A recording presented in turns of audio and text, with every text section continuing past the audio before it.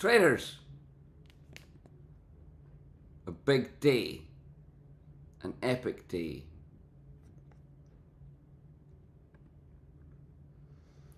Heed this moment, for it is one that will be echoed in the annals of financial history. Today we stand on the precipice of an epic saga, where the fortunes of GameStop, the once beleaguered titan of retail, rise like a phoenix from the ashes. The shareholders, you, the valiant crusaders, come forth with unwavering resolve. Your faith and fever, a testament to the indomitable spirit that drives this movement forward. In the vast deserts of the financial markets, where giants tread with caution and the shadow of doubt looms large, GameStop has become a beacon of hope, a rallying cry of the bold and the audacious trader.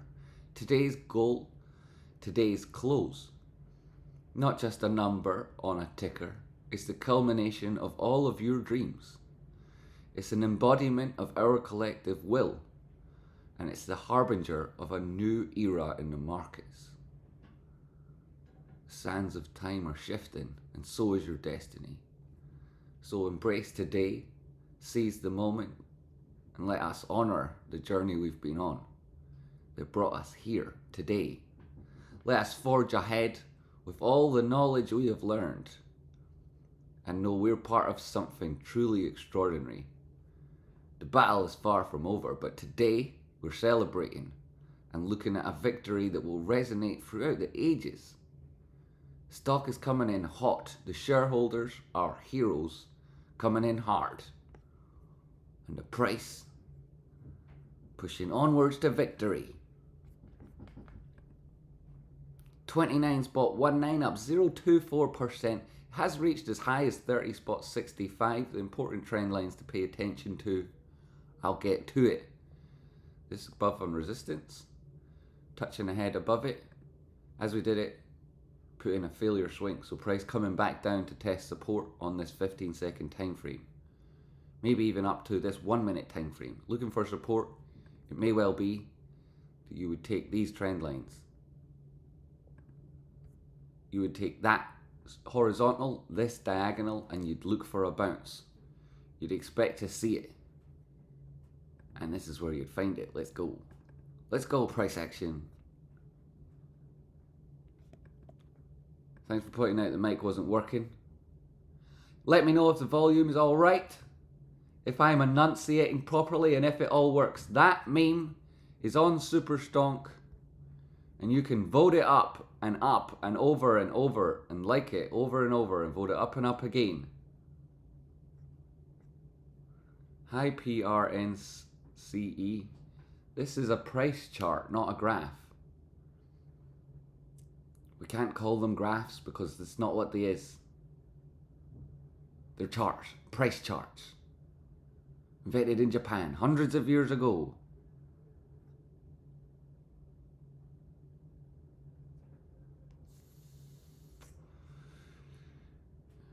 Well, not yet.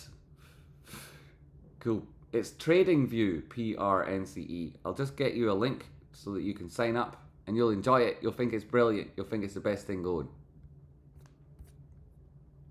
This is the link.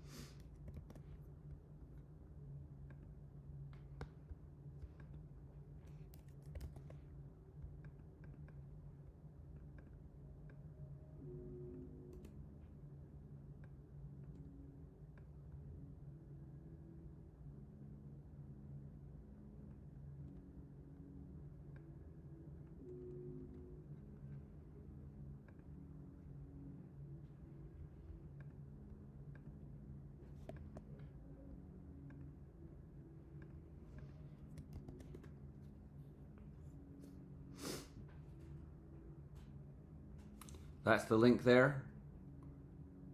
It's a fantastic link.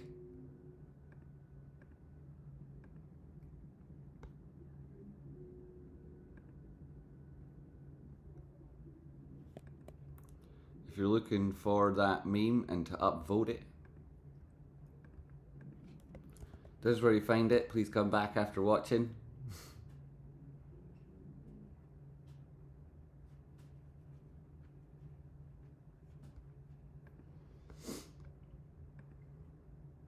Oh, went through that support line.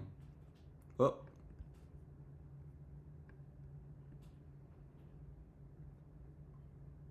You're at the low there on the momentum indicator.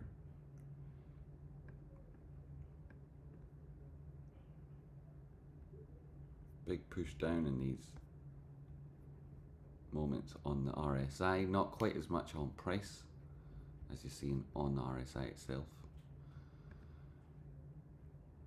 45 minutes in, so we've got 3 15-minute candles. This open and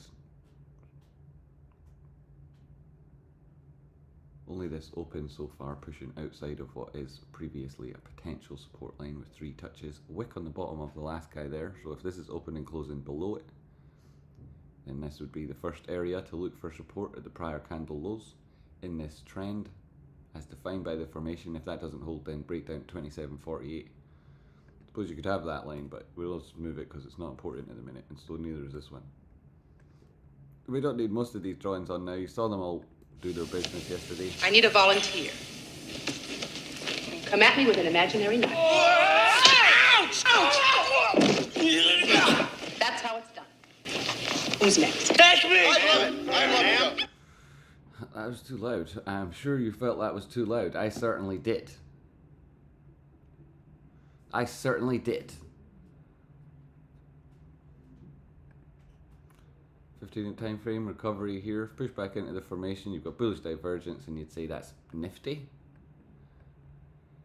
Haven't put in a failure swing there. Even on the 15-minute time frame, that's what's going on. Coming down to support is highly likely.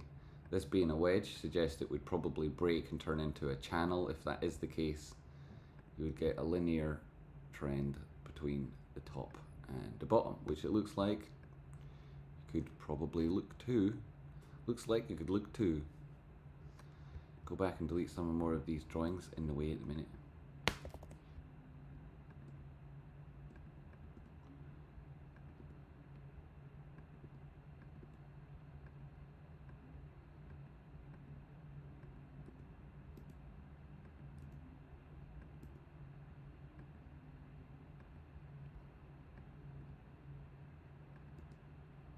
It's just too many.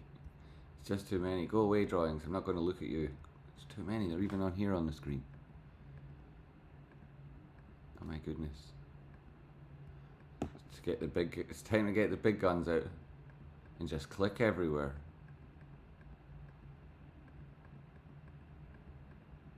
Right, this is what it's like at working at the bank. Delete that price, delete those shares, delete that price. That doesn't exist anymore.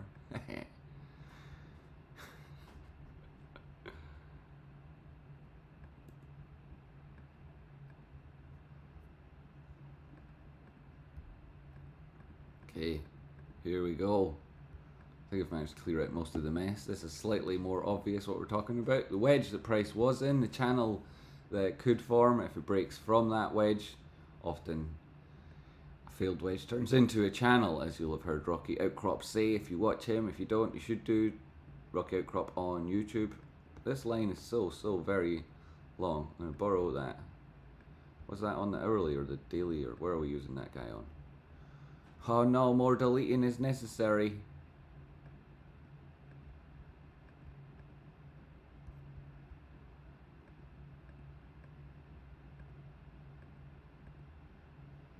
Alright, we got it. Good news. Don't need that either.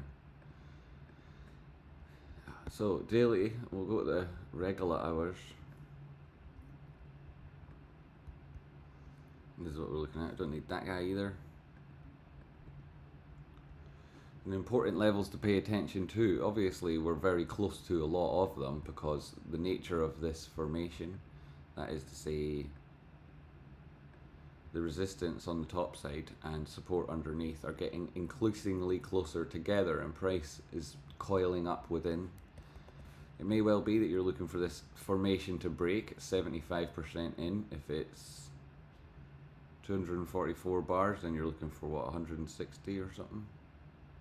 So that could be breaking any time. Could be breaking in around here. Let's drop down to the 15-minute time frame and see what that looks like in comparison to where prices are at the minute. Still, you'd be looking at these formations. You don't need that guy.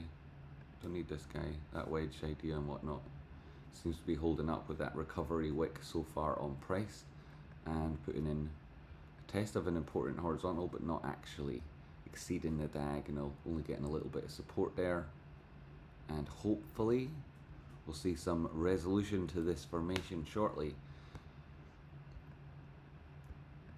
These uptrends, this one was pretty strong. Zone there, we talk about how there was targets to the top side, and this area was a couple of levels. You know, it was this area at 32.50 and then this area at 33.69, and we spoke about how that was a bit of a zone, so price would likely spend, you know, time at both of those levels, which it's managed to do. Come back down and put in a higher low. That higher low is higher than this previous guy, 1, 2, 3, and so you can draw this trend line between here. I mean, it's only 2, it's not 3. Draw that trend line between there, and you could say if this formation, once it puts in a high at the top side of this wedge, comes back down, tests that trend line. If this puts in similar, you might see it test this trend line or this guy. Ahead of the breakout of the formation, it may well be that it does test that macro support within the formation itself. Pushing right up to the top side would speak to getting around $41.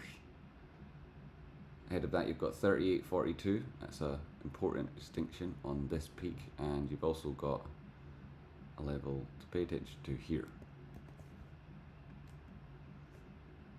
Similar to these, it's not the definitive one with regards to support and resistance, but it does speak to the strength of trend. So we love to see it. Lipson 0.12, stealth approaching an important trend line. GME 28.50.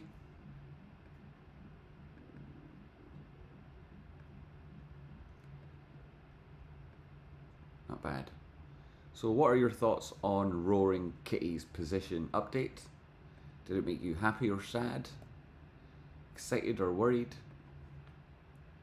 You hit the like. Thanks for hitting the like. New guy right here from yesterday. Incredible stream. Good to see you, Daniel. Mr. Gallagher, thanks for being here. Over 500 people watching. Awesome. BMJ putting the link into the Discord. That's appreciated. You're looking for 36 before we get back to 20, because you want to break even and then get back in at 20. Mukashi, we do not speak his name. Tennessee Testing also looking for another entry at 20. 20's plenty. 20's plenty. Yes, I believe he did. He did. What did he do? He did it. Go, Jamie. Thanks, David. Yo, Luke Spears. Thank you very much.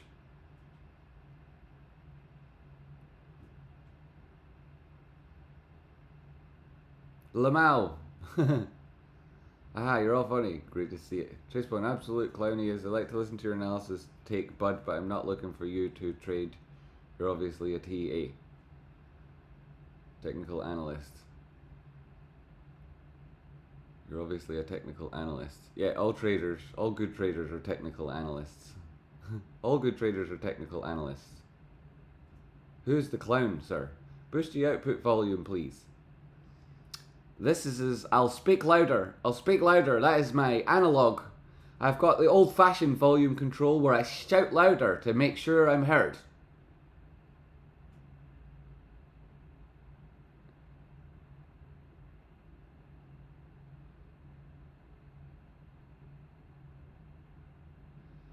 Yes, volume at max. I know, it's a shame. Jamie, would you make a beautiful woman? Jamie would make a beautiful woman if you gave him the chance. Strange one, good morning. Not sure I was muted yesterday when I said there is a bunch of YouTube performers that act like traders while we were speaking about the Jackie Lafitte guy. I can't remember either. Did that happen? They ain't shaking me out. I've been down for over 2k weeks. I think I remember something like Luke Spears was saying that. I said it wasn't needed. There wasn't necessary to mute you. But we all get muted every so often. I've been muted. Well, I've been timed out in Rocky streams and whatnot. It's all part of the banter. Jamie would be the exact type of woman I'd be into personally. Yes, same here. Same here. Wow. Jamie is much more handsome as a man, not the prettiest woman. Have you seen my Instagram? They will definitely try to shake us out today. What are they like, those nasty... Oh my goodness, membership gifts from AV80. Oh, AV80, my friend. Great to see you. Very generous. Mucho apreciado there, sir. Now, what is the catalyst for the reason for run-up when there is no certainty of a gamma ramp since he sold the call, says Adrian Ferrer. Like, yes, there's a ton of options, but still, we don't know if those will be exercised. Mr. Spot, could you take a look at Grey? It's moving. You betcha. Have we look at Grey at some point? Tactical Trader Court just threw out the bump stock case. A win for the good guys. Good to hear it, Dirty Jazz. Unless you're buying 1 million shares, I wouldn't be trying to skim a penny. No, same here. Is today going to be completely red, says Son of a God. Completely red. Is a little bit worried, I see. Woohoo, sorted. 4 months. Congratulations, sorted, buddy. Some kind of ghost. Just think Keith Gill lost 18 million in the downward move with his position. Oof, shocking. Oof. How's he doing? I wonder how he's holding up out there. Riding the worm. Is that the 15-minute 200 exponential? Good tip from Kitties.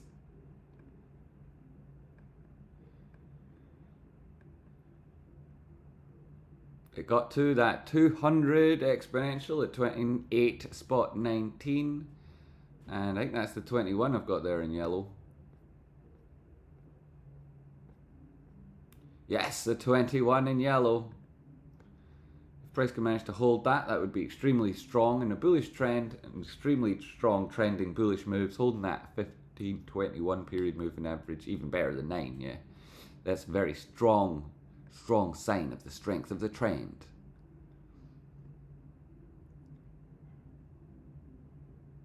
The 200 simple period moving average is at 29.57. There's a fair value gap at that area. This important green line you see moving across the top of the chart, so that's where price will return to. That's confluent to this previous peak, and so you could get as low as a 236 in advance of that. Maybe that means a little bit of sideways, and you also see it coming in testing these areas at some point.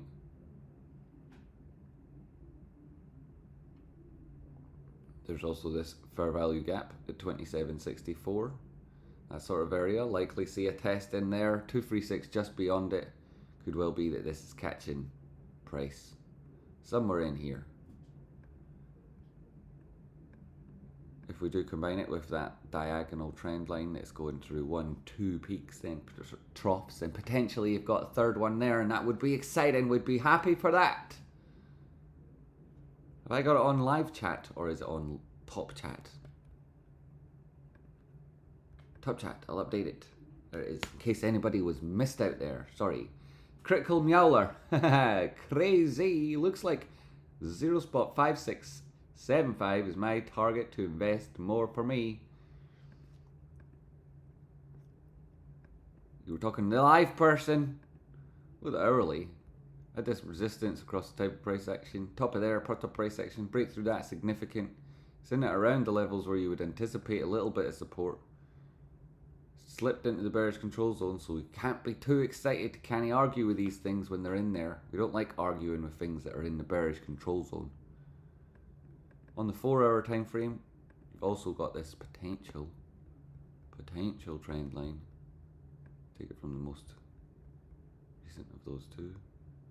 You know, it's kind of tough there. You might be looking at it and a little bit worried. 1 hour time frame, you don't have any of those trend lines because you've got these previous oscillations, and RSI doesn't quite work the same way you would get from price charts. 1 minute time frame on RSI, a lot of momentum and that pushed down. But price action more or less steady.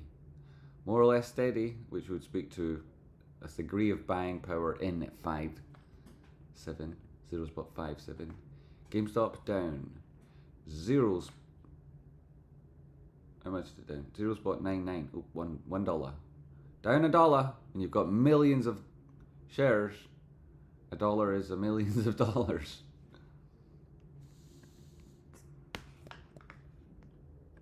So, we'll start a poll.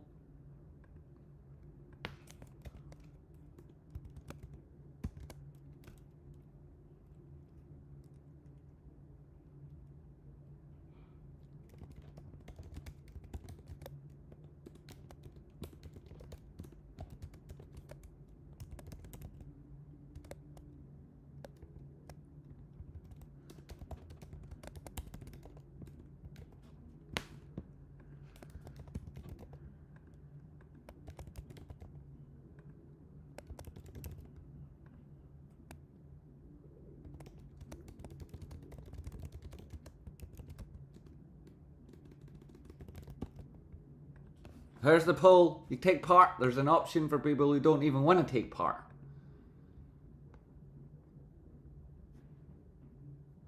Now it can go up by has no more monies. DIY doofus has spent his pocket money and now there's nothing left to invest. I hope it wasn't DIY doofus holding the price up. Morning, Tracepoint. Look, we're going to see another low test. Jolly Rover. Yes, if a test to the top side, there typically would be followed by a test underneath again. Move this over, it seems more logical. It seems to fit slightly better. I haven't slept much, so I've got a raging headache, and I see I popped all my paracetamol yesterday. I shall be back in a second.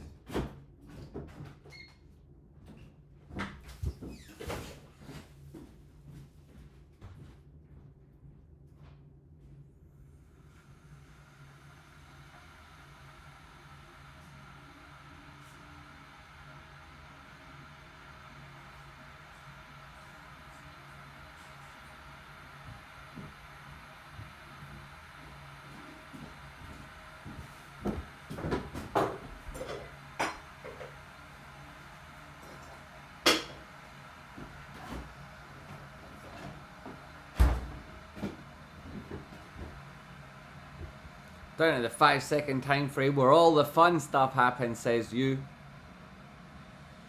RSI at this point, having recovered back up the top of the bearish control zone, is positive. Having found resistance at the center line, not so much. To break through that, it could well be the price breaks back into this formation and heads back to that previous downward sloping resistance here, perhaps.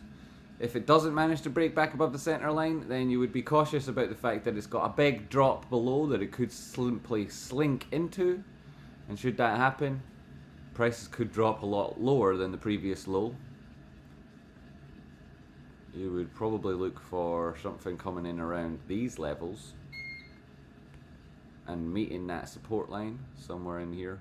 I mean, this is not saying the price is going to touch this. It's just speaking to where it could possibly follow that general direction at a similar incline if the RSI here fails to pull price back into this formation. And there's the golden pocket. Here's 236. You're looking at $28 as a critical area at the moment. And then, you know, it takes a while to definitively break that though. And then if you do hold it, which again, likewise, takes a while to definitively say you're holding it, you know, hence like flux either side shouldn't be too anxiety inducing, is 28.34.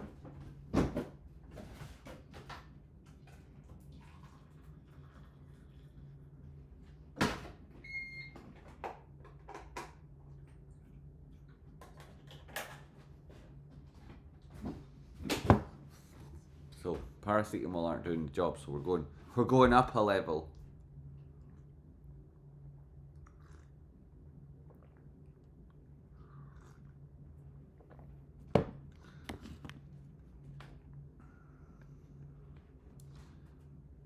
You would say that looks to be a lower low at the minute on these time frames. 15 seconds time frames. 15 seconds, a little bit less staccato.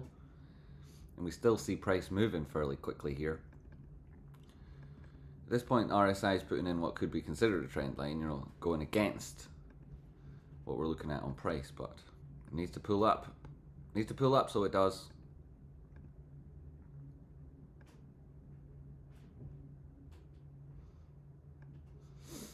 One minute, you could even take this across. I mean, I could edit that to be slightly more. I could take this line and work it slightly better. I wouldn't really use this as a point of control. Can do that if you want, ladies and gentlemen. Some people do that, but that's wrong. Anywho, let's see the evolution of price in this current trend. How did that change? I changed it. I must have changed it. It doesn't work there again. Again, I keep doing that on different time frames. So the RSI in the bearish control zone, like I say, I don't like to argue with it. Let it finish off doing its business, right?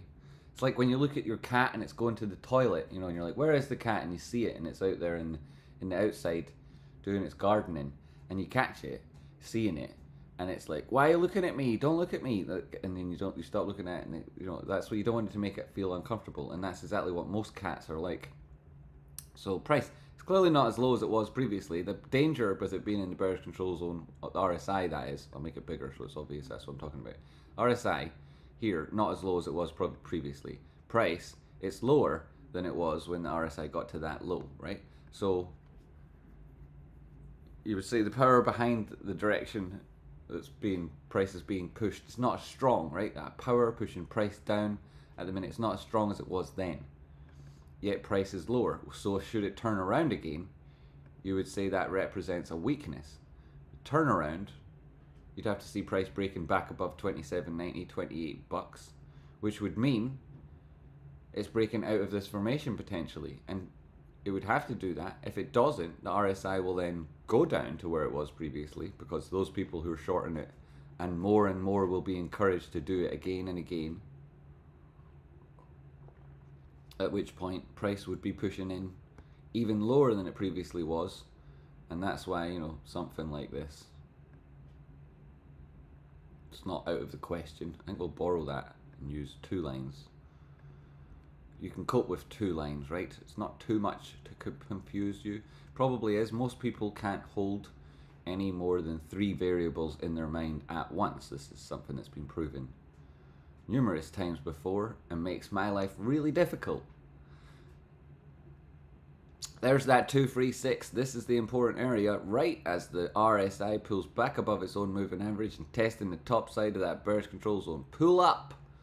Pull up. That's positive. Need to see it do a little bit better. It's taking too long now. The 236 doesn't take it out of this formation.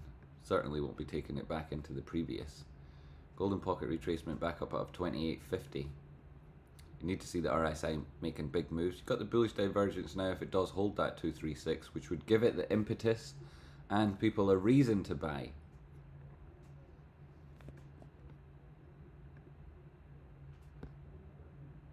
The upside is largely gone now that Urquhart's got out of his options. It says Jamin Gote.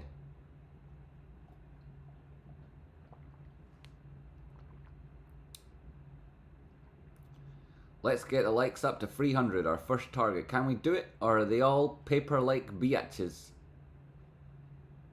Hey mate, so should we buy now?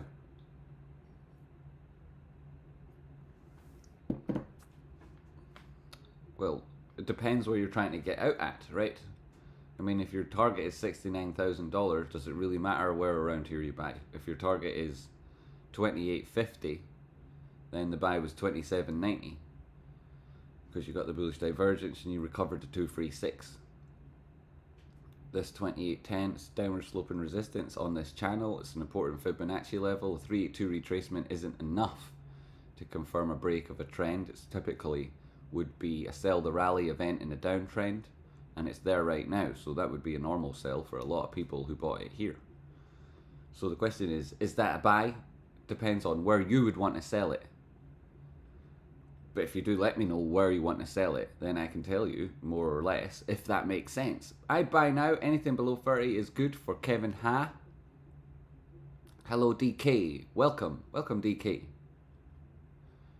Hype it up. This is a stream that will help GameStop holders, traders, investors, and the most. So let YouTube know it by engaging with the stream. Hit that like button. It's true story. This, if you're looking for price to move, and you want people to see as the questions are asked, I can't answer them explicitly because it's not ethical, and I don't understand the totality of your trading. But I can draw on the chart what's going to happen with price, and then you're able to make your own mind up if you want to buy it or not, and what I draw will happen. So if we can get this stream out to more people, like yesterday's one did, 65,000 views, 68,000 views or something. If you can get the stream out to people, get them to see it, get them to like it, hit the like button, they'll hear it, then everybody would think, wow, this is really helpful, amazing. Tracebond, would you bother playing a put strategy $26? Only if I had contracts that I was trying to hedge, sir. Only if I had contracts I was trying to hedge. It's Friday, you see, so you would have to say, like, what contracts in terms of their expiry would you be talking about, Alessandro? Smash, hit the like before it hits you. Is this a good point to get in? Andrew, hello Andrew Van Lonen. It depends. Where would you like to get out? What are you thinking about price today? That I'll do the technical analysis on it, Angel. And then we can work out the probabilities of future outcomes. Joe went on. The rescheduled meeting was set for 4 p.m. ET on Friday, June the 14th, but it's since been moved to 12 p.m. ET on Monday, June the 17th. Yes, it's moved to 12:30 p.m. 12:30 p.m. ET. That's Eastern Standard Time.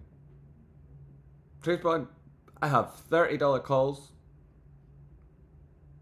for the 28th of the 6th, so a couple of weeks out, and your calls are for $30. Price was at $30 earlier on today, Alessandro, up here. And at that point you would have been in the money and you would have had the highest possible time value in those contracts.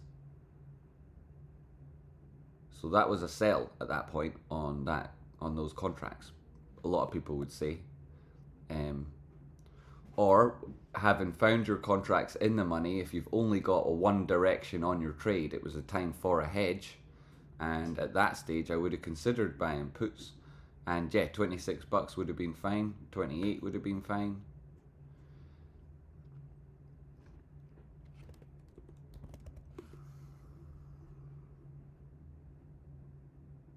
No data returned, huh? I love it when it does that. It's the best. This website is the best when it does this stuff. It's also the same for everything when it decides to break, right? Yeah. Great. Love a bit of that crap. Anyway, so this is in a linear downtrend. It's at resistance here. It's not managing to get above the downward sloping diagonal, the 382 Fibonacci, or important horizontal levels looking left. This could be a breakout. The potential fake out zone comes in line with a 50% retracement at 28.20. And then if it does exceed that and goes back to a golden pocket, that's a difficult place to make it past for price. And it's also a previous support line, now potentially resistance within the prior formation. Looking left, it's an important level of prior resistance here. Subsequently, price broke down. Before that, it was an important support level. And so we can say support became resistance. It's at a golden pocket retracement.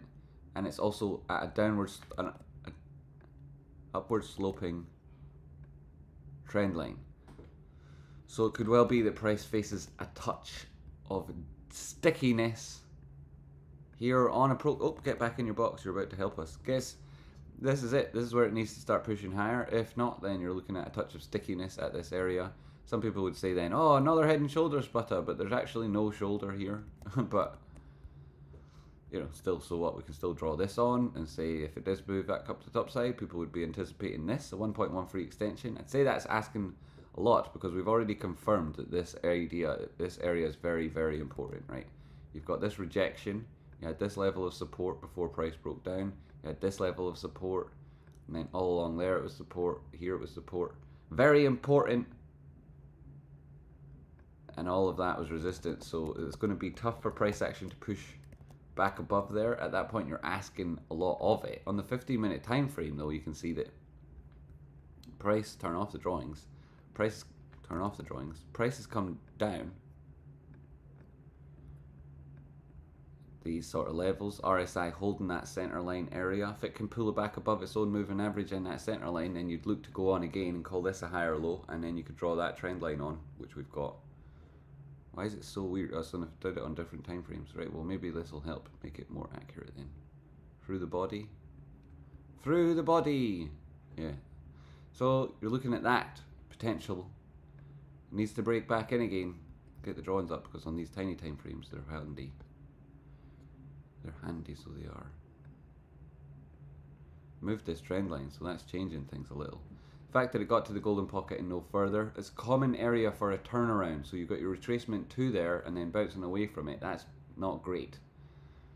Not great. You don't have a right shoulder, so you don't have a head and shoulders, so it's a little bit tough to use that overall. But it is true to say that this low is not as low as this low, whereas on the momentum it was much lower.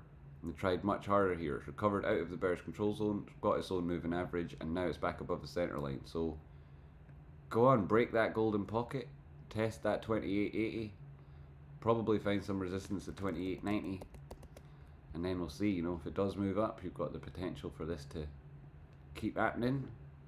Very much so, very much so. That's what we're looking at. With the nature of these things, when you don't have a proper head and shoulders, you often actually get this sort of thing, and what price tends to do then is Z. No thanks, Z. Z's dead, baby. Then if it's this thing, you know, this thing I'm speculating it might be, then you know, you could get that very much. You could get that kind of deal. You definitely could do. You'd probably make that a slightly more accurate drawing if you're trying to get price to follow your drawings. You probably would. VIX is up 8.62%. That's quite a big move for VIX. Still not managing to get, you know, break back above 12. This is a measure of the volatility as expressed by contracts out of the money. The contracts out of the money on this asset and other derivatives of it. It's come back and tested support itself. It's down 0.4%, which isn't a significant amount, but it's knocked VIX up 8.62% because those contracts out of the money, well, those contracts themselves change in value depending on their intrinsic value, which is implicated and impacted by the close and the time value left in those contracts. So on Friday, today, when theta is so intense, a lot of contracts will be out of the money, and that value of those contracts will be much lower than it would have been a few days ago if they're quite close to the current price. You know, contracts close to the current price, they've got a degree of value in them because the risk of them not making it to the required area, the important time, is much lower when you've got a lot of time left and you're very close to it. But as price slips away from your strike, and as the markets are coming to a weekly close, then those contracts lose even more money. Anyway, out of the money is how you work it out. The contract itself not actually being at the strike. And so SPY here at 515412, that speaks to potential increase in volatility, especially if it starts losing. SPY loses 5400, you know, you could be talking about a big chunk of a move, which would push VIX up a huge chunk again. This is a strong recovery at the minute, and if it was to go higher, you could even see it at 15 and change. You know, that's not everything. You could see it move back higher and test 18. Definitely could happen. Just making this point on the 4-hour time frame. 12.22 flash there. Worth looking to. Price moving to the top side at the minute. Come in and test the basis line of this previous channel and then fall down here again, possible. Find resistance at 13, definitely possible. And so we'll anticipate SPY holding for now. GameStop to 5 seconds. Zooming in again. Somebody asked for something. What was it again? Sorry, at $5. Gree. GRE. Bitcoin is at 66,900. A lot of the miners have been moving recently. GRE in particular has been doing very, very well. 15-minute time frame. People in profit, that's good to see. It's up 3.86%. Next target would be 520. If it does pull up, you've got significant percentage moves, 8 plus afterwards. On 4-hour time frame, price has been going sideways, come in, tested these previous lows, and you've got what is potentially a rounded bottom, but you don't actually have like all of that yet. You know, you definitely need to see price making its way back to 877 or so on GRE. I'll get looking at that again in a bit more. But I wouldn't be desperately eager to take a look at things other than GameStop without it being significantly worth my time. So we will dip into it here and there every so often. Unless it's specifically relevant to what's happening on the chart that we're paying most attention to here, which SPY and VIX would be. So price action's made it back, because in the way, it's great to see, right? Did we draw a line here? We did draw a line somewhere around here. Where is it? We didn't, we deleted it. It was 28.79.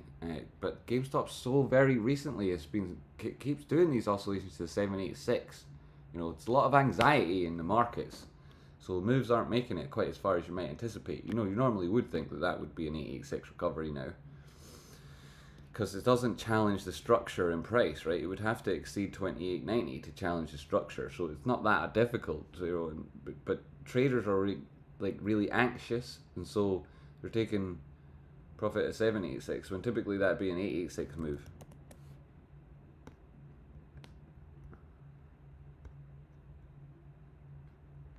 You do have the hints of a head and shoulder. There isn't a right shoulder there. It makes it a little bit difficult, you know, like that's the best you're getting is that little rejection from the trend line. And I mean, it doesn't reach the 236.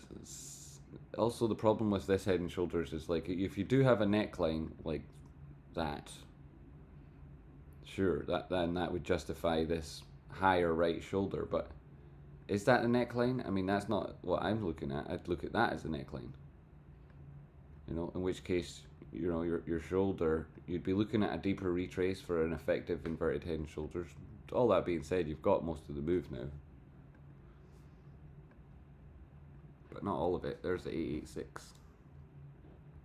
Anyway, interesting evolution in price so far. That is the fib to pay attention to. It's clearly relevant with this pause at the 236, with this gain at the 382. Then what we saw at the golden pocket, that's typical. You know, a reaction from that area would likely be much stronger than any other fib en route. And so you would anticipate potentially, you know, hitting a golden pocket and coming below a 50% retracement. It caught the trend line twice and it found resistance underneath. So that seems real, even though we did it on the hourly or something.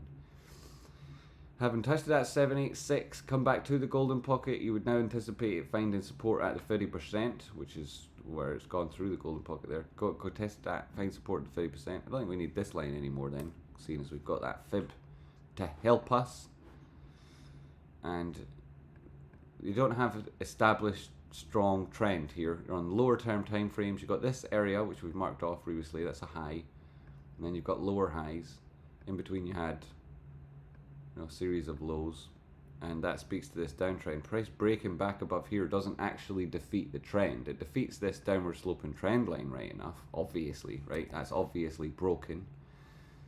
But price hasn't like defeated market structure, because this is the high, right, that it needs to break to do that.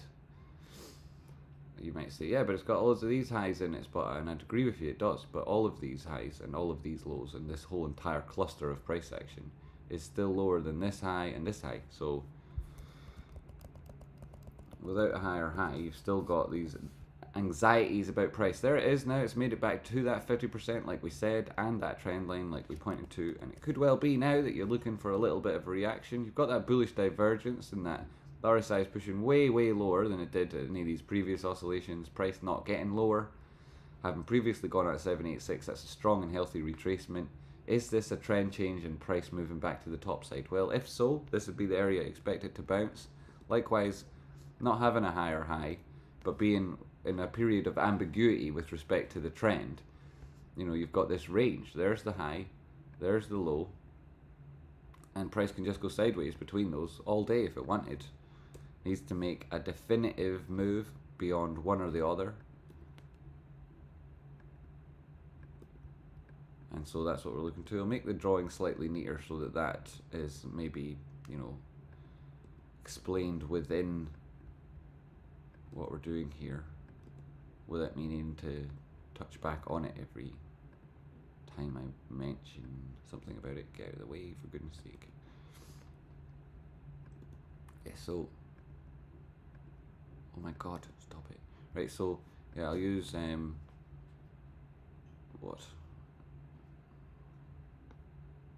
None of that crap. I'll use this.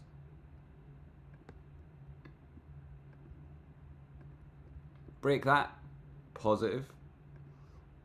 Break this, negative. I'm sure your hopes and dreams would tell you the same thing when you break above there. You'd be very excited, and if you were to break below 2750, you'd be a little bit worried, I imagine. Healthy percentage moves today.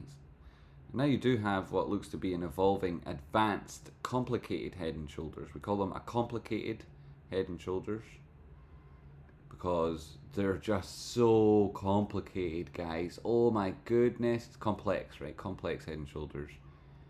It's like a medical term for somebody who has 4 shoulders and a head. And it conforms to that. You have a trend line on the RSI, which will do you enough. You can't get a complex head and shoulders on the RSI with your normal head and shoulders. That's just a silly idea. And then your breakout is confluent with the previous level of resistance. So that all makes sense. And that itself is an 886 of this guy. Low to the high. Nope, from this peak. Nope, from the drop down. Maybe from the drop down. At that point, I'm like, no thanks, I don't want you. I don't have to go searching for answers. If it isn't right, then I didn't like it. Yeah, so you've got this advanced, complicated, complex, whatever, right? Call it complex. A complex head and shoulders. Turnaround here would be significant because you call it a reversal formation. An hour and a half into the day would speak to the opening range being closed and it having been negative in that price is currently down a couple of percent. Positive in that it pushed higher than yesterday's close. So still a degree of ambiguity, no clear trend in motion yet, which makes it more tough for market participants entering now and approaching the next couple of hours really of price action. People will be more cautious than they would have otherwise been had their price expressed a definitive trend in the opening range, and it didn't do that.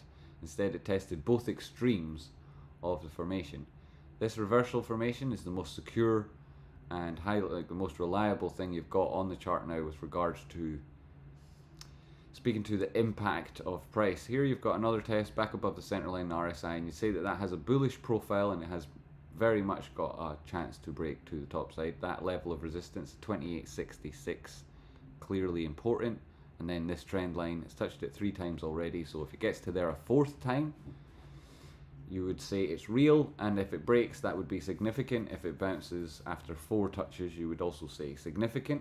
Number of times you get touches on these things, and it's not like, it's like, actually it's like human beings, right? Some human beings, you can knock them down, they get back up again, and they're better for the experience. They're more resilient, and they can handle it better. And it also means that their forward progress is more efficient because they understand that what took them down. And so that's possible. You get stronger in the broken places, right? But then some human beings don't, right? Some human beings don't react that way because they don't have the resilience. Now, it might be attachment theory, right? Because they didn't have a great relationship with their mum, right? That might be what it is. And, I know GME influencers who have a really poor relationship with their mum, who suffer from extreme anxiety, and they're big GME influencers. But if you knew them, you'd be, scared for them because they wet their pants, they're very anxious all the time, they don't truly know their own personality. And unfortunately for all of us, and I mean for the entire community, they suffer from extreme attachment issues. It's extreme. And it's left them with this black well, this empty hole inside. And then don't get stronger at the broken places at all. Instead they invert their personality. Basically, it disappears. It gets subsumed. It gets sucked so far up their own bum that nobody knows who they really are anymore. And when they pull their head out their bum, it's got someone else's face on it, and they're using someone else's words and TA and indicator and telling you it's theirs because they themselves don't know themselves. This is so embarrassing. Attachment theory. That's what it is, attachment theory. And you want to help them, but you can't because they're fully imprinted by the time they're 3 or 4 or certainly 5 years old. And it makes it really tough, because there's a big movement of people out here trying to do something significant. Here's the news, let's read it. Roaring Kitty, real name Keith Gill, posted a new account screenshot update on Reddit after the close yesterday, revealing that he no longer owned his prior stake of 120,000 $20 GameStop calls that expire on June the 21st. That's a week from today. At the same time, his share ownership of the GameStop stock increased to 9,001,000 from 5 million shares. The value of those shares was 262.1 million at the time of that screenshot, reflecting a cost basis of 210.74 million and total gains of 51.36 million or 24.37%. Average price paid for the shares, $23.41.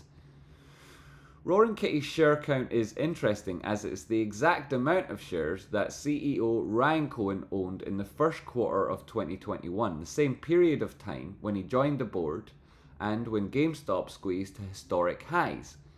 That has some shareholders speculating that Roaring Kitty may be eyeing a spot on the board. GameStop, Roaring Kitty cuts options, increased share count to 9 million. He could have exercised and took delivery of 40,010 of the options, which would have increased his position by 4,001,000 shares, as each contract represents 100 shares. This would require cash of 80 million.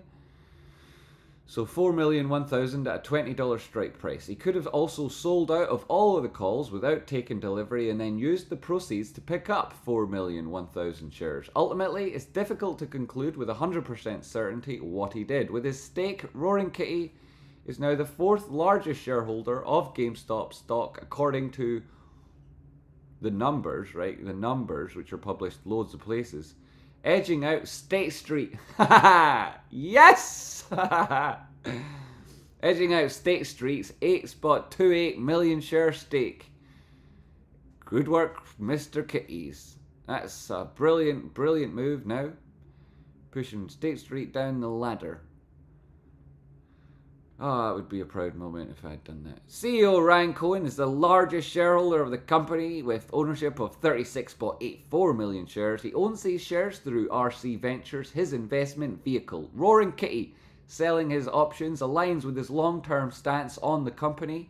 During his recent live stream, he noted his support for Cohen and that his position was a bet on the management. His options were a short-term investment due to their impending expiration date, while his shares are a long-term investment.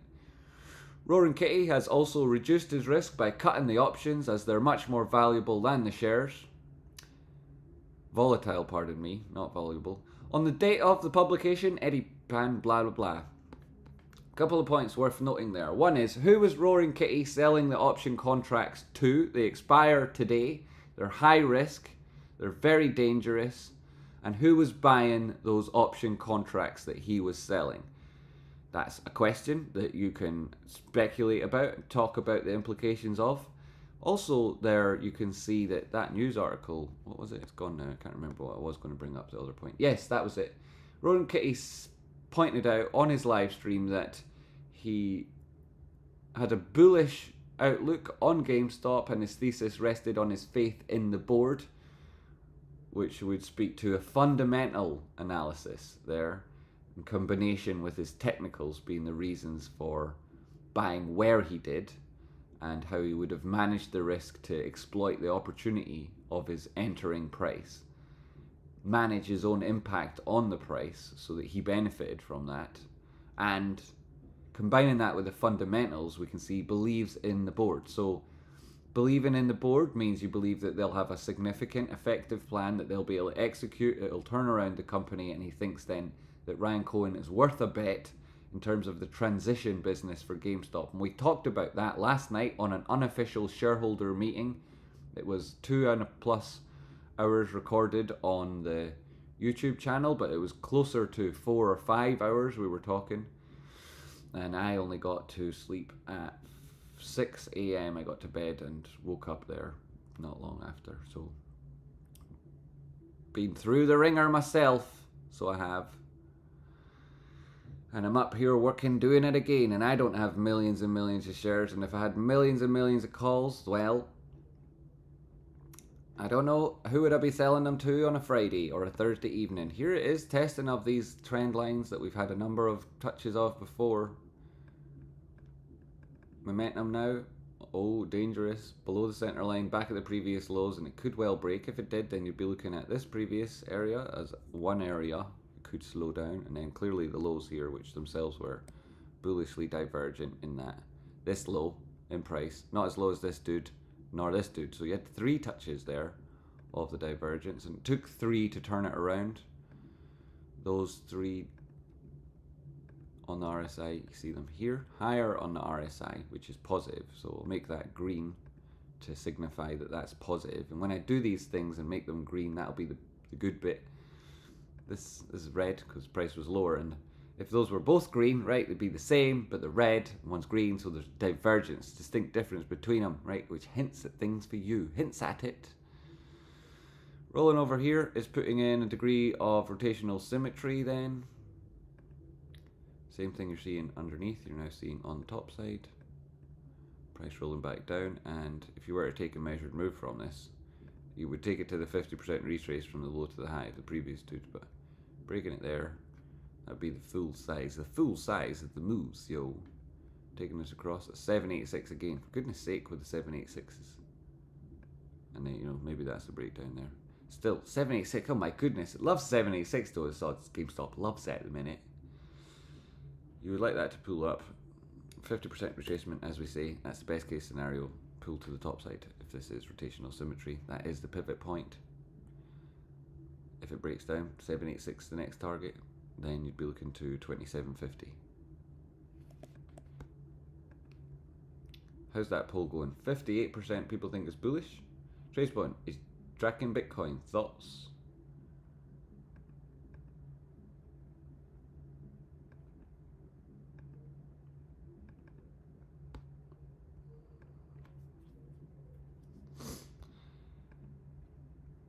Bitcoin pushing towards its previous all-time highs here on the 4-hour at 74,000, up 0.07% and doing well. Oscillating around these trend lines, catching support frequently, and just turn off the drawings to see that strong bullish divergence at that most recent low. You know, despite the fact that it's come up here, it's like double topped, and it's got this clear level of resistance, which speaks to danger in price. If it doesn't manage to break up, it'll be a significant breakdown. But this holding a trend line here, that's important on the macro.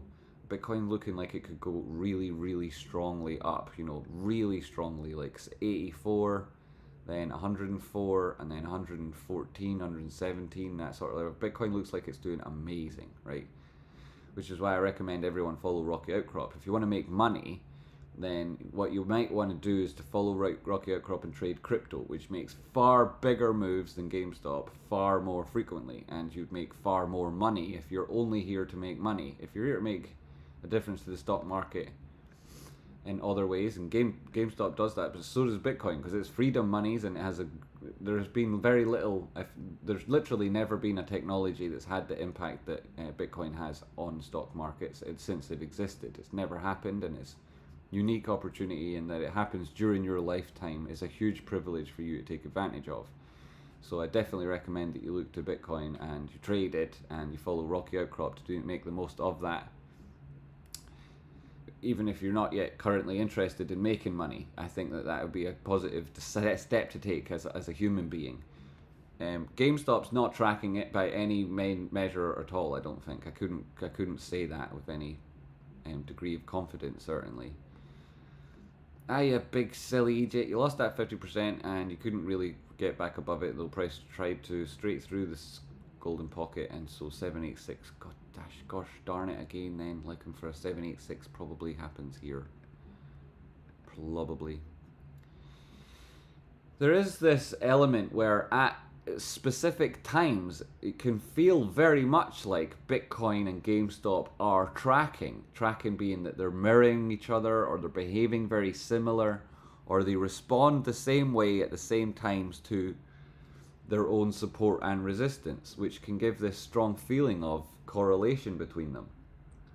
But the reason for that is that Bitcoin and GameStop are both very much risky assets. So there's a period in the markets and a time during the day and a cycle throughout the overall process where it's a sensible idea, if you're a high risk trader, to buy GameStop and sell it on the little move. And so many market participants in GameStop since Roaring Kitty's return have been that type of trader. The vast majority of people who've come into GameStop in the last 3 months have absolutely no intention of holding for MOAS whatsoever. A good chunk of them, I'd say 50% of them, have never heard of it, never mind would subscribe to it, and would probably recoil at the idea of committing funds indefinitely. So certainly not a buy and hold mentality to new market entrants. There you're going towards that 786. Certainly not, right? I mean, would you disagree with me in the chat box? I'd be good to hear other people's opinions on this, but I very much doubt that a significant proportion of the people who've just arrived in GameStop and who never traded it before were actually interested in MOAS. Less still, and that's already hardly any, less still are interested in impacting the systems and processes that control the markets. Less are trying to impact the banks. So I don't think there's a buy and hold mentality from any of the new market participants. It's those new market participants that are currently driving price, and they are extremely anxious then, because a difference between someone with a buy and hold strategy and somebody who's new to the markets, new to GameStop, and just buying for profit is that they'll buy on a high, they'll get into the stock when the prices are moving up to the top side based on hype, and then when price meets the top and starts to oscillate back down again, they'll be extremely anxious and insecure, and they'll sell their positions, and that causes price to be volatile, move faster on the way up, move faster on the way down, go that little bit further on the way down, and has a degree of volatility shifts in the stock. So the new traders in GameStop, they don't have, I don't believe, the same perspective on price as a lot of people say that we're in 2020 or 2021. So differences there, I'd say. Differences there. You've got 2 touches of bullish divergence here. Another one would probably be likely because you've also got continuation divergence on the peak between them. We call that cat vomit here. And so coming back down, test that 786, maybe even 886, or the support line from price action itself is possible. And you'll be waiting for a touch of divergence, turn around on RSI to define that, and so on. Some people will be looking at this and calling that trend line important. I would say that's one way of looking at it, but really it's about maintaining a low on the RSI above that line there, which I'll make more obvious so that you guys can see what it is. So you want the RSI to hold this level if it draws back into the bearish control zone. Even better, you want it to be just above there. You don't have continuation divergence on this peak because RSI hasn't managed to exceed its prior high, but you can see here price failed to break its prior high. The RSI did do so, and that speaks to people pushing it up, not having the strength to get it as high as they pushed it on this stage, which speaks to a degree of insecurity. Here's that 786. GameStop loves it. It loves that 786 right now. It loves it. It's the way I draw them. It's the way he draws them. Yeah.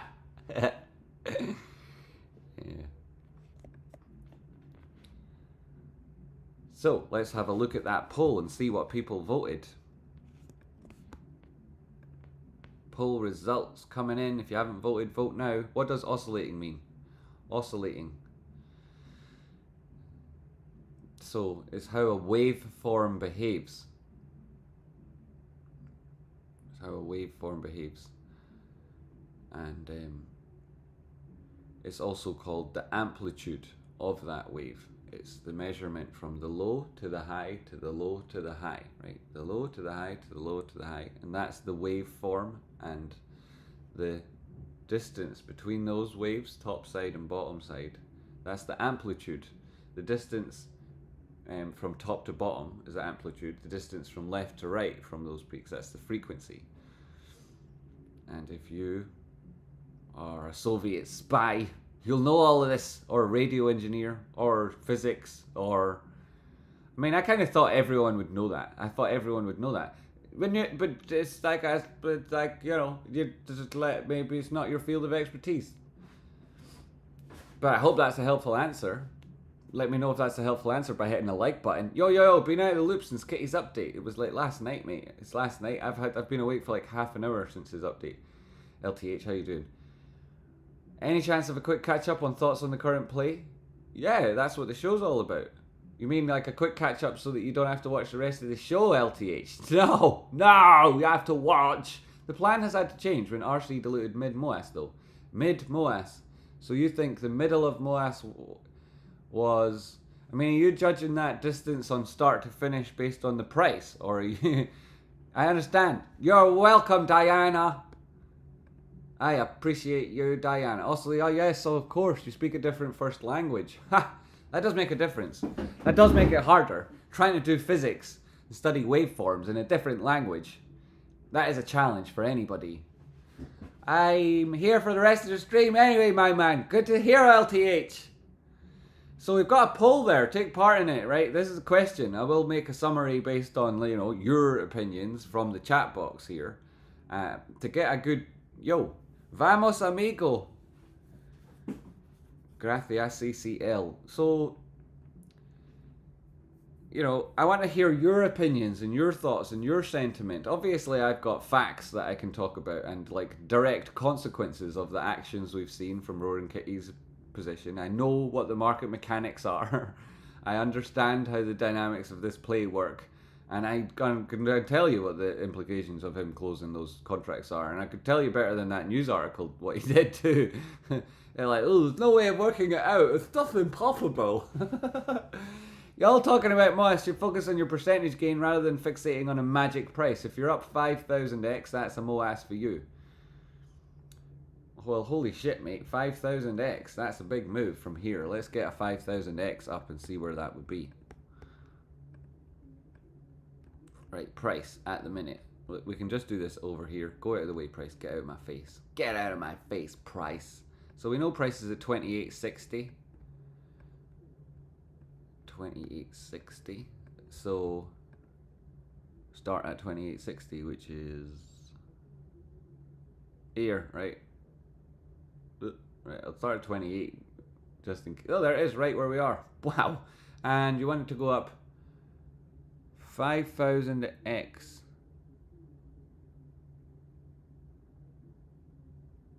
That's 1,400 bucks. 1,400 bucks. That is a magic price. That's a magic price. That's a magic price. I've been talking about buying GameStop at 10 bucks for over 3 years. If it goes to 1,400, that's magic. That's pure magic, mate. That's absolutely real magic. I'd be happy. I imagine you'd be happy. And everybody else watching along, I should hope they'd be happy. This is the thing though, human beings, right? It gets there, and then human beings are like, well, if it's got here, it could probably go to 100,000. And so I'm never going to sell even a single share. Might be some of the things that people think, having previously thought they would sell should it get to, 80. $1,400 profit taken confirmed. I also chose that guy's 5,000x.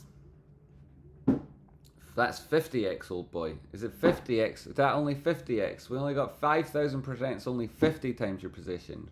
I almost missed my exit during AMC 2021 simply because I was fixated on $100 price. $100 in price.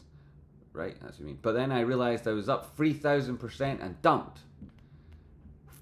5,000x is 100,000. You want 500,000 here? 500,000. It's 500,000. Part of me, we're going for the 500,000. It wasn't magic enough at 1,400. I did feel myself that it was a little bit silly, so kind of half stop. But we get encouragement from the chat box to go again. So who am I to deny your okay? Let's go at 50,000x. Am I going to fit this on?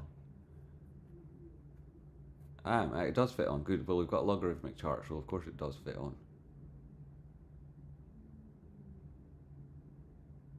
It's just it's too tight. I have to spread it out. Can I keep moving my thingy with this? I'm going to have to start again because I dropped the mouse click and then, with a mouse pad it's harder to get everything to move at once. So in around here somewhere. And then you want it to 50,000x. 50,000%.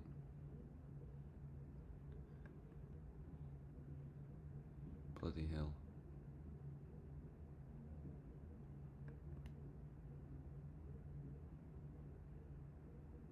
Ooh, 50,000%. So your 50,000% would take you to 14,370 for share. Right, 40. We can go again, do it again, right? But 50,000% would take you to. I mean, you can just work it out yourself, really. Like it was 1,400 was the 5,000%, 14,000 is the 50,000%, and 140,000 is the 500,000%. So you're looking at those sort of figures. Trace button. Verdict on Roaring Kitty switching to stock. J-Town. Hi J-Town. We've got this poll at the top of the chat box there for people to answer that exact question. What do you think? How many people have voted? 828. Fucking hell, pardon me. That's a lot of people. So this is good, right? This is a good interpretation, right? This is a good interpretation of the chat's understanding here. It's hard to tell, right? Because there could be people answering that question who would be worried if a poll came out and an audience would see it and think of it as bearish and think I was going to react, and my opinion would be taken from the poll, or if I would change my mind or something. But flipping from options to shares, bullish or bearish, it's got a different couple of takes on it, right? So I'll end the poll now, unless people want to take part in it. You can vote now if you like. 837. People are still voting. Opinions are coming. 840. People are voting right now, so opinions coming through. I don't want to end it just yet. There's just this no vote, just want the results idea. So you can see them there. Like if you're eager to find out and just click that. I try to include that link on most polls because I personally often see polls on YouTube and I'm like, yeah, poll. And then I look at the options and I'm like, ugh. So I try to include that because everybody's got their own opinion. Back to the live chart. Yeah, back to the live chart. Stretch it out. So it came into that 786. Sputter, you were right again. What is this? What is this, Sputter? Magic? Yes, it's magic. Remember we were talking about the magic.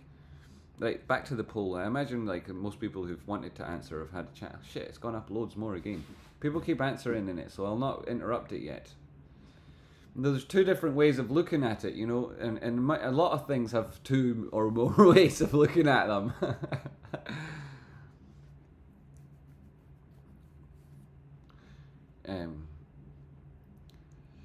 Like a lot of people would say Roaring Kitty being involved in GameStop and talking about it at all is extremely bullish, and no matter what he does, he could dress up as the backwards man and walk into the wall over and over again live on stream and that'd be it, and people would say that's extremely, extremely bullish, and I'd agree with them.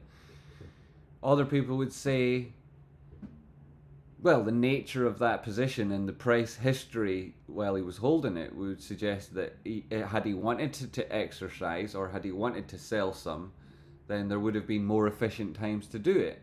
And so they would look to the way that he handled that position. And I know for a fact there'll be other YouTubers out here who want to make themselves look good by slagging off or critiquing Roaring Kitty or saying he could have done this better or I would have done this in this scenario.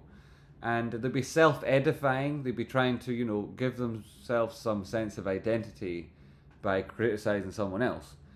But a lot of people here who've got experience of trading options will say that you got to pick a plan and stick to it. And will include your take profit areas. And if it didn't get there, then it didn't get there. And if it was your risk management option and it's contracts, then there's theta decay.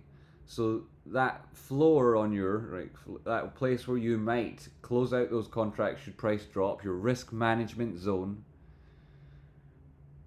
that might be time dependent as well as price dependent, and therefore the price change as the time left and the contract changes. So it's perfectly understandable that he would have exercised or sold where and when he did yesterday. It is, right? People in this chat box, I've seen and read out a couple of their names since I started the show and said hello to you. Those guys and those ladies, they'll know that you've got to manage your risk and option contract. He's not going to let 120,000 calls expire worthless, right? That's not going to happen. I know that wasn't likely to happen and price is way above his strike. But there's also this time element to the trades, and this time next week, theta decay intensifying a lot by close today, and there also being a weekly expiry right now. It means that T+1 is important. There's an expiry on option contracts this week. There's shitloads of open interest on the chain, and there could be an impact on his position, especially over the weekend. So he's managed that position at the most sensible time on the Thursday-Friday crossover there, which is pushing it, right? He's really pushing it, because I know that he is a similar level of experience or more than myself, and he would know that Wednesday would be the ideal time to have made these decisions if he had to, based on time alone. Thursday, a really strong day on price action after a tough one, means that maybe, there was a better opportunity, but ultimately there was only a certain amount of time left. The value in those contracts was going to start going down significantly due to that time decay, and so he exercised at the right time, or he sold some at the right time, I would say, right? Especially off the back of a big double-digit percentage move, That's good. The question then becomes, and that people who watch along on other YouTube channels would say, and you'll have all seen these people pop up on your feed, or, they slag off the fact that he didn't take profit when it was at higher prices, like $60 or $40 or whatever. And that's fair enough. That's a fair commentary. But if you were an options trader and your target was 85 and it was at 65, who's to say that you would have, at that point in time you don't know, right? And so it hasn't reached his target. He wasn't following it with a stop in the same way that you would with shares. You may have had conditional orders in and thinking about it that way. If the share price drops, then have this implication for my option contracts. That's possible, but unless you're looking at it, managing that position and being very careful, like hyper focused on that position in every 5-second candlestick, and constantly looking at the value of those contracts and the delta between these two, then it's unlikely that you would be using that type of conditional order. And instead your risk management would be this combination of time and combination of value. So it means that you don't just jump out of it because it was at 40 and drops to 30, right? That's silly, because you can't say that that's a local oscillation. You can't say it doesn't go on back up to 65 or ultimately 85 where you actually want to take profit at. The contract cost is extremely expensive, so if you want to re-enter the position having left, then you're going to be paying these fees. So there's like a tax on that entry and exit. There's also true to say that there's a tax on that exact transaction, and Roaring Kitty's in Massachusetts, as far as I understand, where the tax rate is 50% on your gains, which means that he's got extra considerations to take into account that many of these YouTubers who would critique him don't understand or aren't aware of, because they either don't fucking pay tax, or they don't actually trade, or they don't consider the implications for paying tax when you trade. All of which goes to speak to their own naivety, or, put it a kinder way, their lack of experience. And so Roaring Kitty's got an awful lot of decisions to make. It's not just a question of, is it high or is it low? That's a relative question anyway. And so it's very tough to say that he didn't do the right thing, right? Or that he could have done it better. And in totality, he did very, very well, especially if you consider how he managed to create that position of the $200 million and whatnot in the first instance, right? Which was something we spoke about here on the channel ahead of the move, before his tweets, with people who know things that you don't see on websites or databases or anywhere else. You literally don't see it anywhere. So we know how he managed to get his position so that he could create this trade he's in at the minute, and that was amazing trading. He did amazing there, right? There would be nobody, if they were aware of it, the other YouTubers that would critique him wouldn't have a leg to stand on. So to critique his overall strategic approach is perhaps reflective of a lack of experience.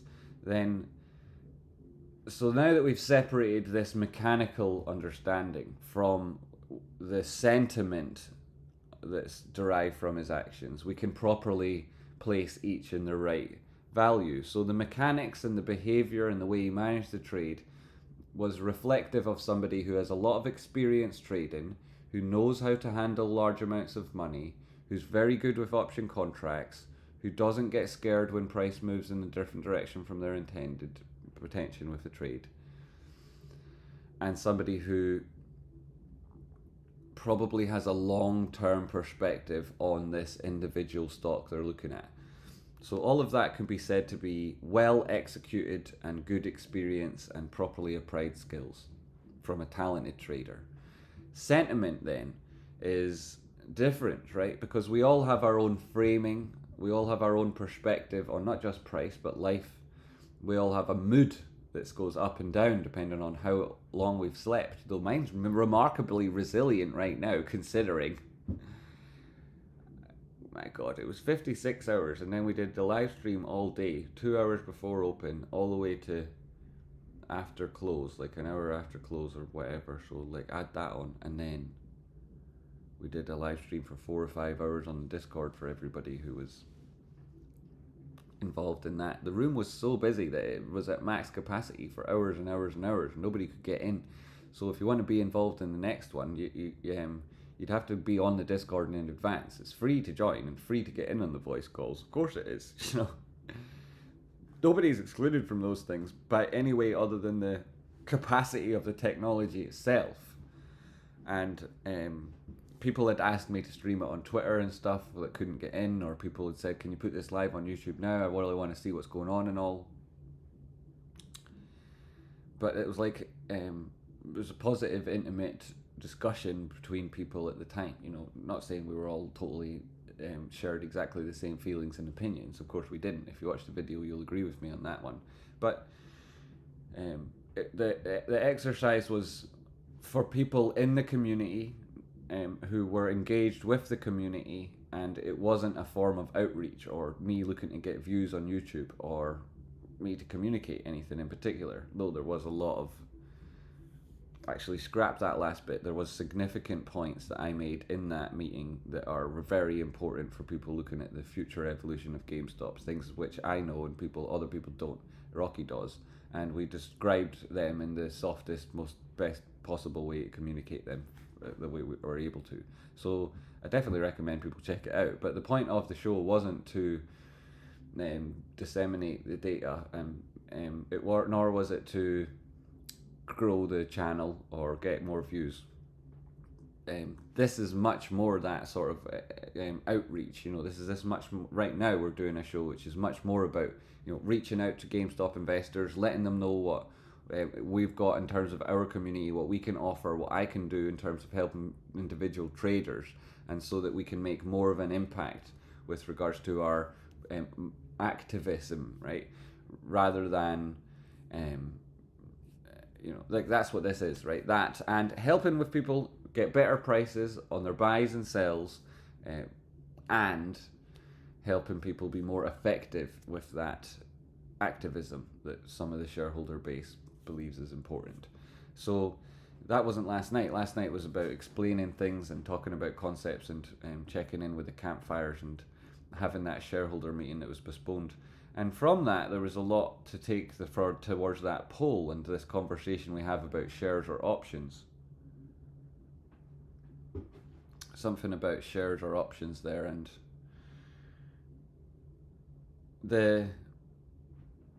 thanks for keeping me straight there, mate. So they appreciate it. So they yeah. So this is a tough job sometimes for reasons nobody fucking knows about. Life imprisonment for short selling. South Korea. This is a good news. Let's fucking read this one from Bazinga.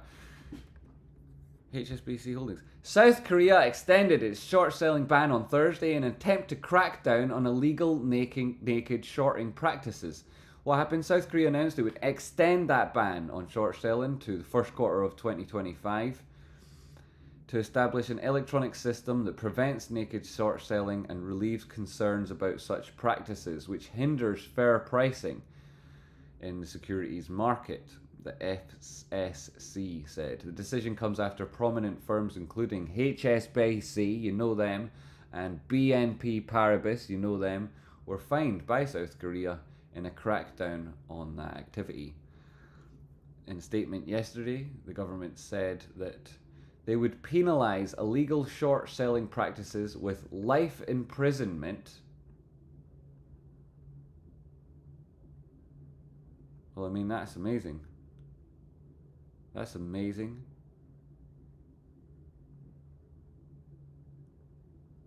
Why is it important? Look at this. This is Bazinga. Why is it important?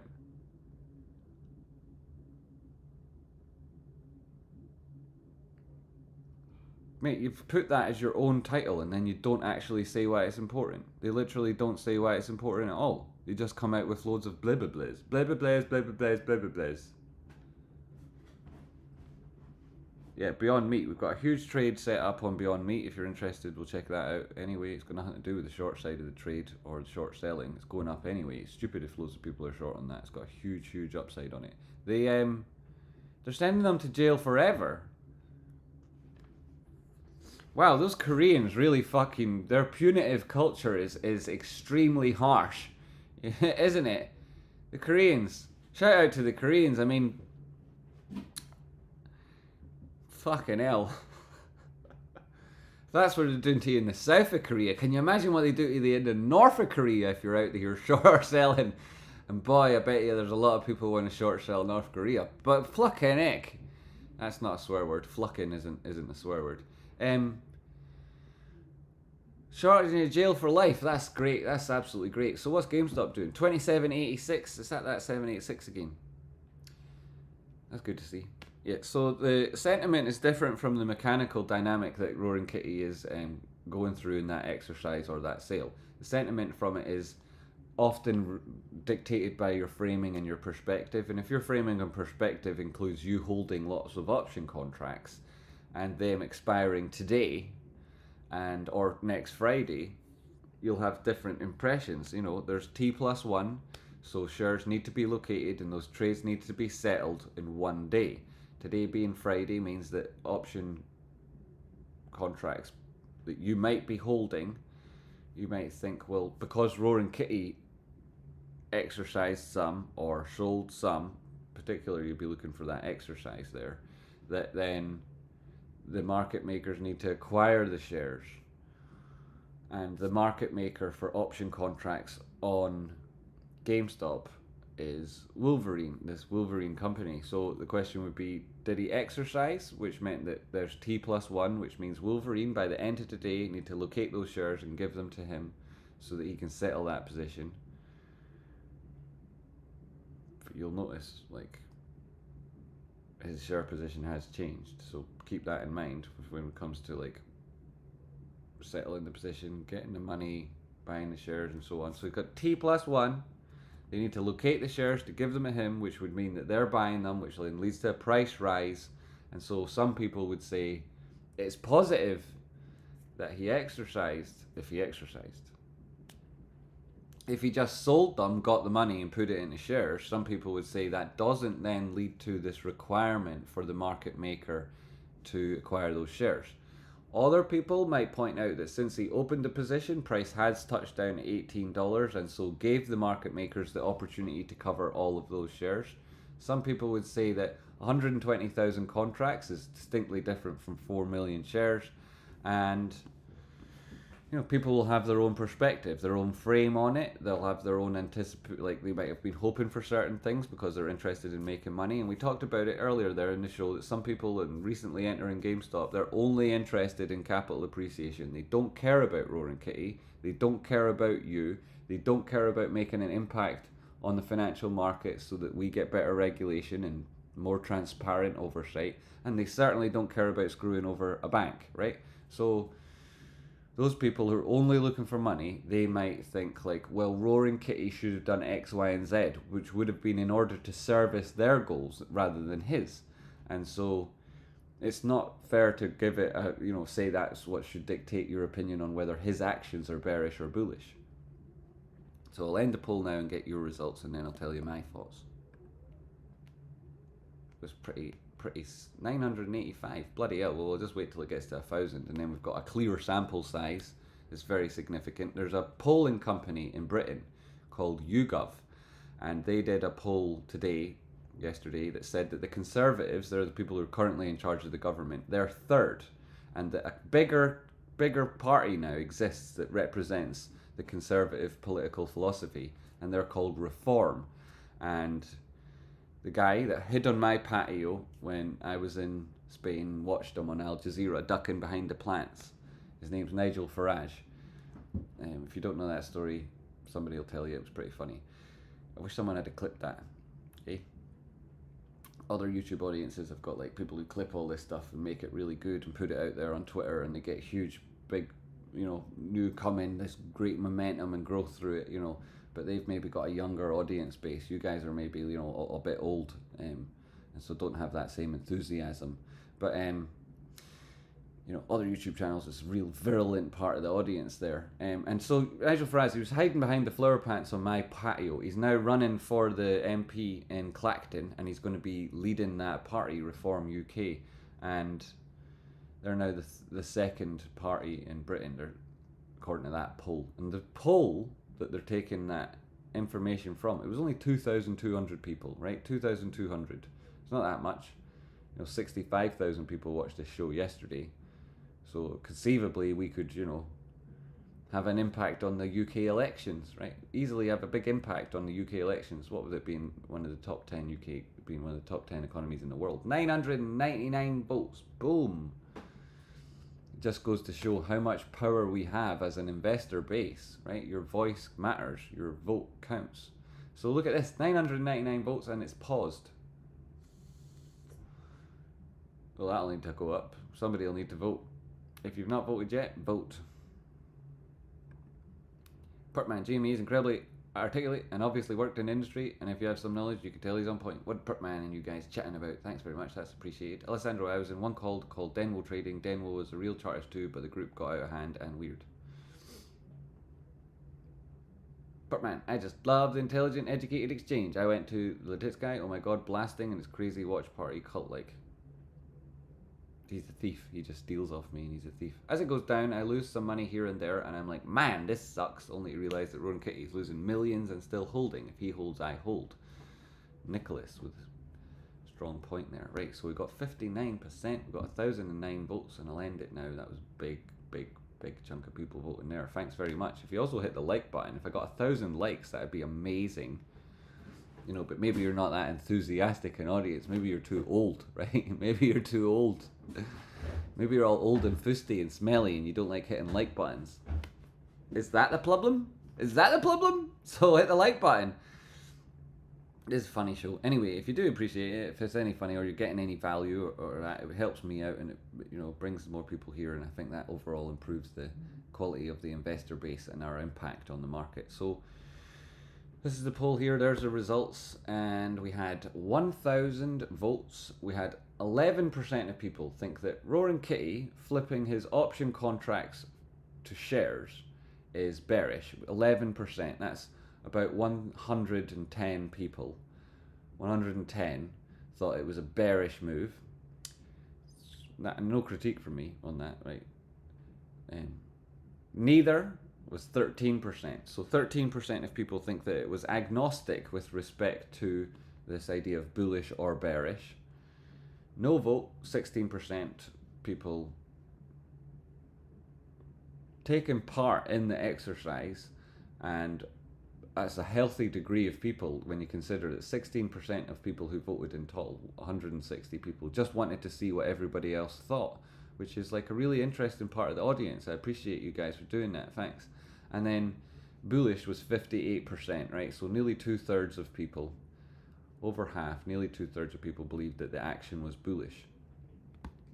Why is it bullish? Well, the 58% of people are definitely right. It was definitely bullish because he's buying the shares, so he's upping his ownership stake, and it speaks to a longer term horizon on his belief about price action, right? He thinks that he's going to make money and do well on that many shares, 9 million shares, which an entry price at $23 and change means that he's bullish on GameStop. With that action, he's bullish because there's many other scenarios that he could have taken. He could have sold the option contracts, sold his shares, and fucked off, right? And that would have been bearish. He could have sold his option contracts but no shares, and that would have been agnostic or neutral, probably a better word.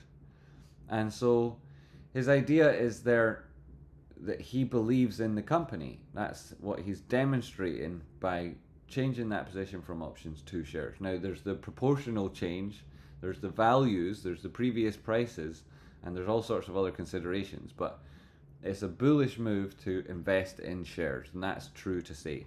People would say that he doesn't believe, though, that he'll get the same value from holding on to those option contracts, that they won't present an asymmetric return compared to the shares. That maybe that what he means by changing from option contracts to shares means that he thinks price won't be where he would need it to be by the time that the theta decay really kicks in, which would stop him from making lots of money. Holy fuck,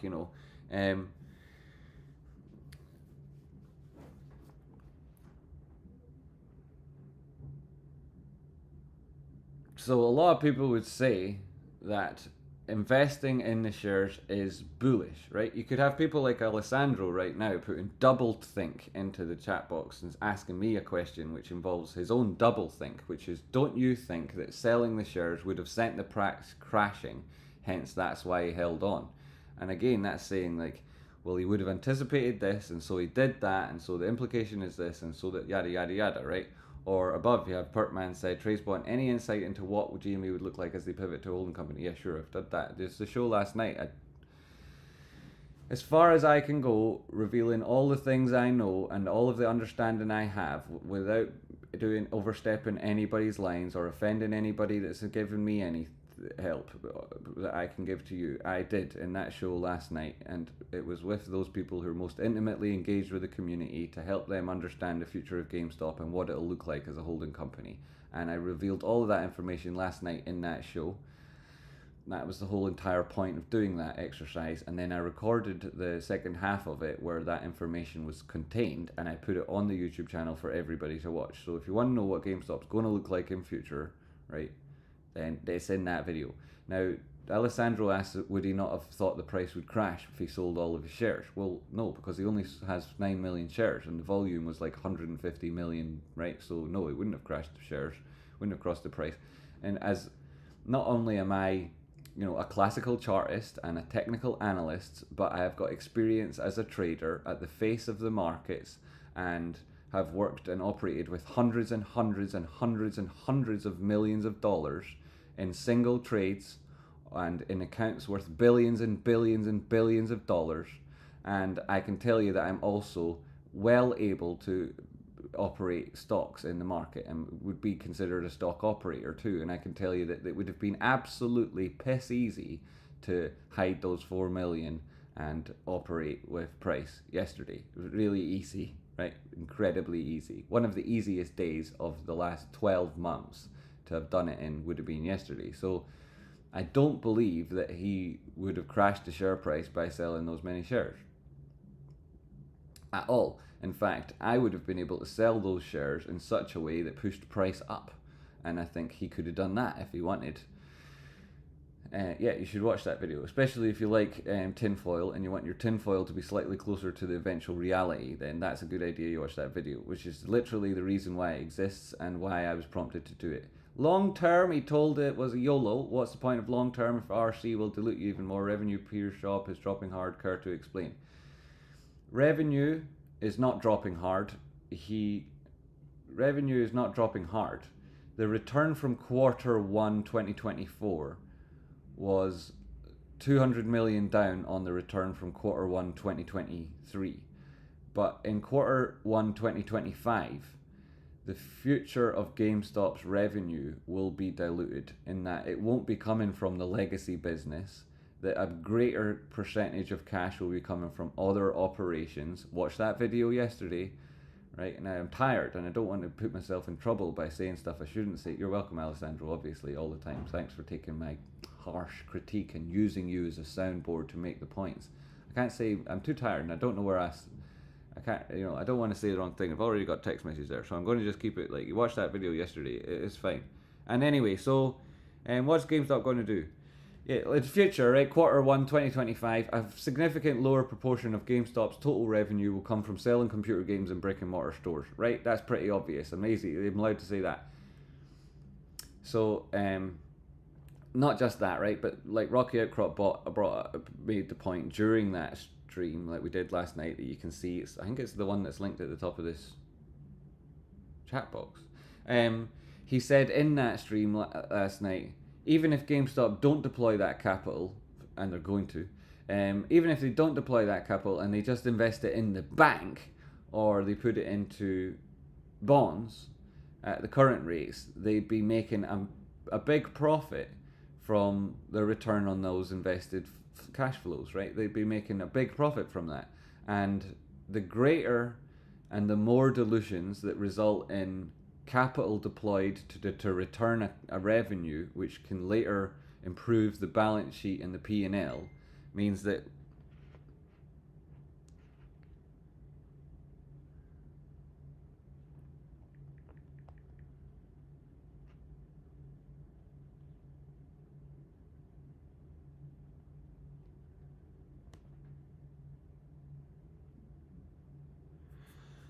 right, so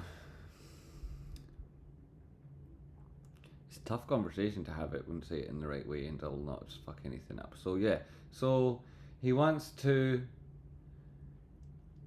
rephrase it then.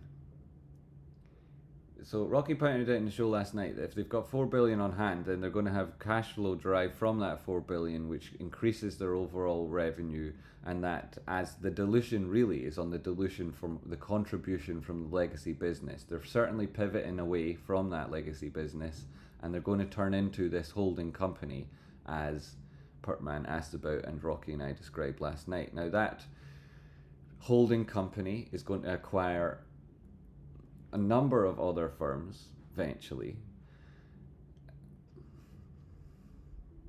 and those firms that it acquires, GameStop will be buying them, but that's not the only contribution that GameStop makes when it enters into these investments as a holding company. It will also be adding skills and capital that's contained in other resources, not just the money, but also the human capital, the infrastructure surrounding GameStop, its logistics network, and the way that GameStop services the front-facing customer business with every other operation that it performs. That value, that system and processes that GameStop has will be added to these companies so that they benefit from that network. And that'll happen for each of these companies themselves, will all add to the synergies and create this network effect, which benefits all of them over and above the capital itself invested. So this is the positive future for GameStop, right?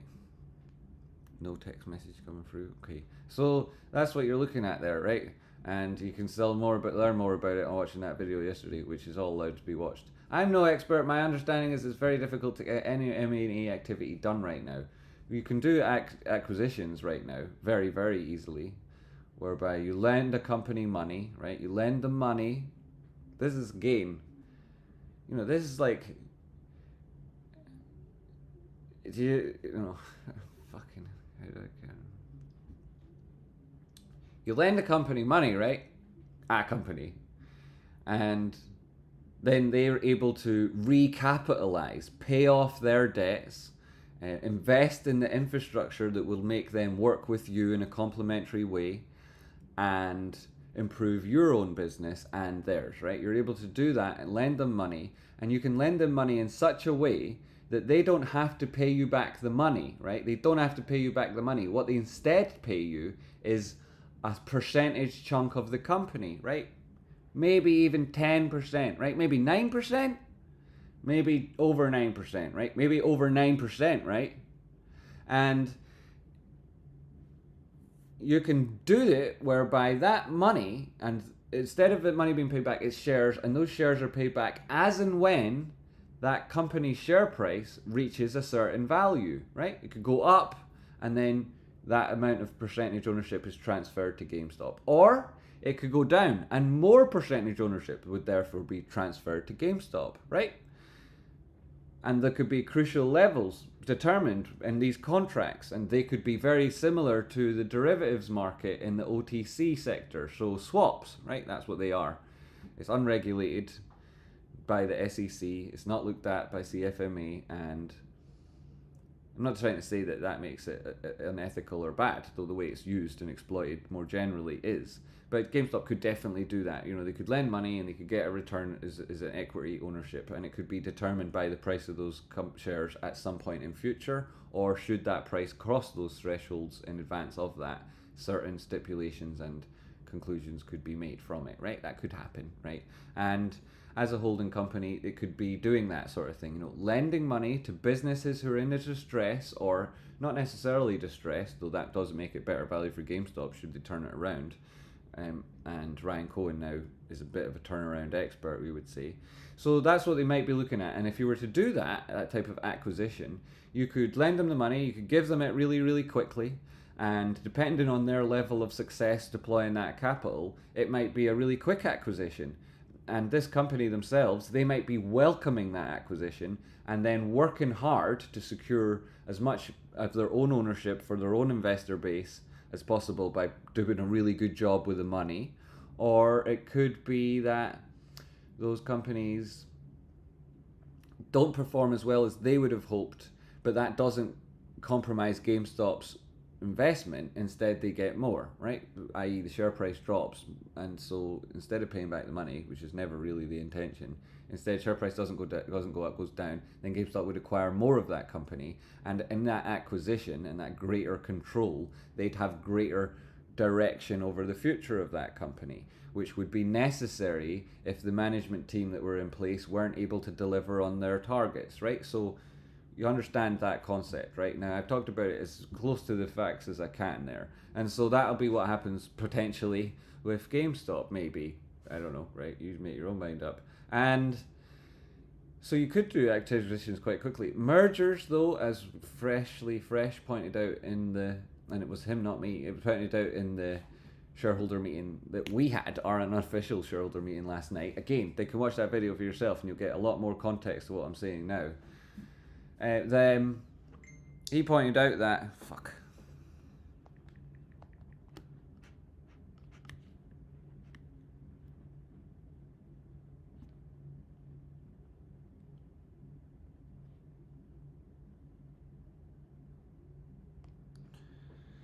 So yeah, I mean, you can figure this out yourself. It's too stressful trying to do this, right? So what was the other questions? I'm getting back to price action. It's too stressful, this, man. Fucking never asked for this shit. Right, so here is GameStop, it's doing great. There's the resistance, there's the support we've drawn out. Where are we here? What am I looking at? Yeah, so this was a potential reversal formation. Price failed to get back above that critical level at 28.90 and say rolled below that trend line. And now you go up to say the 15-minute time frame. Look at that, put it in context, and what have we got here? We've got too many fucking drawings again, is what we've got, Spot. I thought you dealt with this. What is it? All these. Oh, I need a break already, by the way. That was far too stressful. Right,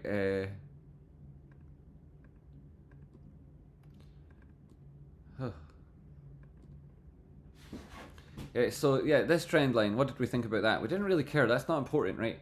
On the 15-minute, you can see that these are the lows. This guy, and then potentially in around that guy. Why did we move him? Because of the vertical. Oh yeah, because we were talking about breaking out of the formation. It's very unlikely to happen before such times as price reaches 75% of the way towards the apex. And you see that formation even better on the hourly. Have I deleted the long-term trend line there? I shouldn't have. I needed it.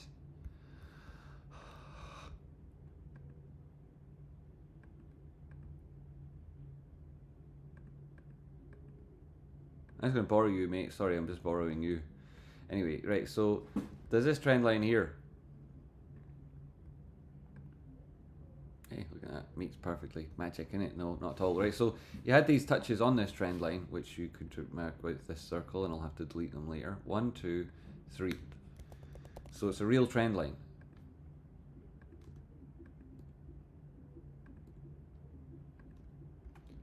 And what's important, if you're talking like shares, not options, no expiry but long term, is the trend and not the x-axis. So the fact that it gets to certain areas isn't important. It needs to in order to confirm them as support and bounce on again. And it is when it reaches support that new market entrants or positions increase, new market entrants arrive, and the liquidity to the top side is found, right? Because people are buying in there, and those people are driving price from that instance, not from before, from then onwards, and they keep doing it until the next oscillation high. That's why there's this fight between the bulls and the bears, because the bulls, when they've got large accounts and you're driving price to your target, which a lot of big traders do, especially during active periods during the day, like the opening range or power hour, you buy at the area when price gets to where you want it to. You watch it go through areas that you're subsequently going to buy it at, and you know you're going to, and you watch it drop below them, knowing that in a minute or two it'll be back there and you'll be buying it again. And it goes down, it goes down, it goes down. It gets to where you decide that this is where you're going to start buying, and you're going to wait until you see a specific sign there. But once you see it, you buy. And then price will move a little bit, and that sign will be visible by others, and you're now creating some signs that other people will see, and you're buying it, and you buy it, and it moves up a bit, and you buy it again, it moves up a bit, and you buy it again. You keep doing that until it gets to either your target or resistance. And this is this active bull, right? Not just like people who buy it and they're bullish because they want it to go up and they've got a long position, and then they go to the shops and don't look at the computer for 2 weeks. No, I'm talking about the people that in 2 or 3 minutes will execute 15, 30 times, or in an hour will execute 5, 10, 15 times, or 180 times, right? Depends who it is. And what you do is you wait for price to come to certain areas. And if you're talking about shares and you're talking about traders trying to get into big positions which they know will be, price will no longer go below, because their impact on the market, their publication of their position, and their general financial capability, the power that they could add should anything go against them, means that people will get out of their way. They'll recognize that that's not going to happen anymore, and that that's a good place. And so that would have been in around here for Roaring Kitty. He's aware of these facts. And so on a 50-minute time frame, you're looking for this. Now, price in these formations, this itself isn't a real formation, right? It's not real, right? I've talked about this in order to illustrate what's going to happen with price at the top level here. And subsequently, a number of other GME influencers have drawn this exact thing on their chart, and they're talking about it as a pennant. It's not a pennant. That's not what this is. That's not what's happening, and you can't use those rules from it to take a measured rule, not that they even know what that phrase means, and you can't use it to derive targets. You can't. It's not what it's for. That's not what the TA, it doesn't do that. I would be doing it wrong. But hey, not here to slag them off. I'm just saying that if you see that, the utility for you is very low. What they use this for is to define where it might be that price would meet congestion should it move to the top side. It's a downward sloping diagonal, and we're only going to use it if price meets it at an important horizontal level. Okay, this is why my TA is so accurate, because I've got these rules.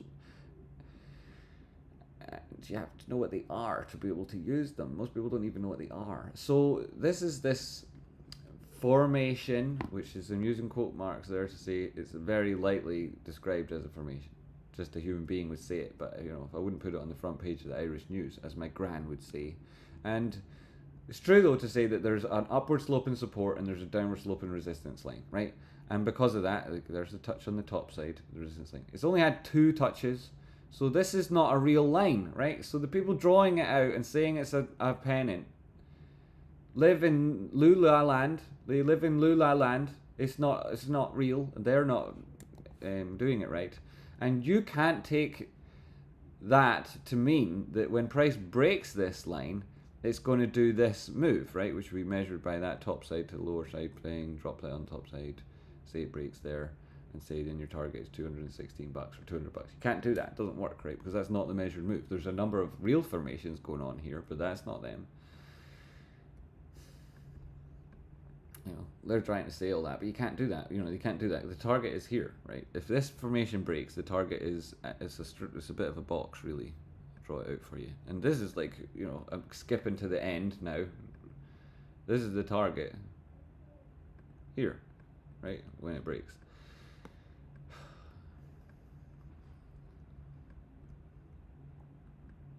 Maybe even as high as that, to be honest with you.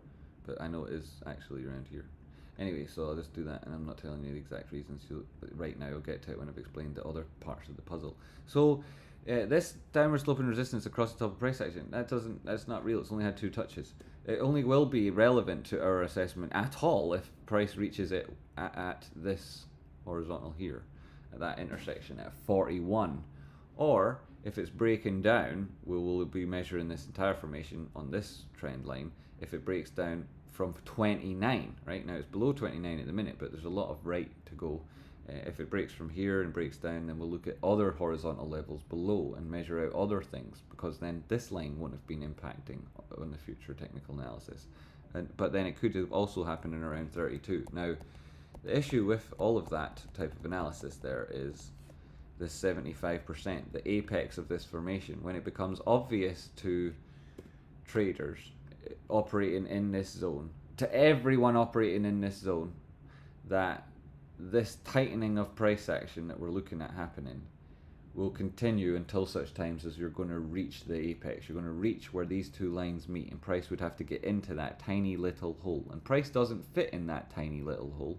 So what it does is it explodes out, and you get the breakout moves. Often they come with a retest, and if they also come with a fake out and then a retest, well, you could be worried that actually they're going to go the opposite direction, and you get huge horrible moves that way, or a great amazing move if it fakes out to the bottom and then moves up. And this vertical line here we've measured is 75% of the way into this formation, which itself isn't, at this stage, you know, it's not a real formation, right? It's not real because it's only had 2 touches on the top side, so it's not real.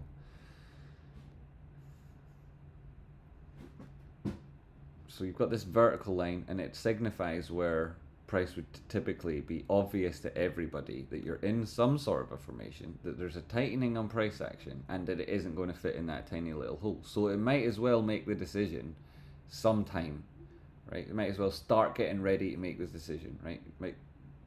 So, and that becomes obvious at 75% into that formation onwards. That's the statistical fact, is that before that, if it does break out, it's a crap breakout. You don't get the proper move.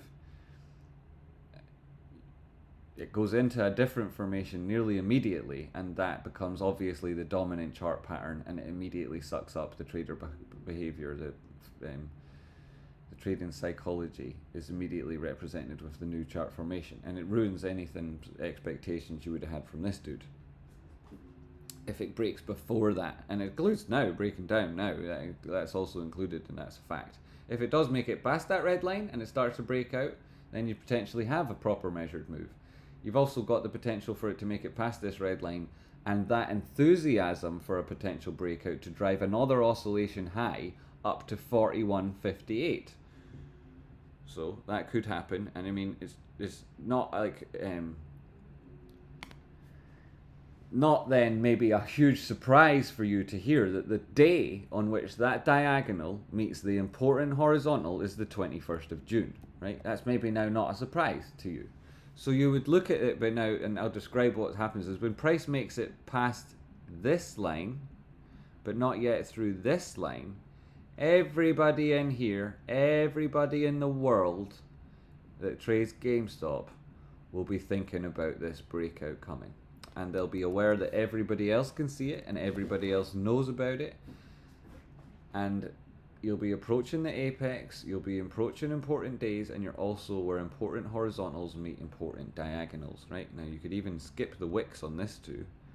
Drag this up a little bit, put it on the bottom candlestick there. Catch those lows. And you can see that this area at 28 and change, that's also on that 21st of June, right? Again, not a huge surprise, maybe. And now, maybe you're getting a better picture of why I have this formation drawn on the chart. And it's not because it's a classic chart formation. It's not even a real trend line on the top side, and it can't be used for measured rules. But there is a reason why I have it on the chart. It's just not the same reason why anybody else who has it on the chart has it on it, apart from maybe Rowan K. And so you're looking at that horizontal meeting that diagonal, this horizontal meeting this diagonal, and these two vertical lines is defining where the biggest period of volatility likely comes ahead of a breakout of this formation, which could first go with a test to both sides of it, right? Both sides of it testing in advance of a breakout to either. The fake out zone, should it make it, on the top side is, I mean, that's a Fibonacci, but actually this is more accurate here. That'd be the fake out zone, and because it's a fake out zone, I'll make it orange. It has to break that fake out zone, it's orange. And we're using a lot of these lines at the minute to do the lower term tie A, but I'll put them back in later and just use these ones now. And if it breaks out underneath here, you've also got this fake out zone, making this orange. Now, fake out, that's not the right orange. Now, the fake out doesn't mean it's not going to, it means it needs to make it beyond there to make the full expression of what should be happening based on a failure or a success. And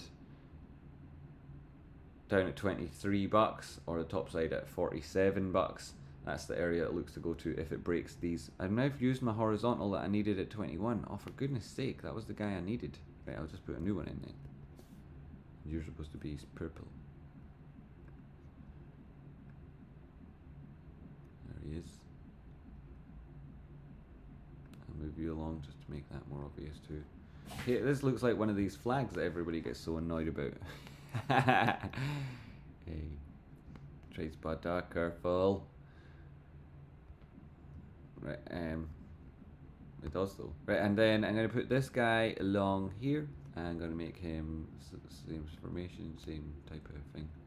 Keeping him as white though. So I don't need all of this any longer. Don't need a lot of stuff here. I've made it very clear what's going to happen. Oh no, come back!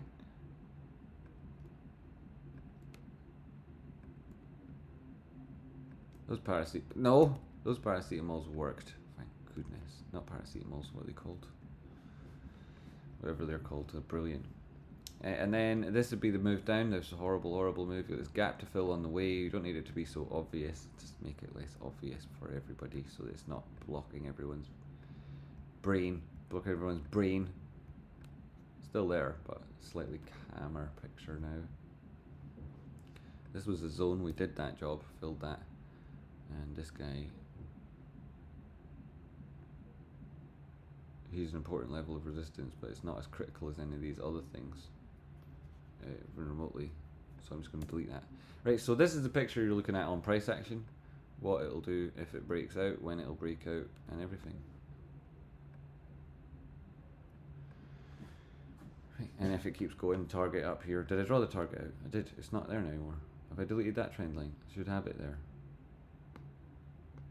Well, that's annoying. Where is my trend line? Right, this is the target in around here.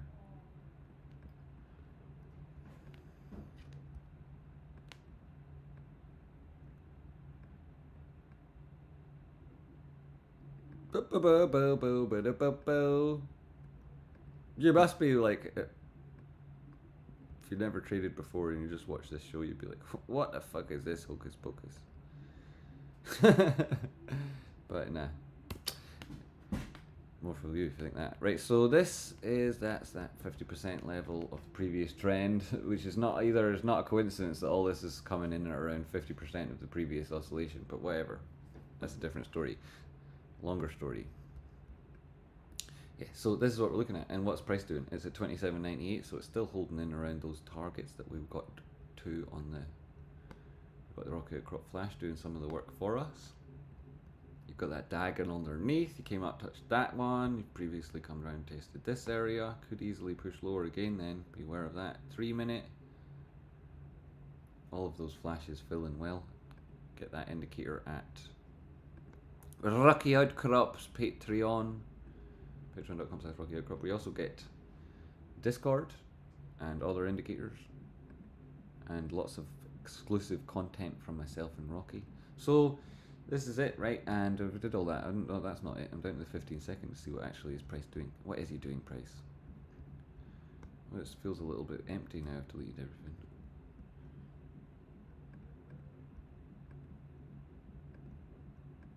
I'd say that's the important line to look to. Obviously, there's other things that you could go with.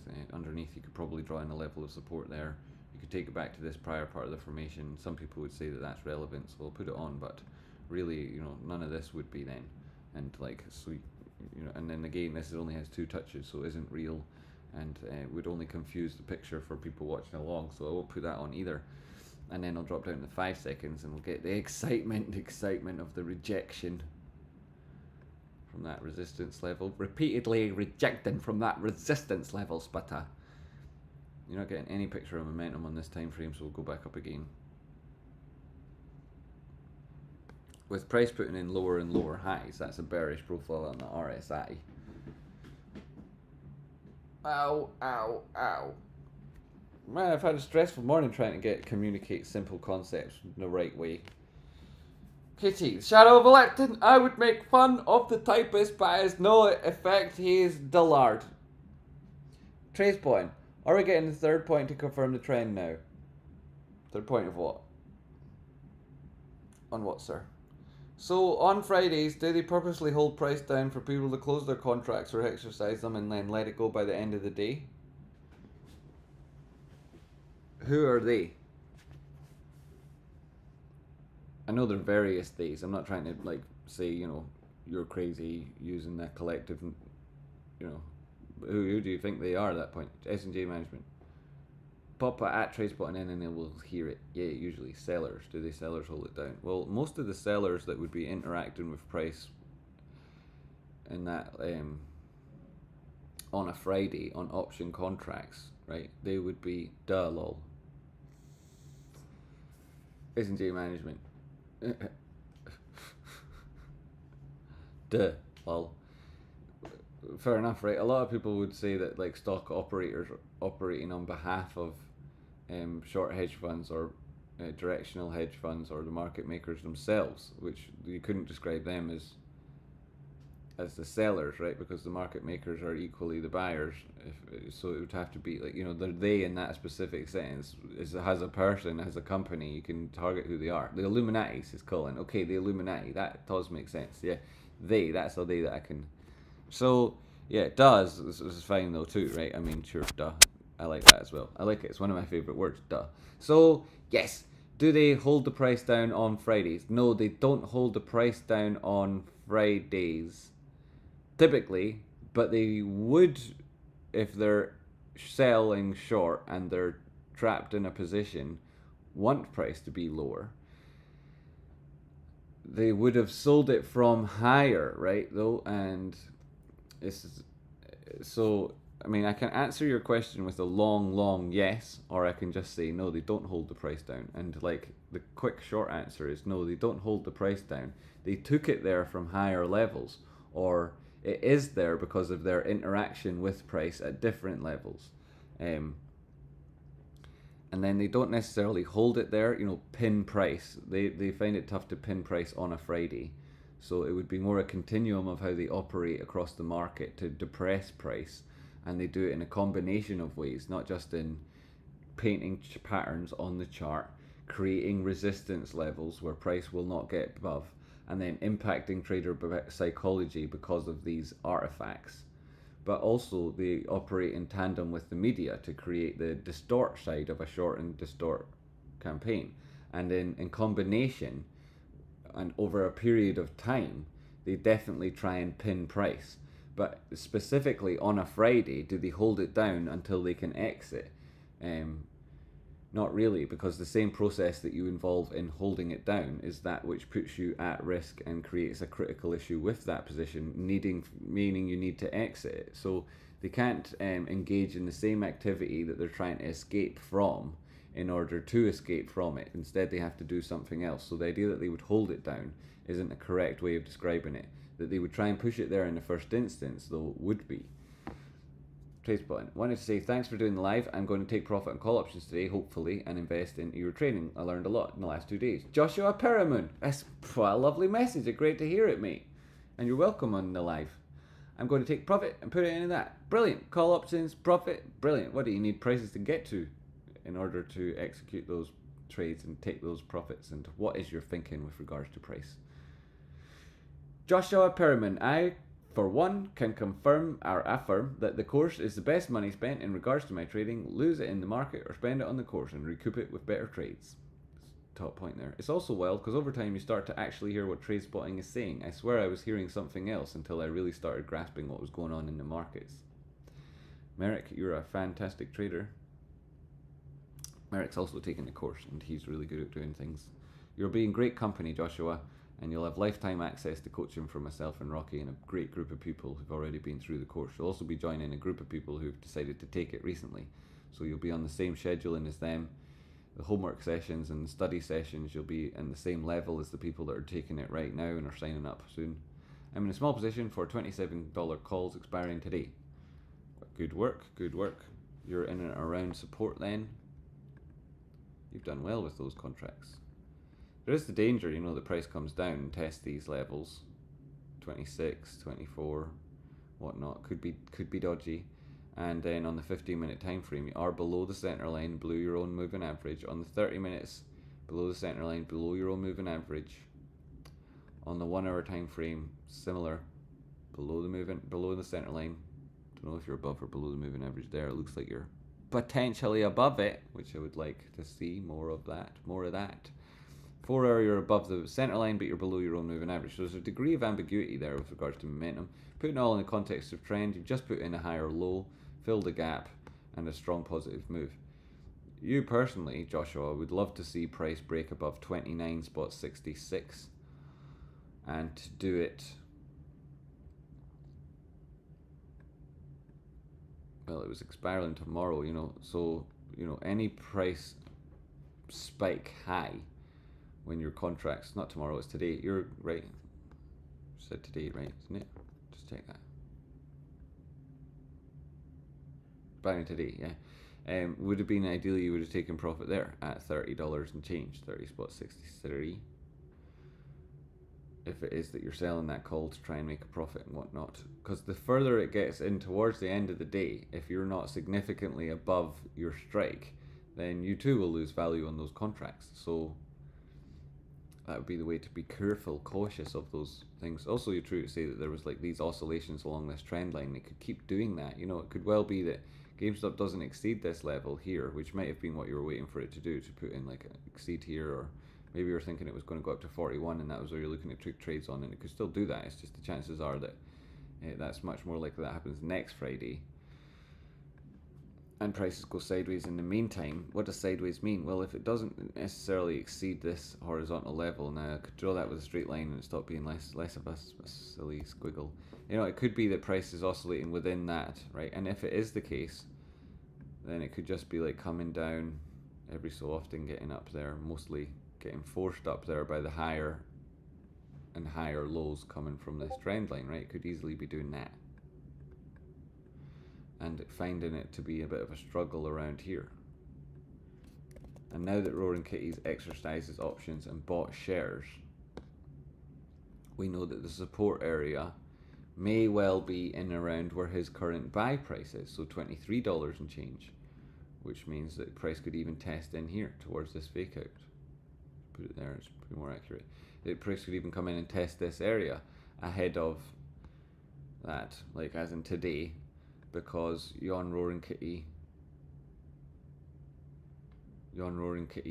position is different, and the market might want to test if he's still interested in buying here, and if there's liquidity in around that zone. It probably is, you know, because that's where his entry is, and like there's a big group of investors here, and a lot of people are looking to buy more shares. So like they will have thought, well, I'll up my entry now to Roaring Kitty's entry, and that increases this level of support, right? And why people would say the floor rises. So that's why that phrase would be used. But you know, that doesn't mean that it's never going to go below those prices, or that wouldn't be disproven. So you'd have to be cautious for the potential for price to break down, and you would like to see it push back above 31 change here, so that you could look to get a lot of profit and price really working for you. Ideally, price would cross this vertical line Monday above 31, 32 bucks. So, you know, that's what we would like to see. The opening range on price action has been negative. It's been a negative percentage, like it's down 3.4%. And so a lot of traders would tell you that today's going to be a negative down day and that price will go lower. This broke through a downward sloping diagonal, but it didn't manage to break the important horizontal level. There's one. There's another. There's another. And this will be the last one. If you break that, then you'll be well on the way to recovering from this breakdown. You probably drop into 886. There's your 50% retracement. Make that more accurate.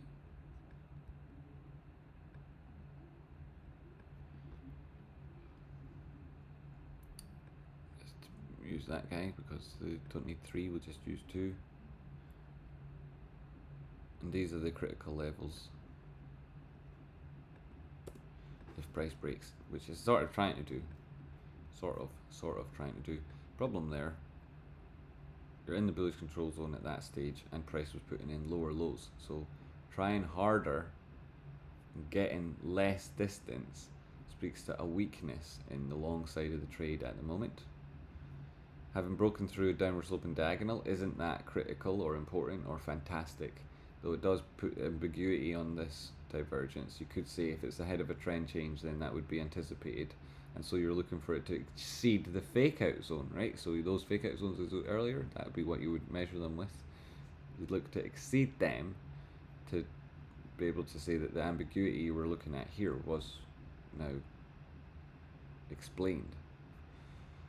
And you found a resistance at that first potential fake out, you come back into the prior formation, and then people would be worried that you're looking at continuation of this. And if you were then looking at it as a wedge, you'd have to update it to that guy. Maybe you'd even take it down to the body closes, take it across the top side there, and say that there's a degree of parallel nature between these two lines now. And then you think, well, it's going to come in and potentially put in another lower low, and that would be a bit of an extension on a downtrend. So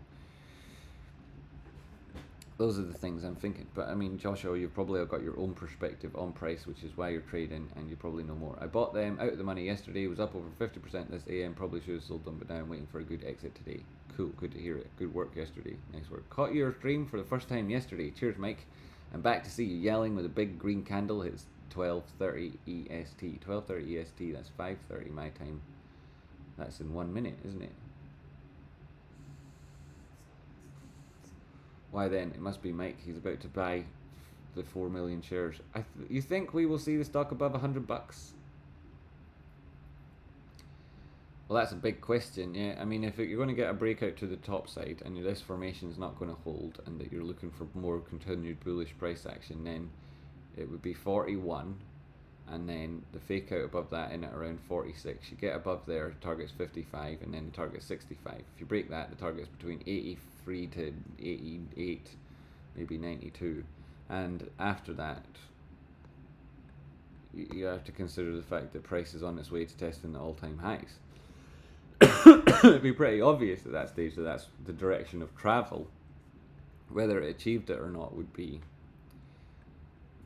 the question is like, if Roaring Kitty's not interested in options and he is interested in shares, which means he has a long-term belief in the company, then and his investment thesis is the management, confirmation for the greater world that he's correct and that he's invested for the right reasons doesn't come on moves of the share price, which is based on hype from his activity, but instead real actions from the business and news being released by the business, which would indicate a significant change to the structure and operations that they were going through. So their profit was derived from different operations, that those operations were seen to be profitable by the market and might be in sectors where there's a high earning per share.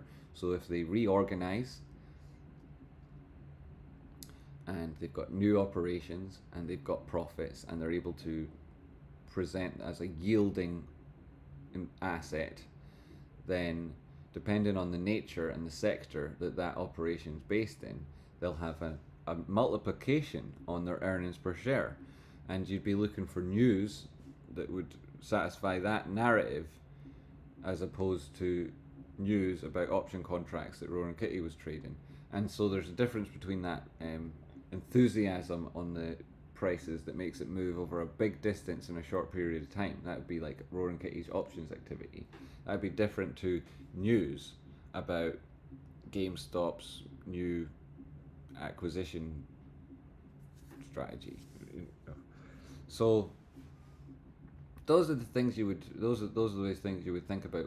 Do you see price going over 100? Well, in certain conditions, yes, but it needs to get to 41 and 32 in order to get to 100. So the more pertinent question is, do you see price getting to 32, right? Like, that's a much more interesting question. It's also easier to answer. It comes with useful information to everyone watching along, and if it's going to get to 100, then it's going to get to 32, so it still answers some part of what you're looking for. So that would be the way to think about things. So, but why do you ask about 100? Tell me why you're asking about 100 EXOS. Let me know why you're asking about 100, and I'll try and provide a better answer. 696 people watching along. Thanks so very much for tuning in, everybody. If you hit the like button, I appreciate that too. That'd be appreciated. Appreciate, yada yada yada. We've got how many likes? Oh my goodness gracious me. We've already had 4,968 people. Wow, that's amazing. How many likes have we got? 421 from 496. 10% likes. That could be worse. Could be worse, but we could definitely pump that up with 689 people watching now. Thanks very much for that. Thanks very much for that donation there. Diana, 199. Brandon C, 199. Sorted, $5. Appreciate those. And then Tennessee Texan, $2. TradeSpotting, you're muted. Thanks. I appreciate that from you, Tennessee. Sorted, Brandon and Diana. Appreciate that, $10. That's nice. And the likes from everybody else. Thank you if you can get them up. I appreciate that too. TradeSpotting, can we take a breather? What's your take on the European Championships? I hope Scotland throw a wrench in Germany's plan.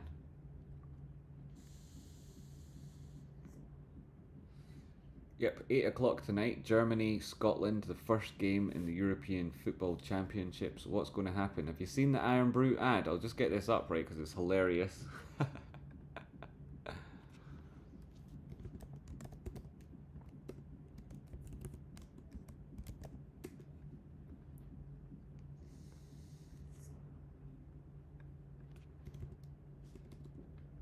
Okay, that one doesn't want to get it to me. Would have been easy for that to get it to me, but okay. Go over here then.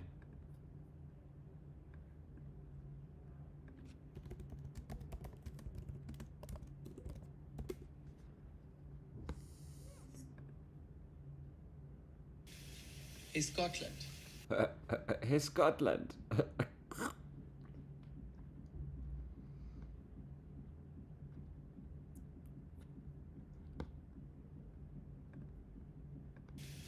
Hey, Scotland. Good luck with your Mannschaft, yeah? Mannschaft. German for football team. Mannschaft, eh? Well, Germany, you're about to see what the Scottish Mannschaft is all about. Because the last few years, our Mannschaft has grown strong and mighty. It's a Mannschaft that knows how to go the distance. This year, our Mannschaft could even reach a semi. Oh, Deutschland, your bratwurst is no match for our Lorn. Oh. You may take our sun loungers, but you'll never take our fountains. Because we are Scotland, land of liquid optimism. Our steins are always half full. So get ready, Germany, because the Scottish Mannschaft is coming. And we can! Optimism! Back in Scotland! Eh, what about that for a bum? 27.83, and price action in this little bit of a formation with lower highs, lower lows, but it's not desperately terrible yet. We shall see how it evolves over time. It's not amazing, that has to be said. We should be clear about that. It is not yet amazing. Hit that like button for Scotland. If you're a fan of Mannschaft, if you believe that Lorne, it totally trumps Bratwurst, and if the Arsteins are always half full, then hit the like button. Alternatively, if you're a German and you're a little bit afraid that Scotland are going to pump you and you can't handle that stress, then feel free to avoid the like button. Lots of German flags in the chat box there from one person. I have to say, it's only one person. I think we could definitely trump that few German. That's just one person, and he's managed to beat everyone else in the chat box with those German flags. You guys not got Scottish flags on your keyboard or something? All keyboards sold in Scotland come with a Scottish flag. It's the emoji is a key. So I'm sure you guys could get some likes in there and some Scotland flags. Look, we're getting absolutely hammered by Skater08. If this is anything to go by, Scotland are going to get pumped 20-0 tonight. So is REC trying to stop the squeeze, like Adam Aaron? Because that's what it looks like to me. No, he isn't. First two offerings at the worst possible moment, and then delaying the meeting until Monday now. No, there's been three offerings as it happens. Worst possible moment, that would be talking about like the momentum in the conversation online, the story behind price. You might say he interrupted that or he interjected. But look, there's more Scotland flags now. Thank God, that was a little bit better. Jesus, creepers. Eh? Though Germans do make the best traders, like they do. German traders are better than nearly every other country. Got too much light shining through there. It's not great, is it? Shall we move that somehow? Thank God there's more Scottish flags. Merrick with the American flags. You have to pick a European team. Joe, with the pirate flag. I like that. I don't think you can read it all the same as AMC. Oh yeah, I don't think you can, because Ryan Cohen did that dilution, but he made sure that those prices weren't less than where he paid for it at, right? So he believes that there's a true value of GameStop is at least $22 per share. He really truly believes that. That's where he last bought GameStop at himself, personally, with his own money, increasing his position size at $22. Then there was a dilution, which he did at $22. So if he had come to me and said, Tradespot, I had to distribute these shares and I need a stock operator, will you please do it for me, no lower than $22? That's what looked like happened, right? But he didn't come to me, he went to somebody else. That's what looks like what happened there. Yes, there's more Scotland flags, thank God. Alrighty. Spanish. You speak the Spanish. Moonlander, that's not fair. They're probably going to win anyway. Skater's still winning somehow. Still winning. Skater's completely hammered us. If this is anything to go by, Germany are going to win the tournament hands down absolutely easily. Scotland might come in fourth, but Norway and Spain probably beat them. Orongo bonk.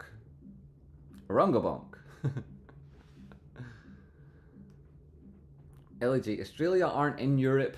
I know that you get all sorts of countries in Europe nowadays, like Russia and Israel, and probably more later. Turkey, loads of countries in Europe now.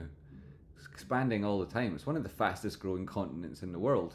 Despite the fact that Britain left Europe, everybody else just joining hands over fist. Right, don't forget to like. I want to have that Zen mindset, but I've been scared terribly by Popcorn Man and AMC.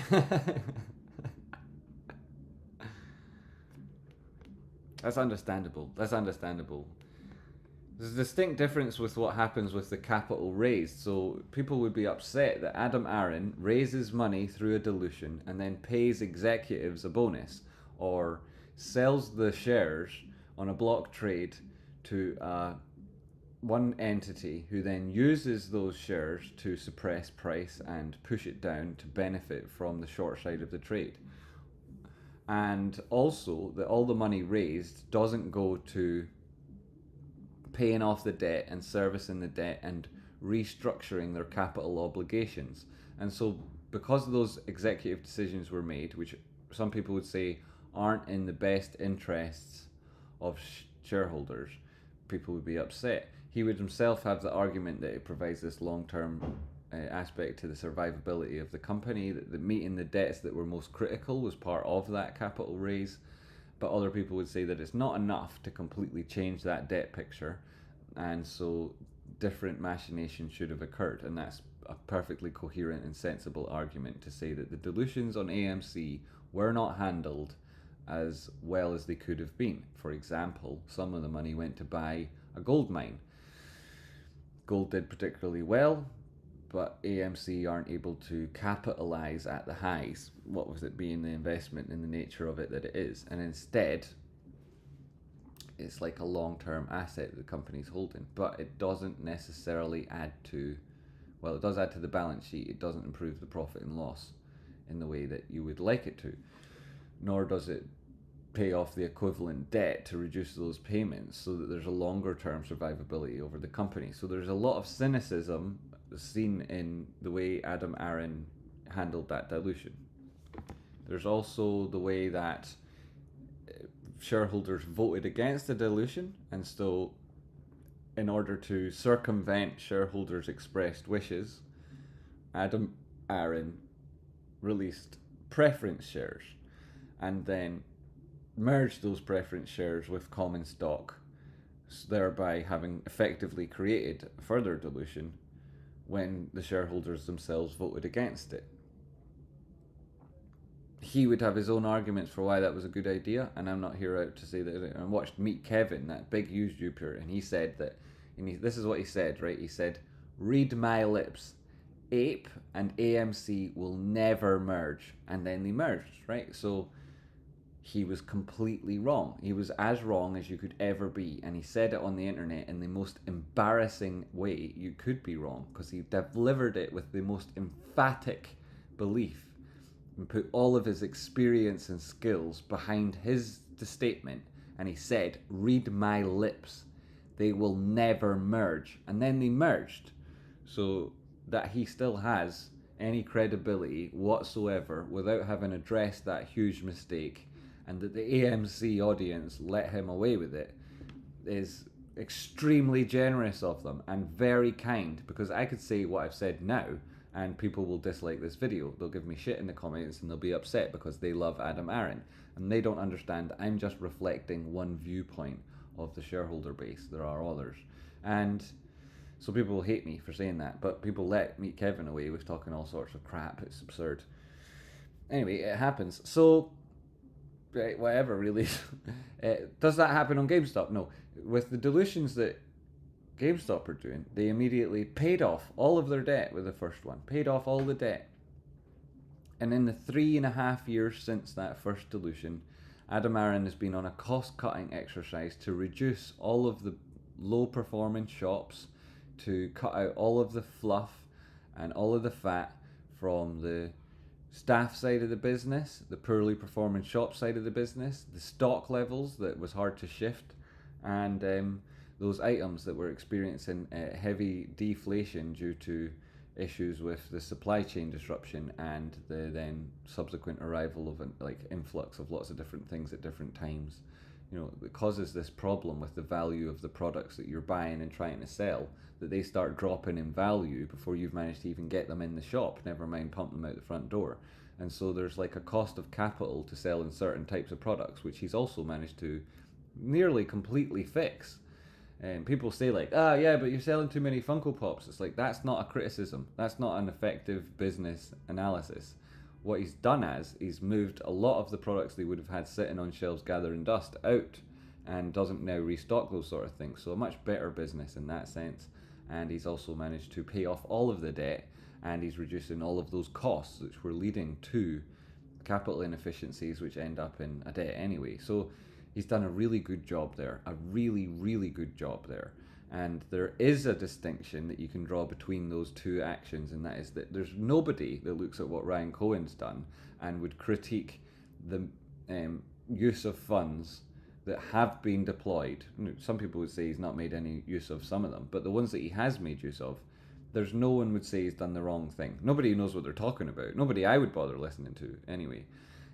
Whereas there are people, and now this isn't necessarily my opinion, but there are people who say that Adam Aaron has done things in a more cynical way that hasn't reflected the totality of the shareholders' wishes. That's true. It's also true to say, though, that the distinction that people draw and the character assassination that they put on Adam Aaron because of these is unfair, right? Because they're not doing it because what Adam Aaron's mistakes were so grievous and so terrible. No, that's not what's happened. What they're upset about is that Adam Aaron has impacted their option play and impacted their profit potential, and so they're upset that they lose money because he's intervened in a way that cost them money because they hadn't managed their trades correctly. And you see that same thing happening recently with GameStop. People getting upset because of the share offering interrupting the momentum. But that momentum isn't the momentum that you would measure on the chart, the momentum with regards to price. It's the momentum in the story and the conversation online. That hype sphere takes a little bit of a hit on a dilution at any company, no matter what's going on.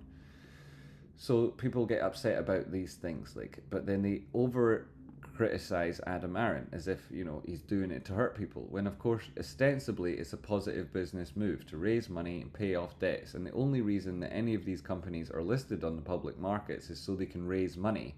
And the only implication on share price is not the float size, not the total amount of outstanding shares. They're only important in market dynamic plays based on specific scenarios that exist within a set period of time.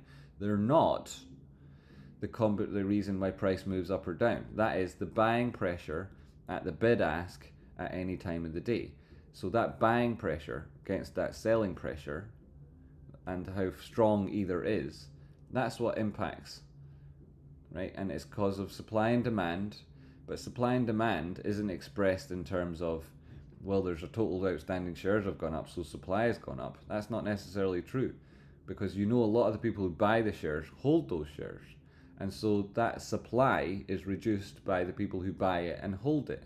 And so the value of a company isn't determined by the total number of outstanding shares. It's determined by the share price, which is a consequence of supply and demand, which itself is a nuanced and complicated topic, which can't be distilled down to the redundant figure of the total outstanding shares or the available float. And so a misunderstanding of these nuances and poor approach to business analysis leaves many stakeholders upset with Adam Aaron, and I sympathise with the guy in that position. And it's also true to say that I could help with communicating these concepts a lot better for the investor base on AMC. But the few times I talk about AMC, I get it in the neck, right? I get it in the neck. Trades stole my catchphrase, bing bong, the price is wrong, started pretending it was his. The gatekeepers of the AMC community, they're all about their revenue and their ad money, so they don't want to talk about trade spotting, and when they're asked, they're like, yeah, I've heard of them, and they quickly skip and move the chat on so that it doesn't show up on their screen so that nobody else knows. But they can't say they haven't heard of me, because they have, but they could, and I'm unwilling to push on behalf of the community in order to just somehow get more views on YouTube. That doesn't matter. If people found that content and this messaging useful, and then a big group of AMC people turned up to watch, and I could help improve their effectiveness, the efficiency of the markets, and therefore better the world, I would definitely do it, right? I wouldn't care if people in GameStop were like, oh my god, he's trying to associate GameStop with AMC. No, it wouldn't be. That's a stupid comment. And I don't have time for stupid comments, so I would ignore those idiots and do it anyway. But the AMC crowd never made a beaten path to my door, despite the fact that There's a video out there on the internet of me talking about AMC, which last time I checked had 18 million views. 18 million views. Right? Who the fuck else talking about AMC's had 18 million views on a video? Anyway. Anyway.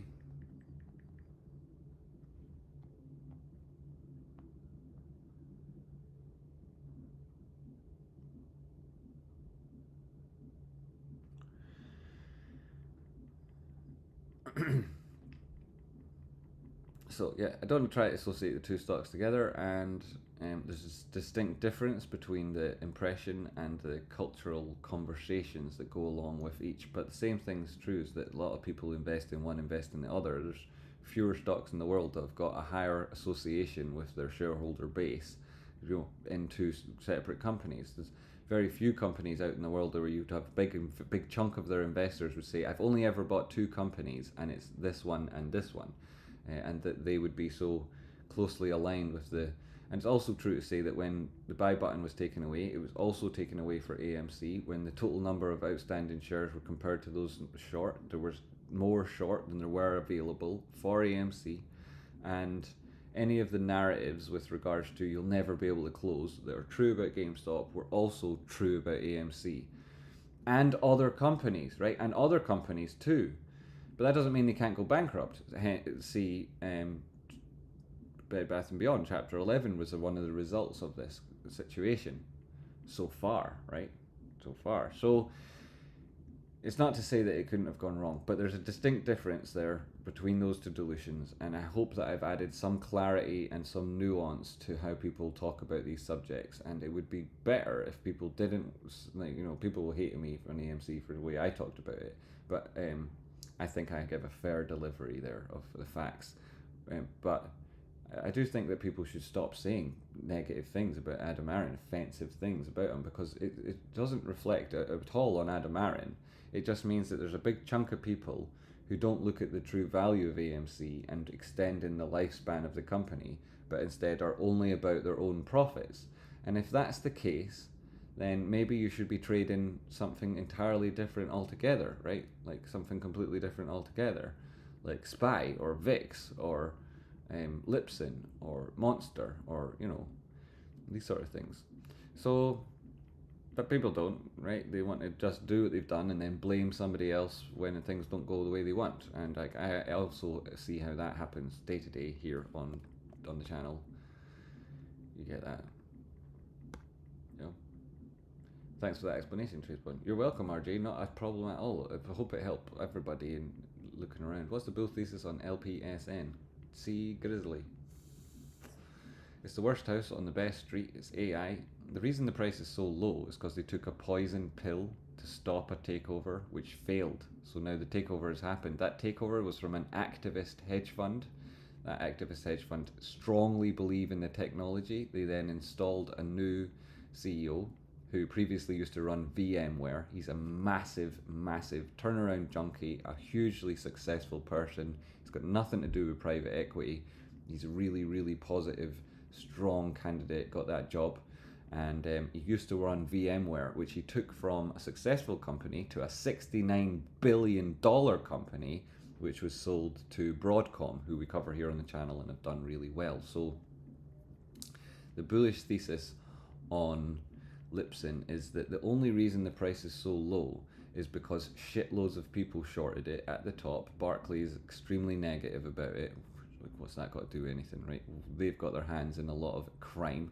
So that's one of the reasons why there's also a strong aspect to the injustice that's happened there. And that injustice is something that retail traders could correct, because they've created the impression that LivePerson can't raise money from the public markets, but they can. They're raising thousands from me every week, on Fridays, every Friday, and it'll keep happening. And there's a lot of people like me acting in a similar fashion, not because they're copying me, and not because we're acting in concert, but because they also agree that what happened was unfair, and it's a massive deep value opportunity. Massive.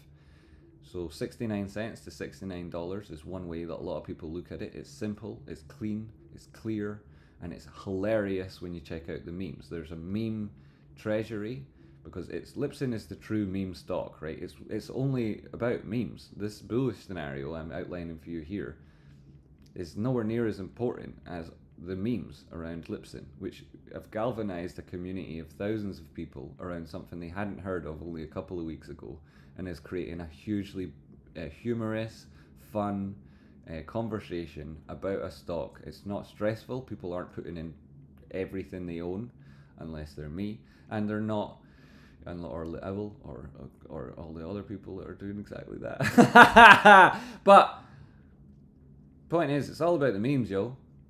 But they've also got this, this guy at VMware. He also then employed Sarah Hogan, who's one of the world's greatest salespeople in that industry, which is like unusual. If you were the company was going into the sink, right, you wouldn't be employing her. She's world class. So she's now on there doing their business.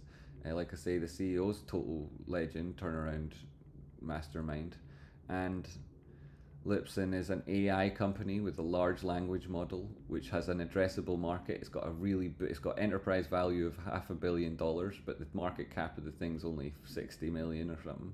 And there's huge opportunity, just like absolutely huge opportunity. Obviously, there's problems, like there is in anything that's taken a poison pill and has been forced down to such low levels that it's not on the national market system because it trades less than $4. So big funds, they can't buy it, which maybe some people like me would say in this instance is an opportunity for us to do something where those people with big pockets who would be trying to do it themselves have been unable to and would like to but can't because the price is less than $4. I'd assume that when it gets back above $4, they'd be interested again. Plus, to get there, it'll have to come up from less than 60 cents. So, there'd be a lot of velocity, momentum, trend, and activity that would then be supplemented by shitloads of volume at that point, which I think is brilliant. So that's one of the things to it. There's also the aspect of Lipson that, like I say, large language model, AI, they already bring in a lot of money. They've got revenue and they've got clients. Some of their clients are huge, like the mobile phone providers here in Britain, huge companies. So massive business, massive revenue. They've also restructured their debt because when the poison pill failed and when the new activist investors got on board, they recapitalized the business, gave it loads of money so it could restructure its debt so that it doesn't have to worry now about going bankrupt, which was the whole reason it was being shorted, and that's now disappeared, right? So the bearish case is dead. It's dead in the water, right? And the company got to those low levels where if it starts to make a move up, those people with obfuscated short positions were going to be starting to think, shit, we better close, and they're going to add to that buying pressure as it starts to make big moves. So all of these things, right? Then all of, not just their board, not just their technology, and not just the capital structure of the business, but also the investor base. There's a huge retail investor base getting involved in Lipson, and they're supplemented by an amazing activist investment fund who went out of their way and tried everything they could do to save Red Lobster.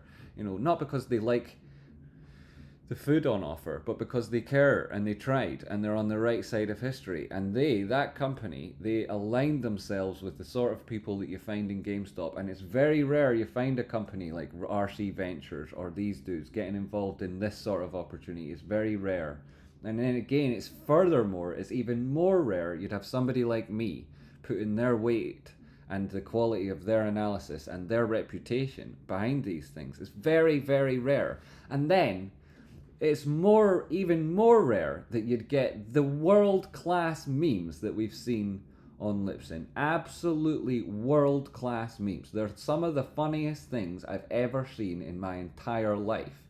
And that's been brought out by an investor base who themselves look for the most memeable possible stocks and gravitate to this. And these disparate groups of people, along Larry Ching put it on a list of recommended stocks that he thinks are deeply undervalued. Like, there's shitloads of reasons why that I could go through it all day listing things that some people would hear it and be like, holy shit, that's a reason, just that one thing. But there's so many of them put together that a lot of people would say that Lipson is an incredible bargain. It's rare you get an opportunity like that, and they want to be involved in it just because of the other people that are also in it. There's strangely, anyway, there's a lot of danger there, but It's not my job to talk about that shit, right? You can deal with the danger yourself. Don't trade it, right? Don't buy it. Don't get involved. I don't care, right? I don't give a flying shit what you do with your Lipson or otherwise, right? I don't give a shit. And I'd be explicitly clear about this. Do whatever the fuck you want with Lipson, right? No apologies for swearing. Take it with the sentence. Do whatever you want. I do not care. I've got my plan and I'm sticking to it.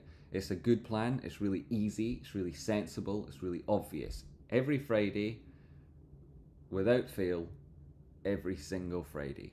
From now until I've not got anything left. That's my plan. GameStop 28, spot 54. Nice to see you there. Pushing up past one fake out zone. Headed for the next one. When it breaks, it'll get up to 28.97. And if GameStop makes its way to 41 and then 85 and then back above 100, then maybe I'll just fucking buy Lipson. Maybe I'll just fucking buy it. Right? Because I believe in that company and I believe in that board and I believe in those investors and I love those memes. Right? So that's your answer on Lipson. But I don't care what anyone else does with it. So that's the reason I'm doing what I'm doing with it. You're talking about LPSN that's trading at 0.58 cents. Mr. Right or Mr. Wrong, that's exactly what I'm talking about. You are the RK for LPSN. Let's fucking go, Grizzly. I bought some at Lipson. Lipson will wreck you. Beware. I believe in Lipson too. Turn back. Don't do it. KT, that's not me saying that. That's you. You have to express how you... But you also are crazy. You're crazy, KT. He's crazy. That guy's crazy. He's crazy. KT's like the crazy guy. He's like the... You know, the wizard with the long hair and the big jacket. And he shouts at you. Don't buy Lipson. That's him. That's KT. Going to have some college football players join Discord today, Tracepoint. Looking to learn from the best. Good stuff, BMJ. Get them in there. Lipson will never be alive again. So it's great that we've got this combination here of messaging, which, you know, join the Discord if you want to hear more about Lipson, and there's a live person thread in there where everyone just has a great time. It's the best fun on Discord is in the Lipson thread because it's just meme after meme after meme that are amazing. If you want to see some of the memes, I can get them up for you here. They're so good. Let's take this, borrow this guy.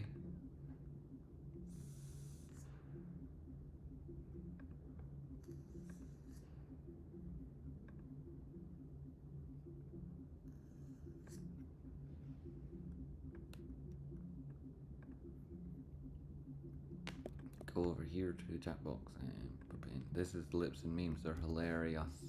They're hilarious. But you have to come back afterwards. Already bought, and I'll do it next Friday until I'm brought. Okay, AK, you're on a similar path to myself. My $30 calls got smoked. Danny Roy, $30 calls smoked. So the day hasn't finished and prices moving to the top side. And you're probably talking about GameStop, so... But then, you know, if you bought them at a different price, maybe they would be now smoked if you bought them when you're already in the money, certainly. We must allow the reality to have a voice, TradeSpotting. LPSN is fever dream trading. Fever dream. Yes, fever dream. Like a Kate, what's her name? Kate Bush song. Lipson's like a Kate Bush song. Lipson might pop for real, even if it dumps lower short term. True story, AK. Could easily pop lower. And then pop higher. Zero man, do you live above a bar or a pub? Oh man, do you live above a bar or a pub? Yeah, I do. I live above a bar. It's just a pub. Yep. Can you hear them? I can give you the Google page so you can go and review it and say it's shit. Leave bad reviews. And that they make too much noise in their kitchen and it's unbearable trying to hear anything because of the noise in their kitchen. If you want to do that, if I get hundreds of people who want to do that, I would. Did they expire this morning? The day is still young. It's still very young. We can hear the music. Imagine I got copyright done from the music. Hey. Will Lipson make it down to 0.55 for a Bergen? Some people already got it there. I live in a cabin in the woods. Off-grid games. Where's Coco? With my dad. Lipson just went up 1 cent. A whole cent. Jeepers. See, that's the thing too. You know, GameStop needs to move a couple of dollars to go up a few percent. Lipson needs to move 1 cent to go up a few percent, right? So, you know, it's a new experience for some people trading that kind of thing. Price action breaking out of that downward sloping resistance. Love to see it. Love to see it. Don't need that anymore. Just go away. That was the important line. These are the important areas to look to on the breakout. Obviously coming back in here is then important. You might look to the breakout zone and drop that on and say there's another line. It's below. You could even make it red again. Don't want to go back into any of those areas. So why not, eh? A bit of red. Nobody hurt anybody. A little, little bit of red.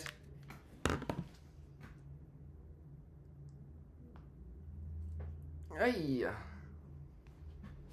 Wow, it's amazing that you can hear the volume from down there. I've been doing my best to ignore that it exists.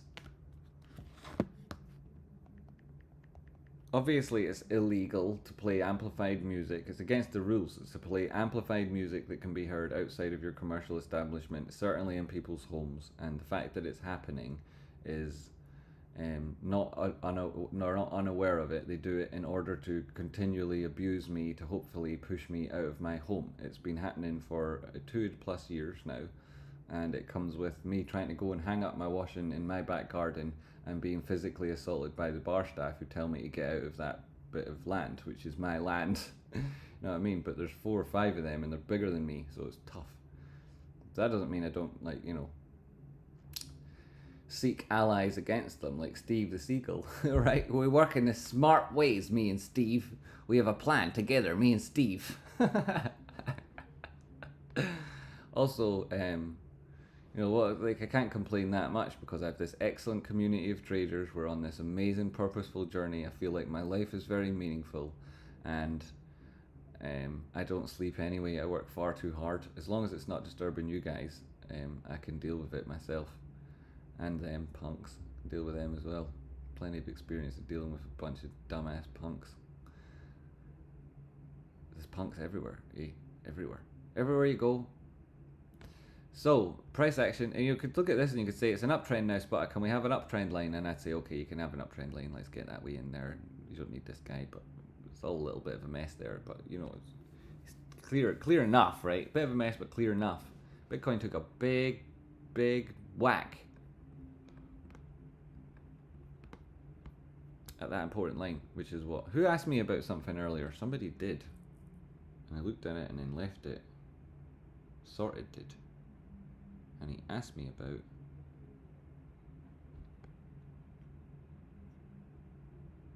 I don't know. Let's go back to GameStop in the meantime and I'll figure it out and go back to it again, look at it again in a minute.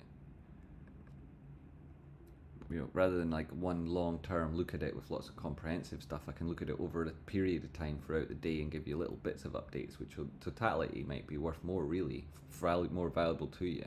Pardon me.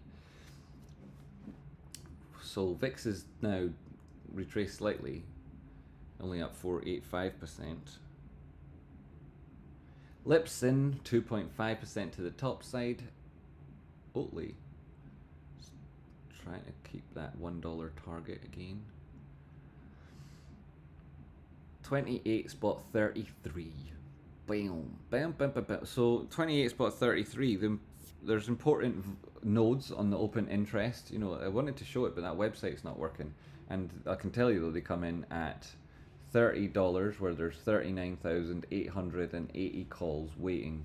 Whether they're exercised or they're finished in the money when price is above 30, which would have, you know, 38,000, 39,000. Each one of those contracts contains 100 shares, which means that there's approximately 4 million shares there. If they were to be exercised, that would be the same amount as Roaring Kitty's position. So for people who'd be upset that Roaring Kitty sold his calls and bought shares, might consider that open interest node at 30 to be the same equivalent of Roaring Kitty having held his position anyway. So it would have a similar impact on price. What would it be in the same number? Should price push back towards those levels? It's not 120,000 calls, but it's the same as the 4 million shares that he's currently added to his position. So interesting open interest node, and then when you put that in line with what's going on the charts at $30, you've got this resistance line at the top side here at 30.26. So if that's where price pushes towards the end of the day, that's very, very good for the bulls. On the downside, where you don't want to see price slip below, is important volume node on the open interest at $25. Now, price is currently above that, but it's closer to that than it is to, where it's actually equidistant at the minute, isn't it? It's actually, well, it's not equidistant, it's closer to the top side, but it's been travelling down recently, so rather arrest that development and go back up again. So that's an important open interest node. And then again down at 20 is an open interest node that's important. But there's also all these contracts expiring around $128. They were hedged a long time ago. They were opened at a completely different price, and the people who were using those contracts for any real trading mitigated any impact that those specific contracts themselves would have with their further actions between opening them and now. So, oh, there it is. Whoop, there it is. Thank God we kept those lines, eh? Or who knows where it would have ended up. Does this mean we're going to have to drop in more? But no, I wouldn't say so yet. I'd be calm. I'd really just borrow this, actually.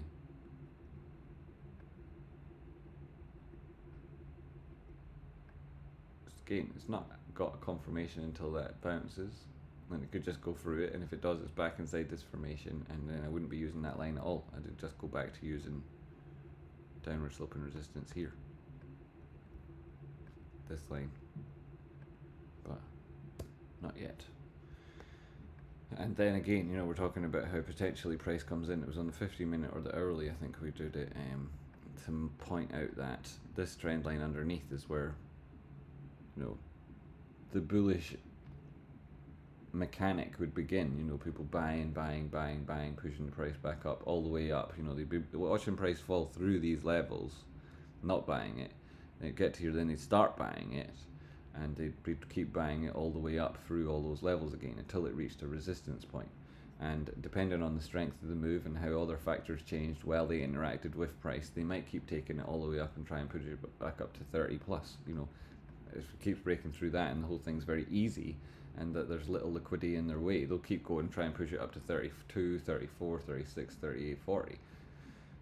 But they would hope that the rest of the market would take over for them when it went beyond certain highs, in particular around 31, 32 bucks. You would expect more volume to join, trend to be confirmed, and other traders to be jumping in. So this is what we're looking to. How does price evolve ahead of the important periods of the day to day, so that when those do arrive, where do we find it, and who will then interact with price, and where will they, you know, where would their objectives be, and how do they align with our own, and manage our risk around that thesis there. Kevin Hat, no one's gifting today. What's up with that? No one's gifting today. What is up with that? No gifted memberships today, unfortunately, yet. So you've not. Well, there has been one. I think there wasn't there? Maybe I'm mistaking that. Where's Chard with all the gifts? Chardy, I have a gift. I have lots of gifts. I'm a gifted person. My gifts are legendary. They are. It was Sarah's birthday and she was giving out gifts. Anyone want to give me some GME shares? I would accept any amount. Yay. Can you explain your strategy of buying Lipson every Friday? Yeah. What happens is, Friday, before the show starts, I buy Lipson. And then, typically what happens is I get some of my orders filled, some of my limit orders filled, because I'm buying it, so I'll buy it here. And then I think, well, this is close to where I've got loads of limit orders that are coming through, so I'll keep some of them there. And then I think it's getting closer and closer to me doing this show. I'll have a cup of tea and I'll buy some more. You know, limit orders closer to price, and I'll collect them. And then I think, I have to do my show soon. I'll just market order the rest of these and then go and do my show. And that's sort of how it works. Tracebotting, gifted 5 memberships. There it goes. The Cheryl Lepton did it. You lucky people. Look, I recognise all of you people. Sean Carpenter, Tam, Jimmy IDF, Colin and DW. They're all long-term channel members. All of them people there, all long-term channel members. So no new people were getting anything there. It's only old members there. Katie gifted 5 memberships. Call Kevin Ha, you got one. You got one. No, it wasn't. Kevin Ha was already a member. How did Kevin Ha get to be a member? Did I see that happen? He joined. He welcomed a fiend. Kevin Ha all the moves ahead of the news. And then Katie, very generous Kate, Colin S, gifted a membership. Jim Barino, congratulations Jim Barino. Bobby Badur, Chinese cartoon. Mate, that's a new name. I've not seen you before. Chinese cartoon, good to meet you. Joe Heaton, good old Joe. Welcome back, Joe. Kitty users. Kitty, that was brilliant of you. Lepton, that was brilliant of you. Thanks so much. And those new 10 people. Oh shit, another 5. Les Ostermeyer, 5 memberships as well. Les did it too. So, Verism, that's a new name. That guy, you see that guy, that guy who I've helped so much trading. You watch Jackie Letitz, you support Jackie Letitz, who steals from us and damages this community where you were well liked, mate.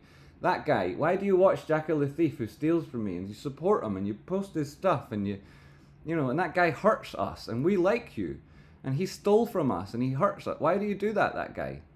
You've got a free membership gift from somebody who watches along and you know how much we like you and how much we support you and all the shout outs you've given on the show, yet you support Jackie the Thief who hurts us, hurts the GME community. Why do you do that guy? You should stop that. He's just been gifted a membership. Blue Gill, who's asking lots of questions, getting involved yesterday. Great to see you. Everybody is all welcome. You yourself, that guy, would be entirely forgiven if you do, you know, state publicly that that guy, Jackie the Thief, is a thief. You now that you know what he's like, and you do know that you would never interact with him or support his horrible behaviour ever again, because when you do it, you harm me yourself. You contribute and facilitate to him hurting my future, stealing from my brother, stealing from me, stealing from this community, you know. So you shouldn't do that. You shouldn't do that sort of thing. That's bad behaviour. 35 months from the Shadow of Lepton. Support the stream, keep up with your memberships. Thank you for everything you do, Jamie and Rocky. Lepton, you legend, a lovely gift and a great man you are. Don't be that guy. Don't be that guy. True story. Come back to the fold, that guy. Come back to the fold. We like you. You're a nice man. We like you. Don't support that guy. Don't be around that guy, what he does. That guy, don't be around that other guy, the thief. I hope your stream a lot, kind of addicted now. Slaps the inside of his arm. The inside of his arm. How'd you do that? How'd you do that? Oh, this like that. Is that what you mean? I'm not sure I follow. But Blub, thanks very much. Appreciate it. I'm watching on my work iPad. That's great. Your boss will be well happy about that. That's super positive. Yo, you're doing things to me tittins. Marcusy. Hate Jackie, he says. Naz. Yeah, everybody hates the guy. He's a douche. There he says, Merrick's correct. Tracebond, are you trading in that wedge? Do you think are we trading in that wedge? Do you think we are staying in it? What wedge?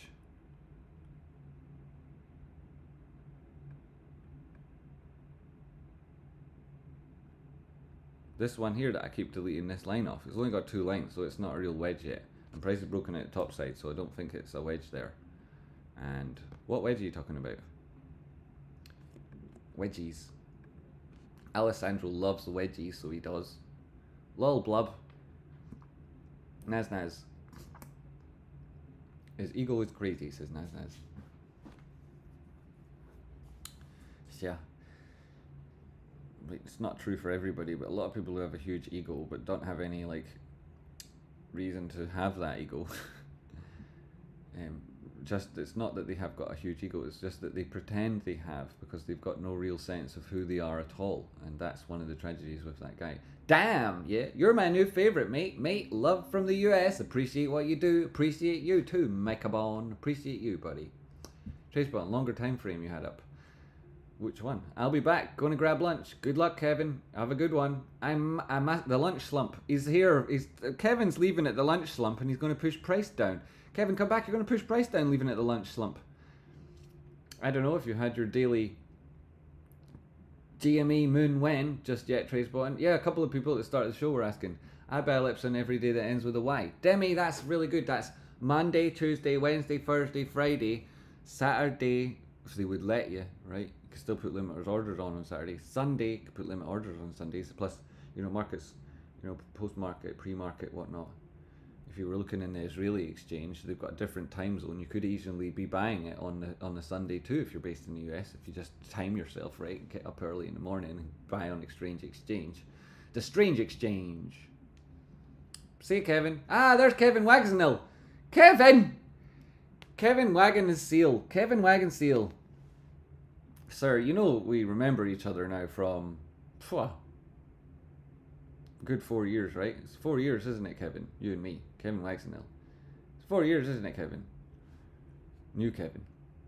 New Kevin stepping in. Oh, I can't take him serious. 500 USD just to enter his Discord. Which is where it's full of my stolen information. Like, it's full of my stolen information, which I give away for free. That's just so stupid. There's this distinct evolution evolving where smart people who know about both of us watch me. Stupid people who can't understand me, who for their life of them just can't understand me, they end up over there. And like, when you say to them, yeah, but the person who made all the information, the person who's better at explaining it, the person who taught the guy who's stealing it, he's just over here and it's all free. And they're like, yeah, blah, blah, blah. And so you can tell, right, there's this different, the different type of person that would end up there and stay there, with those being the facts, and they're all acknowledged facts. It's weird, right? The different type of person, like, you can tell, like, they're never going to be serious. Like, it's a silly idea, and if any of them ever did make money, which is possible because he copies me, they will ultimately lose it as soon as they start making their own decisions. It's funny. It's kind of funny. Can you chart, please? DJ Qualls. There's the charting done there on the 15-second time frame, and price is bouncing off my lines. What do you want, mate? Good old sunken cost fallacy. There it is, true. Shitloads of it. Owler! Good to see you back, buddy. Great to see you back. With a buy this morning, I got to $32 down, but it's hard to see that it doesn't get to it. Hard to see. See comments like that, DJ Quells, that come at times like that. It seems to be that what you're saying is, can you please stop talking about this because I'm interested in this other thing, which is facilitating that thievery from me. It's using this ticker as a vehicle to rob from me, of which his current revenue from robbing people is approaching $1 million. So if you've got an attitude and you want to express it and you're pissed off, then I'm the wrong person to direct it to. If you're asking me to chart because you've got a specific question you want seen, then of course I'll help you do that. I'll put the effort in and make sure I get whatever it is that you'd like illustrated across the charts. I'll do my best to explain it and draw it out. I feel like he attracts a younger, naive crowd. Maybe that's what it is. The reap karma, stealing from us. They will when I eviscerate him illegally. Question: people holding at $30 plus for 61 as they should be holding throughout the week. It's more entertaining style. This year's more informative. I mean, it would be quite entertaining for me now to time you out for making that comment, Mukashi. It's not entertaining. There's nothing positive about it. It's a dickhead on the internet shouting at people, giving them a hard time, stealing from other people. Now you're acting like a limey. Oh no. Oh no, mate. Sorry. Karma isn't some magic force, unknowable, mysterious. We are karma. Exactly, we're karma. We take these actions, we make these impacts. We are karma. Who are we talking about? A loser called Latif, Jackie Latif. Thaddeus of Lipton. He's got no reason to shout. I've got no reason to shout right now. I've not got right now. Jackie guy, has got no reason to shout full stop. He only got involved in GameStop in 2023. I'm working on an active strategy. I might call it karma just for funsies, but it'll be me doing a thing that works. Nice. TraceBot does though. Why don't you sue him? Yeah, well, he's in Canada. He's breaking specific rules that come with specific costs, and I will sue him. It's just, there's an awful lot going on right now, and the process is started. In order to speed it up and kick it, he's in Canada. To kick it up and speed it on a bit, I'd need to do certain things, and at the minute, I've got a lot of other things going on, like a legal case here with regards to the insurance provider who refused to accept liability for something. So once I get that sorted, the people abusing me from the pub, the house that I live in, it's got holes in the floor fixed, and these 56 hours I'd worked before I started streaming on Thursday, and you saw yesterday I was up till 6 in the morning working, and I was here 2 hours before market open. I think I should fight all these battles. Choose your battles, choose the battlefield, and when I've got nothing to lose, and I'm definitely going to win, and having taken legal advice on it and been confirmed that that's true from an expert IP lawyer and an expert copyright lawyer, both of which who live in Canada in the jurisdiction where he's breaking the rules, and know that it'll be okay and that I'll win and it's not a problem, and anything he does in the meantime is money I'll be able to reclaim off him, then I don't feel in a rush to do it. I want to win all the fights that I get in, and so I do it when it suits and the right time to do it. In the meantime, he's grifting so much money off people that it might not matter to him if he has to give it all up. It's the GME community he's grifting off, but whatever. possible, keep it up, then it'll just be more problems, right? I don't want to watch people TA because I don't understand it. I just like to watch genuine, entertaining people. Frozen Fears, that's a nice message too.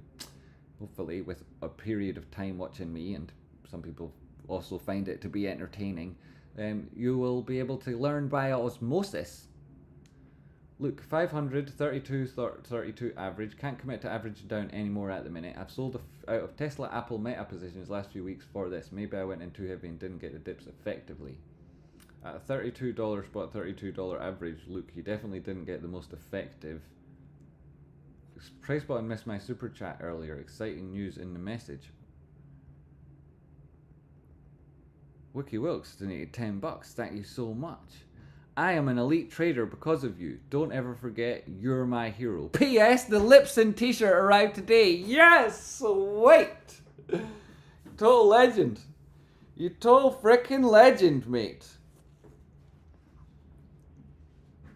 The Lipson t-shirt arrived today. Have you seen the live person t-shirts? They're good too. They're great too. Good shout, Wiki Wilkes. Great to hear it. Thanks very much for the $10. He is an elite trader. He is. Wiki Wilkes is an elite trader. He was the guy that spotted the options activity and the reasons that aren't mentioned and will never be mentioned that led to Roaring Kitty making a move and being back in GameStop. Now, to explain that and not reveal all of the details is not something I'm willing to do, and it's not my information to give away, but Wiki Wilkes, an elite trader, part of this community, taught by Rocky and me, an incredibly nice guy and an incredibly successful trader who's already made an awful lot of money and is going to go on and make staggering amounts. You know, you read about him places. Guaranteed, in your future, you will read about Wiki Wilkes and his achievements. And he's an elite trader. And he's got a live person t-shirt now, which is hilarious. And he spotted things, and I suspect that either Roaring Kitty was spotted what Wiki Wilkes spotted, or Roaring Kitty was then benefited from the fact that Wiki Wilkes had spotted this information and it was communicated in a certain way. So, you know, my hero, one of my heroes, is Wiki Wilkes, and in the GameStop movement, there's few people have done as much and are known as little as Wiki Wilkes. He's an incredible guy. He's very modest. He doesn't go out of his way to claim success or credit for things, but he bloody well delivers it on the daily. So he does, and we're all very proud of him, and we're lucky to have him. Thanks for being part of the team, Wiki. Appreciate you, buddy. Don't need all that extra stuff on there. Then I can move this up a bit. Look at that. Efficiencies all over the place. Efficiencies all over the place. Oh, yes. Spread that out and then make it smaller so it fits better. Even better! Alrighty. I think that's better anyway. Looks like it works slightly better. And then down to the thingy chat box so I can see what these are saying. There you are. Whoops, I did the wrong click. Don't just Canadians based on their current federal leadership, they aren't the current choice of the majority of people. Yo, Stefan, I know I get that impression a lot of people, loads of people from Canada tune in, and anything's mentioned about the leadership, they're really fucked off. Edgardo Gonzalez, great to see you. Hello, only on day 2 watching and I'm hooked. I'm hooked. Awesome, great to see you, sir. Appreciate it. Statwell, I just read they're giving tickets to people crossing a rainbow mural in the street when the car drives over constantly. I don't understand what that means. I don't know what that means. Shareholder meeting moved to Monday. I know some chick. I think that's interesting, you know. Shareholder meeting Monday instead of like Thursday, the day ahead of the options expiry, has a different impact. You know, I don't think that these, like, it's like not a hugely dynamic factor, but it definitely has an impact. Look, I'm at 32.40, considering average down, but I feel close enough at the moment. See, if you're ever averaging down, the best is patience is the most important skill. Like, obviously, the technical analysis is actually the most important skill, and what I'm saying is just not true. I'm saying it for effect, so that you'll understand that the point is wait and wait and wait, you know, because the only thing that can happen is you'll be wrong. Price will go back above your entry, and then you'll be able to like take advantage of the fact that you've already got a significant position size, and you'll be able to manage it in a way that suits you, is profitable and doesn't lead to increased risk. So wait and wait and wait again and determine where you would enter, and then look at the next place below you would enter, and the next place below you would enter, and then get rid of the top two and only look at the bottom one, and then think, is there anywhere below that where I would enter? And then that's maybe where you look. And if there's somewhere below that and between there and zero, use that place as where you would enter. And only change your mind if the prices tell you to change your mind. Because a lot of people who are behaving in that manner, averaging down, a lot of what they're also doing is they're afraid to sell when price moves up, because they think that this is going to be MOAS, that there'll be no opportunity for them to get in cheaper again, there'll be no way they'll be able to buy even at the price they're selling at now, and that any action to divest any of their investment would cost them money and they'd regret it. And they suffer from that, because then when price goes down and they're trying to average in, they buy too quickly and they're not able to sell up higher, so they can't then add that money back again should it drop again. And price oscillates, right? Oscillates in this wave function, and the amplitude of price changes, and that's measured and called volatility. And so when you see these things happening and changes to those factors that might lead to you getting in cheaper again, you would need to have divested something slightly higher in order to make that the case. And if you're trying to maintain the same position overall, then there's no moral implication. There's no, oh my god, I'm giving my shares to the short hedge funds, or like, you know, any of the stupid DD that was on Superstonk at the beginning that meant you can never sell anything ever. That was all nonsense, right? You can at different times. For every buy there's a sell, and you're not replacing a fake one with a real one by interacting there. You're trying to improve your position to put power towards the company to push it in the direction you intend. So, you know, your power to you, and like act on your own accord, stick to your plan, but make that plan one based on patience and the technicals. Stephen Atwell, I just read they're giving tickets to people crossing a rainbow mural. I didn't understand where that message went. Whoa, 500 likes, I appreciate it. This is great advice, take note. You're welcome. But it will go higher is what causes 90% of my bad trades. That's normal. You are so appreciated, says Les Ostemir. I should read it properly so I get it right from now on. Ostermier.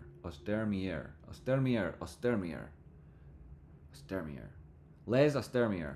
Thank you very much, Les. I appreciate you too, buddy. I appreciate that. Just popped in, good advice. Thanks, Rachel. Yeah, it's good advice, right? It's good advice, because the worst thing that could happen is it goes up and you're in profit. And so waiting is positive. Is it a good idea to keep shares from 2021 because we'll pay less tax? Yeah, it is. If you've got that tax benefit, depending on your jurisdiction, that sort of thing matters. Over here, not so much, but where you are, yes, it makes sense. I take it you're in America, right?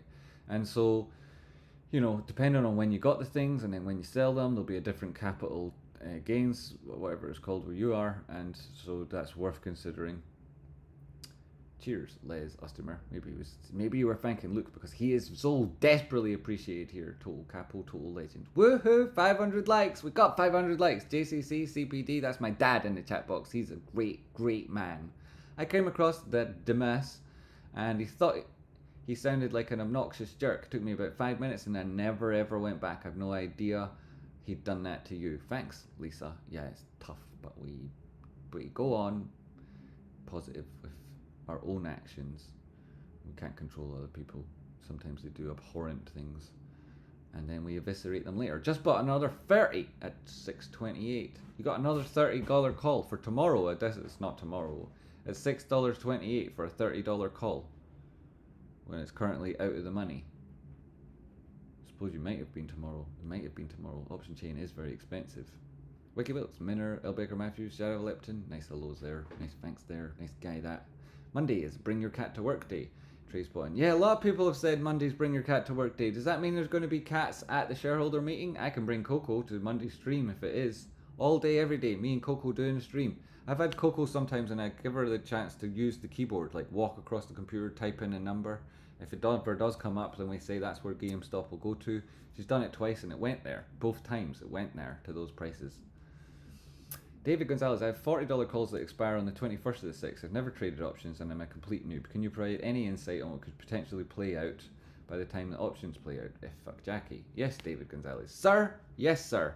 So $40 calls that expire on next Friday. So between now and then, part of the value of your calls is determined by the delta. That is the amount that they move in price They're moving compared to the underlying, right? So there's the delta, there's the vega, that's the volatility of that contract and the underlying, and you've got the theta, that's the time value in the trade. So like the less time left, the less time value left.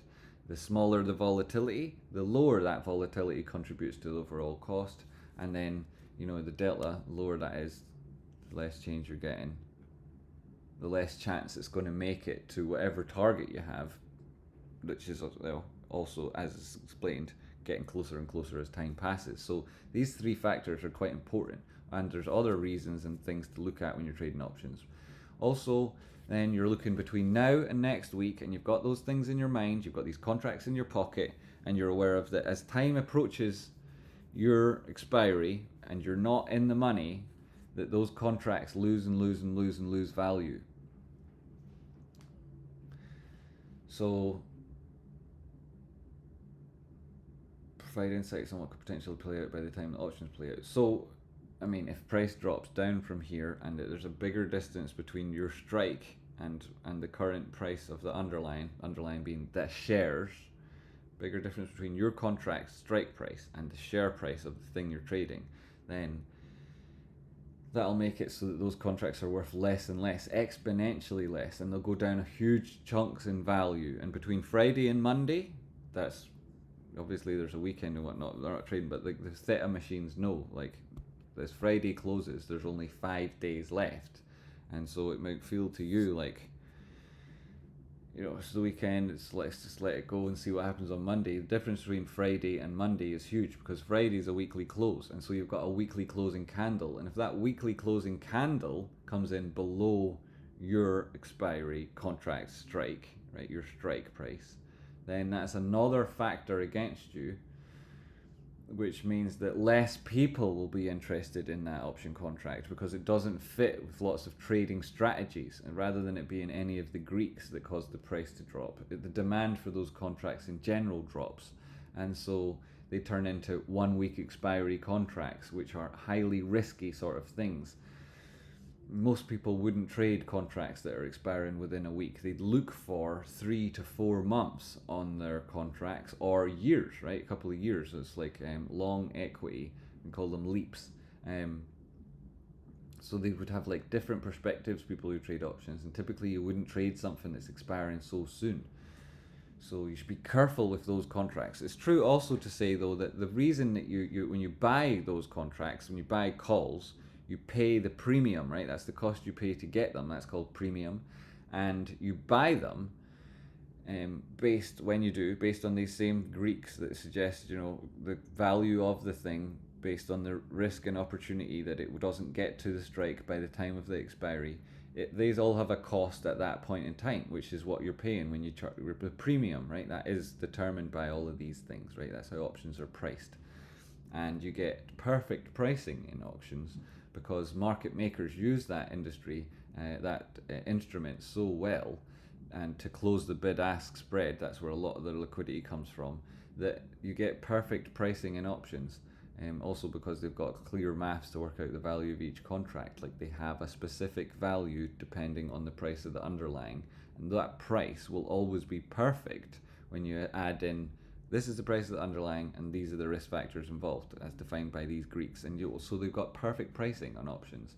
And so when you buy it, you're paying this, right, this perfect price, this premium, you pay it, and depending on what price was of the underlying and what your strike is, then your premium will change. And if you've got ages before that contract expires and you're really in the money, that is the underlying, the shares, are currently trading for way more than the strike price, then your premium will be really high.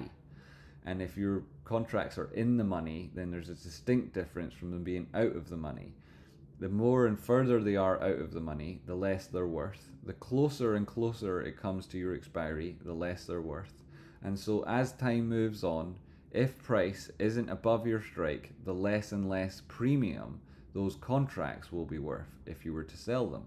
And so what could happen is that price could stay here, stagnant, below your expiry, below your strike at 40, and not move before your expiry. The whole sentence was fucked there.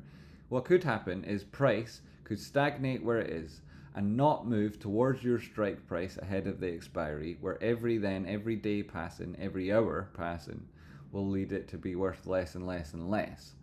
Or price could start slowly but surely moving towards your strike price. And if those moves replicated every day between then and now would represent recovering that strike price and then exceeding it and then being deep in the money, then perhaps the premium goes up really, really quite a lot on those contracts and they're worth an awful lot to you. Especially if you get to in the money but long before your expiry. Now there isn't long left, so you don't hope it happen on Monday or Tuesday, or we hit 41 today or 41 sometime really soon, and then your contracts will be in the money. The deeper in the money, the more they'd be worth, and the longer before your expiry, the more they'd be worth. But the point you're at now is ahead of expiry without much time, out of the money, and price action not yet going in your intended direction on today's picture. If you put it in context of today and yesterday, then of course it is doing so. But yeah, so you're looking for price of the shares to move much closer to your strike. The sooner the better. So if there's any more I can answer on that, or if anybody else found that helpful, let me know. Pitbull, is GME over? Well, it's a price chart, mate. It just keeps going and going. Like, they don't have an end or anything. It's not like they get to here and it's like, that's the end. Is the person who gifted Connor Milligan a membership in the chat here? Did somebody just gift another membership? I've got lots of trade spottings. I'll get to these in a second. Sorry, I missed them at the time I was speaking. Edgardo Gonzalez. Super appreciate that. Thank you. Welcome, Rafine. Legend. Thank you. I've been up since 3 a.m. and I'm a cranky goose. I don't know how you do it, Tracepoint. Thanks for saying positive things and being a positive contribution to the chat last night, El Baker. I appreciate you more than I can say. You're absolutely wonderful. You are wonderful, Latoya. I can't imagine you as cranky. I imagine actually you're just still perfectly nice, brilliant, and anyone who tells you you're clanky, slap him with a wet fish and tell him to get out of the town. Get out of town. Alessandro, don't you like Canada? What's wrong with Canada, Alessandro? Why you guys so grimy? Why do you hate Canada so much?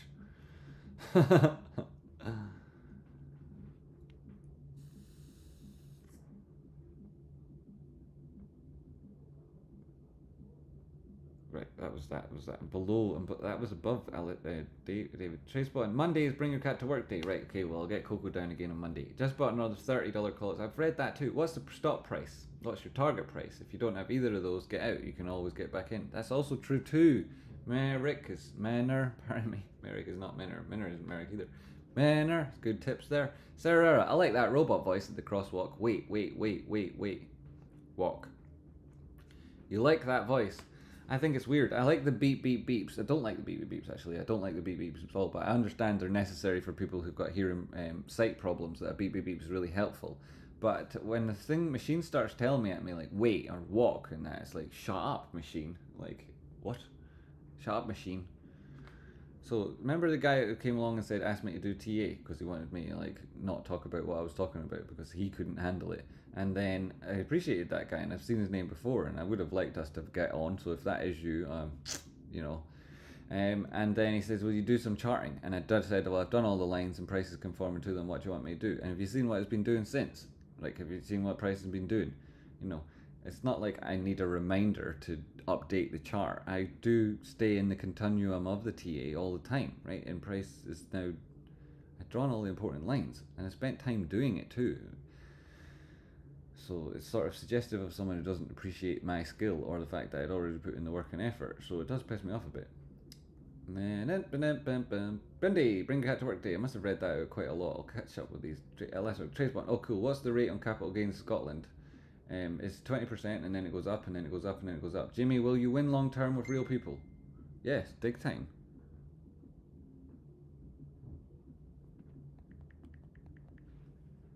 Ba-da-ba-ba-ba-dum-bum.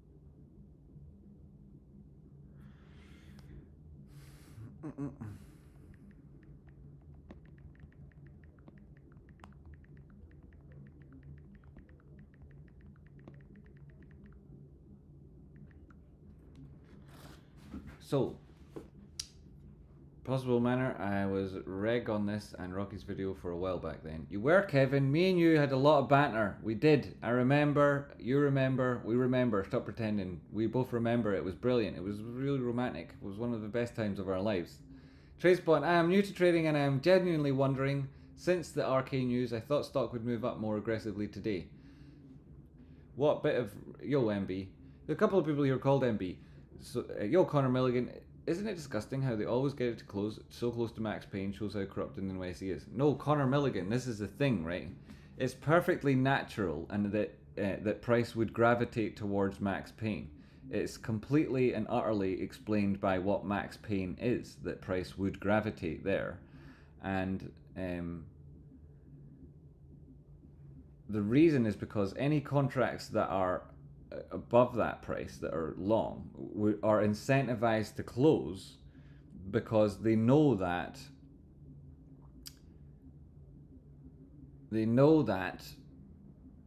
if others do, and others are likely to and are incentivized to do so, they'll lose money. So it causes price, just the fact that it exists, it causes price to gravitate to those areas. And same from underneath.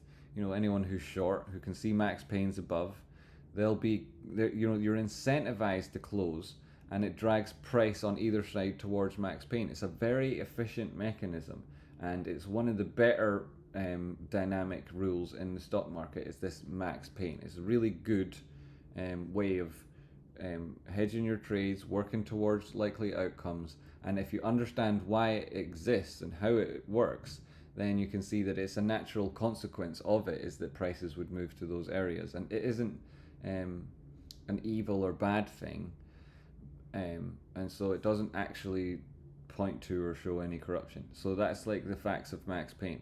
You won't get other YouTubers telling you this. You'll get them telling you the opposite, and you'll get everyone on screamy people on Reddit. It's the screamy kind of person. You know, don't touch me, don't touch. You know, you can't touch them, right? You can't hug them. They only eat like dry pasta with butter on it. That's the only food they eat. They won't eat any other food, and they'll scream if you put other food in front of them. They'll scream and scream and scream, and when you put a little bit of tomato ketchup on their burger, it has to be exactly in the middle of the lettuce leaf, or they'll scream and scream and scream. Those people, they get really upset about the Max Payne, but it's not actually too bad. It's not too bad in some ways. You were dissing Lititz. You know who else is bad for our psyche? The Butcher of Wall Street insulted all of us last night. I have never posted anything about anyone before, but he's here. What did he say about us? I can't imagine he'd say anything bad about this community, the Butcher of Wall Street. He might have said something that could be interpreted that way, but I would have to see it myself to be sure of that, because the guy himself is always been nice to me, you know, personally nice to me. I haven't said or seen what he's done though, and I wouldn't go against your own comment there. If that's the case, that's the case. I'd just like to see it to make my own mind up, because he's only ever said nice things to me that I've seen and about me. You know, that he's only ever done. So I don't know, but I can't comment. You know, I don't know about any other than what I've said. I don't know. And what news do you mean, MB? With like you thought the news on Roaring Kitty? You mean because we did a poll earlier and a lot of people believed it to be bullish, and it is, but it's a long-term bullish aspect, and a lot of the interest and activity with regards to share price has been driven by an options chain conversation. So that's like a slightly different inflection now that the Roaring Kitty's closed all of his options and is just in shares. So while it's a bullish move for a longer term, it might be seen to be like medium to bearish on the option chain narrative in the short term, which is why we had the poll earlier to talk about that and discuss things and to just get a general feeling of how the community felt about things. So in terms of our feelings, we've talked about them, and the practical implications for those actions, we tried to discuss them. But price moves on supply and demand, and that's like buyers sellers meeting and closing the spread and arriving at certain times depending on the price of the stock, and its own gravity weighs it down and so on. And the important thing is the closes on the significant time frames, with regards to affecting a psychology of people's positions over a period of time. And so price is what moves price. Nothing else moves price. It's only price can move price. And it's the base case that in anybody's, your own psychology and how you feel and how you act and the next thing you do will always be taken initially from the price, So it's always the price that drives everything. Critical Mauler, Kitties Never Died. Did you jump ship from Arca? Now hanging out here with Tradespot. The Critical Mauler. Who's Arca? No, Kitties Never Died's been here for 4 years or something. I think Kitty's been here for 4 years. Unless you're talking about like someone trading on the Arca exchange. The route things to Arca. Market makers. You get market maker firms who trade on Arca. I don't know if you're talking about the same thing though, because MB, you just said you're new to trading, so you probably don't even aware about Arca. But we keep knocking on the door of 2860. Next time we're knocking, we're kicking that beach down and bum rushing 830. What do you guys think bum rushing means? I don't think it means what you guys think it means. Hit like if you're listening. Help spread the word. FD, why not? Yeah, why not?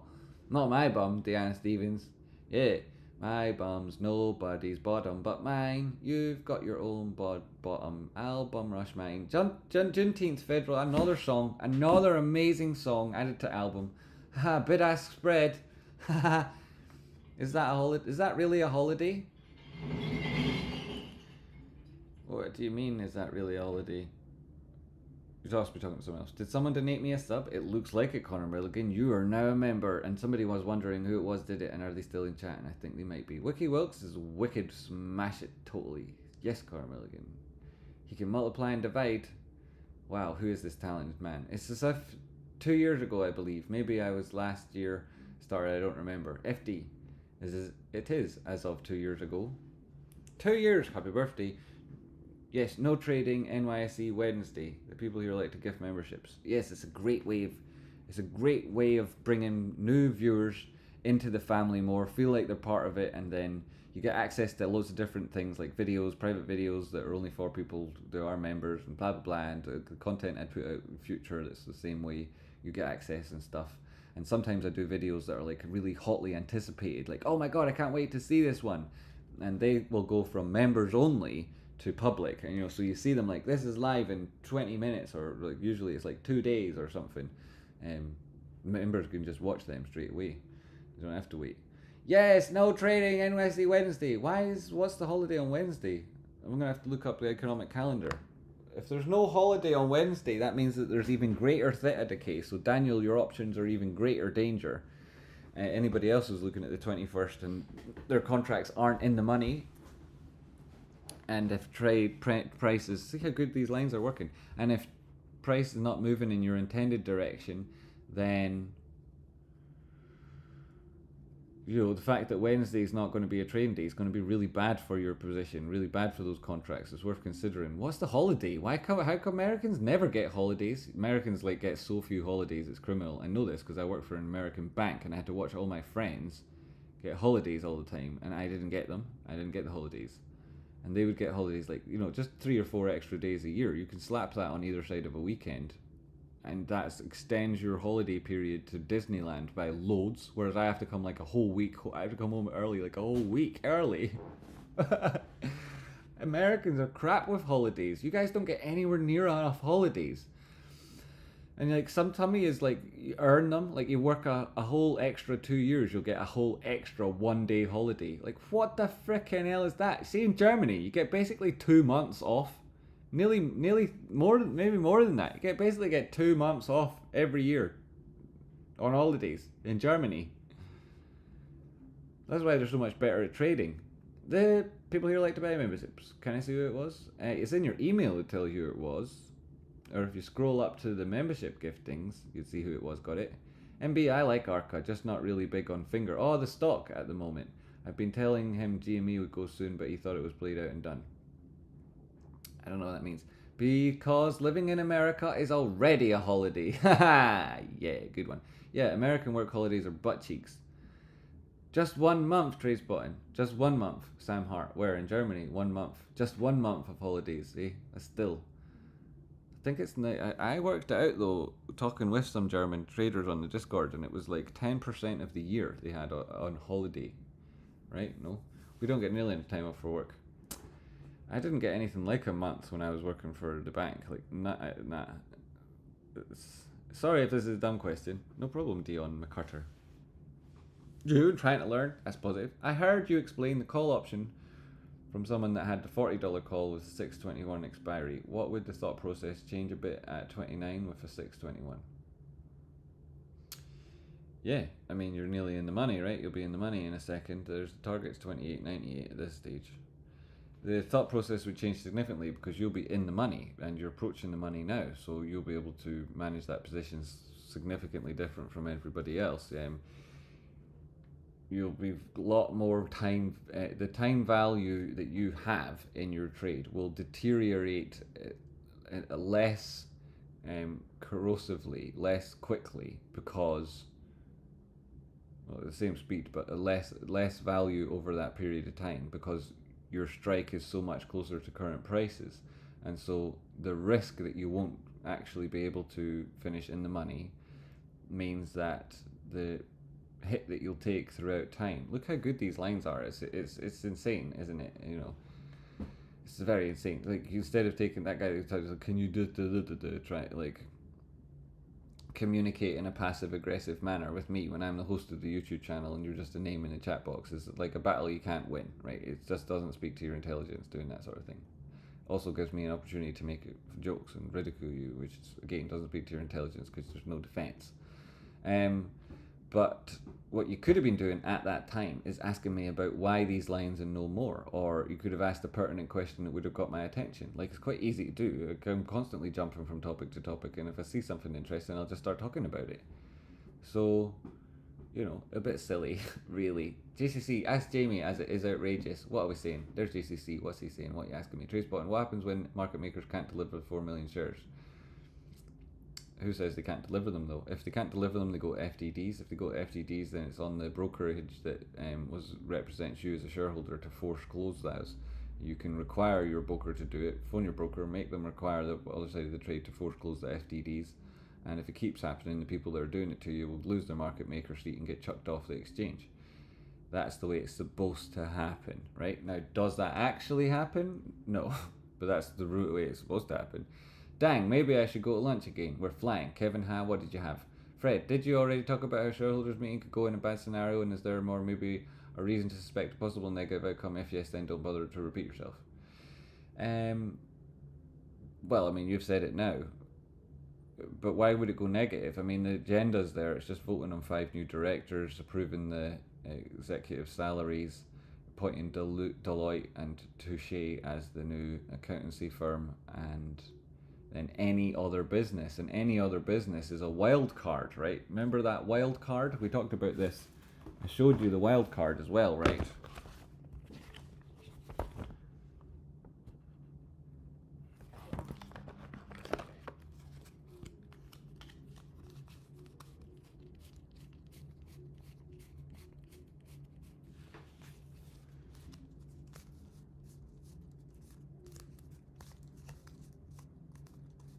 What, do they keep them at the back of the pack or something? Where are all my wild cards? Where are my wild cards?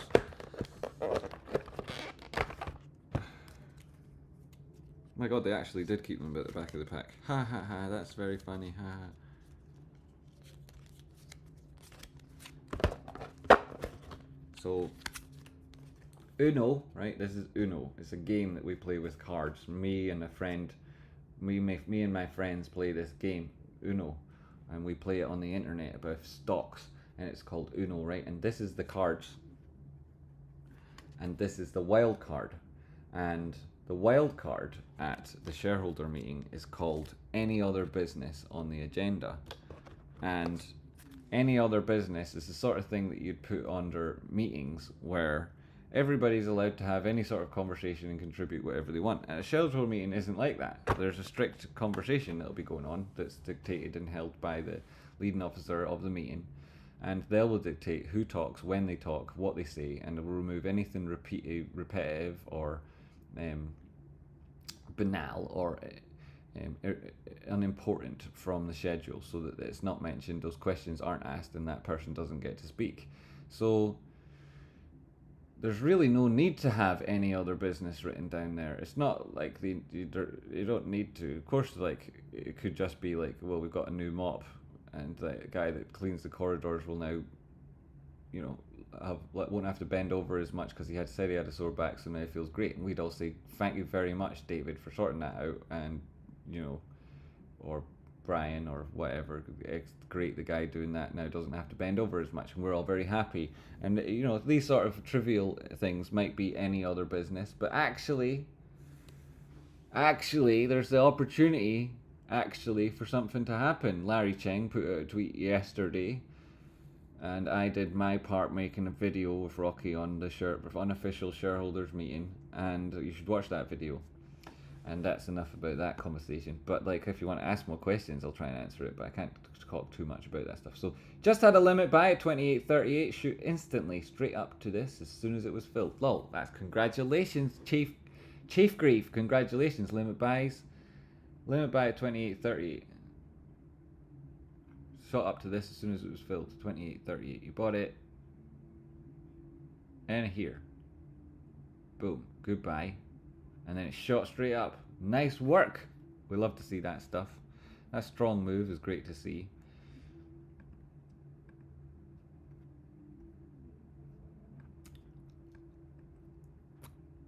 Is that an impulse move?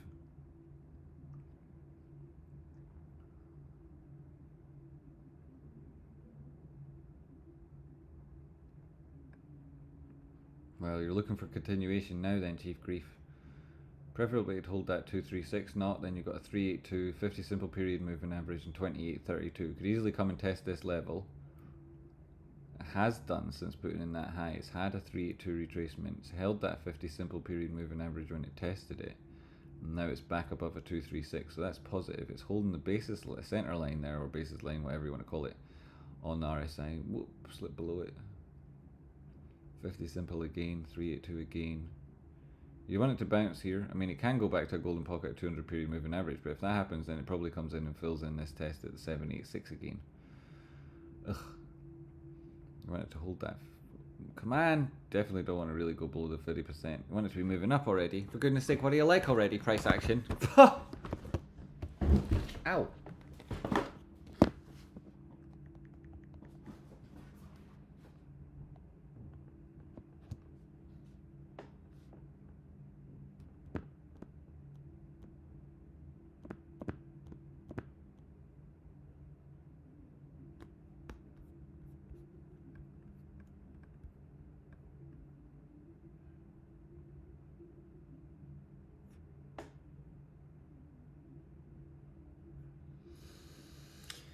So price at this point is breaking out of this previous formation, which we've got lines like that green line to draw on. Now that it makes this like extreme move to the top side, a lot of people would like to, or would think to, connect all of these bits up and say that price is in this formation now. Where's that other line that I wanted to get rid of then? It's in there somewhere. So yeah, now we're looking at this. You don't need these other things on, they confuse the picture.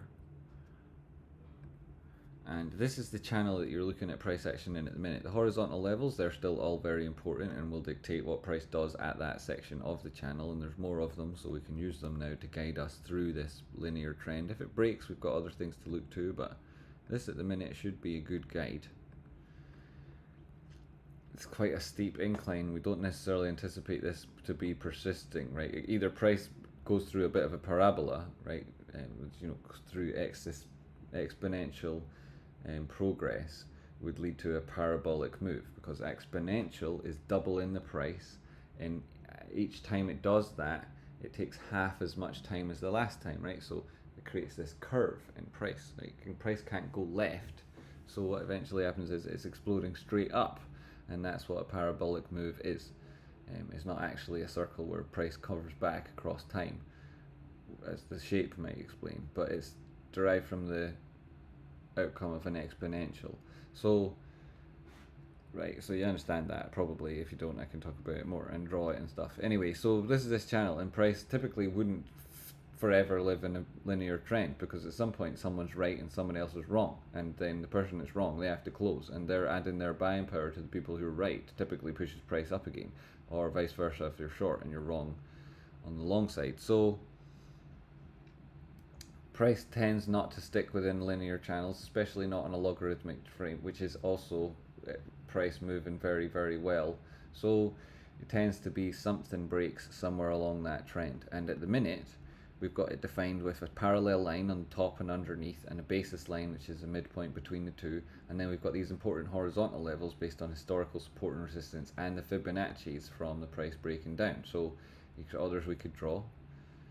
This one I've already, this will show you why some of the lines are here in the first instance. The 886 there, 382, and then you got your 236 is this red line where you didn't really want price dropping below.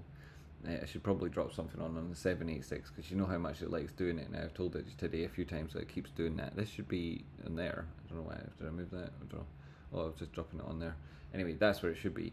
So then we could drop on some more if you wanted, but those are the important ones, and they're the ones that will be most crucial for price as it tells stuff around it. It should get to the top area, it'll be back above 30, and that would be positive for your $30, $29 calls. Your mate, your boy,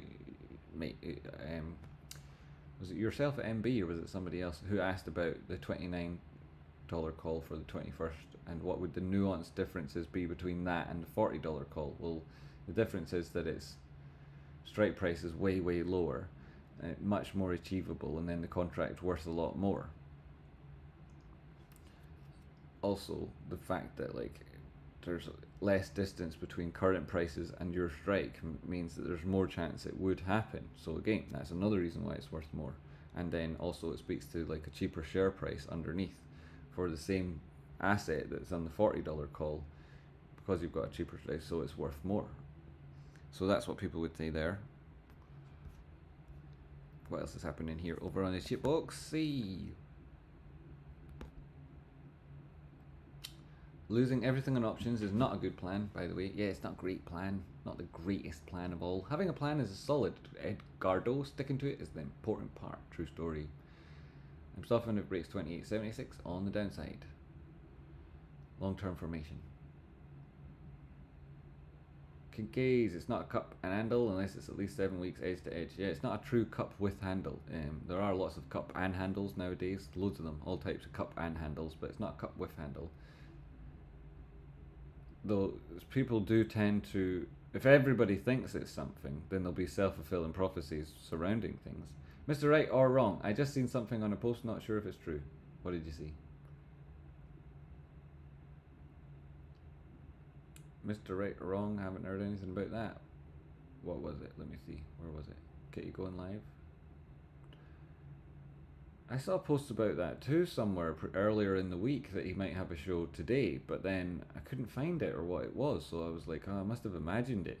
Let's go, this is what I was waiting on. Yo, Joshua, how you doing? Good to see. Yes, you should have been looking for that little move there. You would have been waiting for it, I can see. I bought 75 $30 calls, average 116 this morning, down 5k, I'm still holding. Looking for a time to get out, cut my losses, was able to recover 1k from today's low. Oh, let's see, this is the question you're answering later, Edgardo. Yes, so your $30 call, so price, you're looking for price to test these higher levels. You want it to hold it and break this 50% level. You would ideally see it, persist for as much time as possible in the top half of this channel, right above the basis line. That'd be the bullish section of it. Trace button. If we finish the day above $30 price point, Edgardo would be happy. Is there a greater chance of the Monday open being higher in the pre-market because of the bullish trend?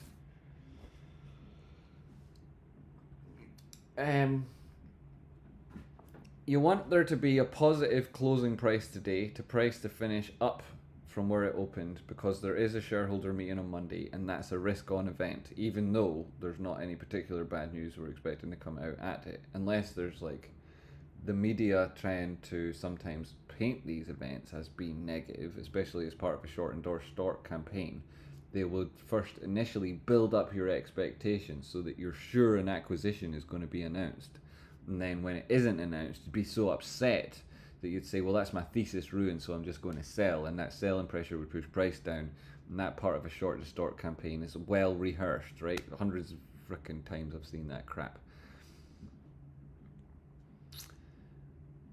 So in order for that to be harder and for it to be a positive sentiment about the stock, it would be to get a positive day, so that today finished as a green candle, and that would be another green day on behalf of yesterday, on back of yesterday's, and yesterday's was a really strong day. Also, there'd be a lot of people out there who would think like Roaring Kitty's options flip to shares is bearish, and I say a lot of people, 10% of the people who took part in this poll, or 11% thought so. And so if we say then, and it's 1,000 people, so a significant sample size, that Reform UK, who've overtaken the Conservatives in polls in the UK, that's making headline news in newspapers, and there was only 2,000 people were interviewed, and that sample size is reflective of the entire of the United Kingdom. Only 2,000, right? And there's millions and millions of people in the United Kingdom. Whereas this poll we did, they got 1,000 votes, and they're not millions and millions and millions of people looking at this GameStop thing, right? There's like a committed investor base, there's people who've got the stones to do this kind of thing, and it's not everyone in your country. So we've got a significant sample size, and of that, 11% of people thought that it was a bearish news. So if you can get a positive day on what might be seen to be negative news, that's very positive overall. Speaks to the strength in the sentiment there, that it's bigger and stronger and about more than simply whether Roaring Kitty's got call options or call contracts or not.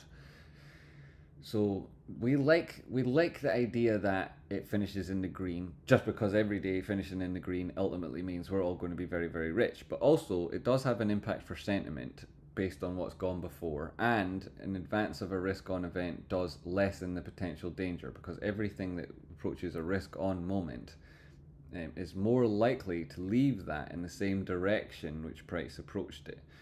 So if it's going up, it gets into it, likely go up again, assuming all other things being equal, right? Ceteris paribus. You need GameStop at 31.16 to have a chance. This will be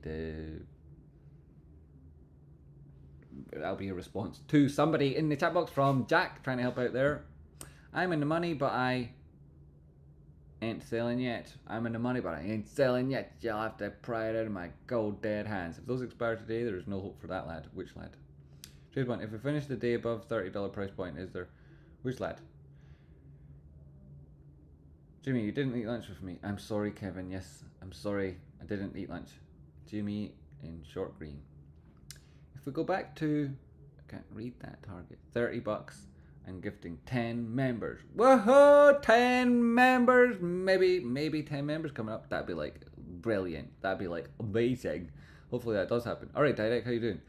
Yeah, so I mean, you know, I hope it happens for you anyway with your position and whatnot. 29.44 is a golden pocket. There's a high chance the price turns around there. It's not managing to like persist above the 50%, but that's fine. You know, hitting the 50% and testing the support of the channel would be normal. Same with the golden pocket, right? You could hit that and then come back and test the bottom side of the channel. You could hit the 886 and come back and test the bottom side of the channel.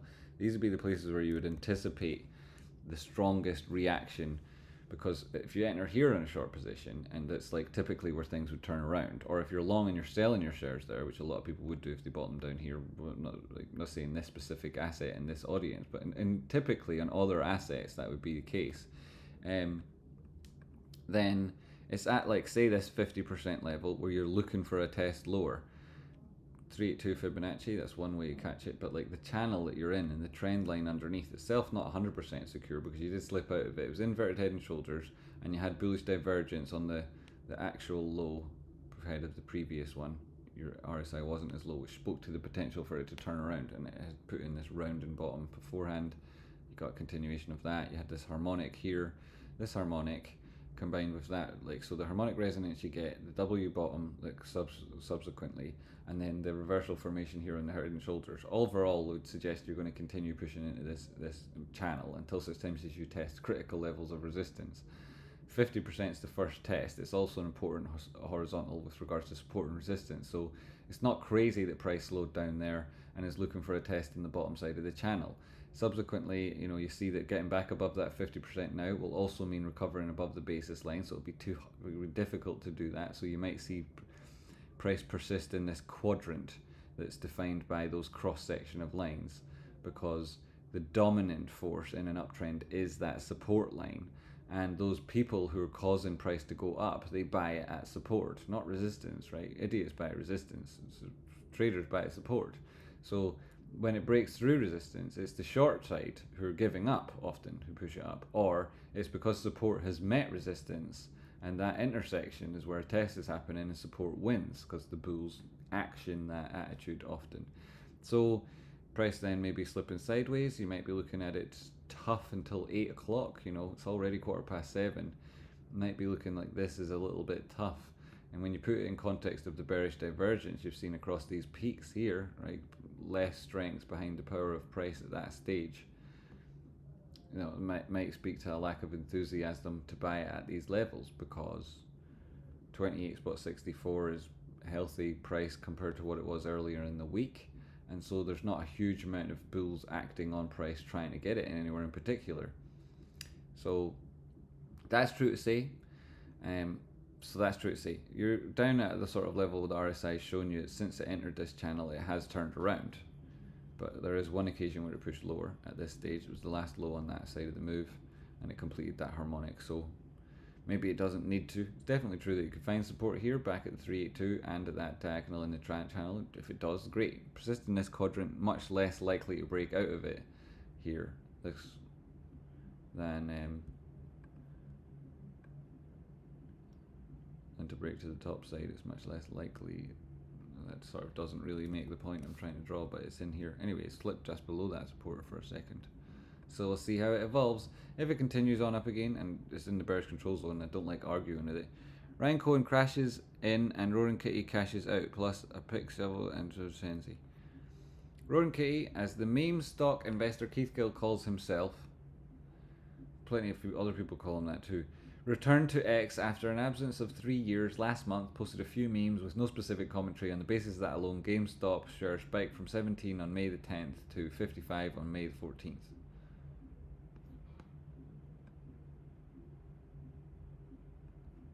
That's not true. That's like dangerous. Who's writing this?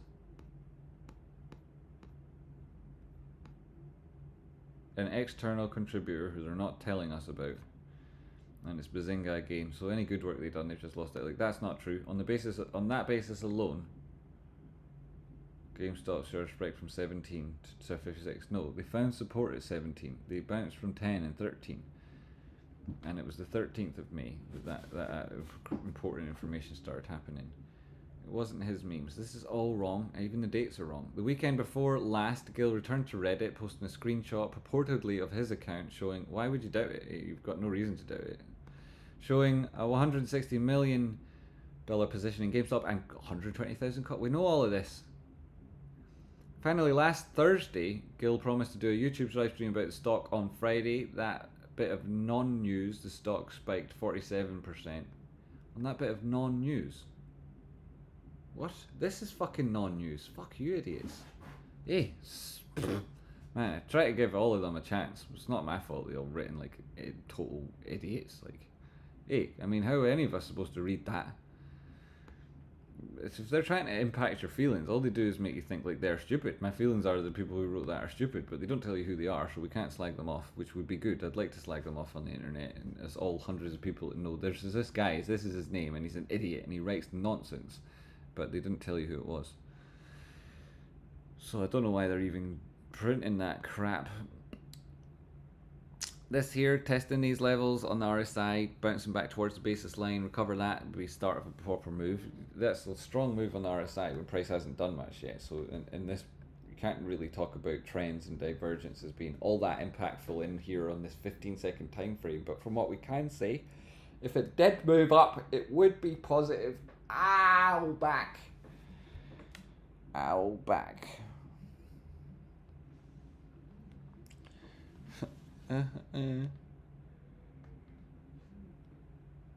Ow, pardon me for a second. I'm going to stretch myself out as price stretches itself back into that channel, which is positive to see. You know, traders look for continuation because you can never know what's going to happen at any time, so you've got to reduce your risk. And one of the big way of doing it is that, well, what just happened, and what happened before that was probably see the same thing again then, right? If you get 2 things in a row, 3 things in a row, then chances are that next time you get a choice, it'll happen again. So that's what we're looking for. I'm going to stretch more. You don't need to watch me stretching.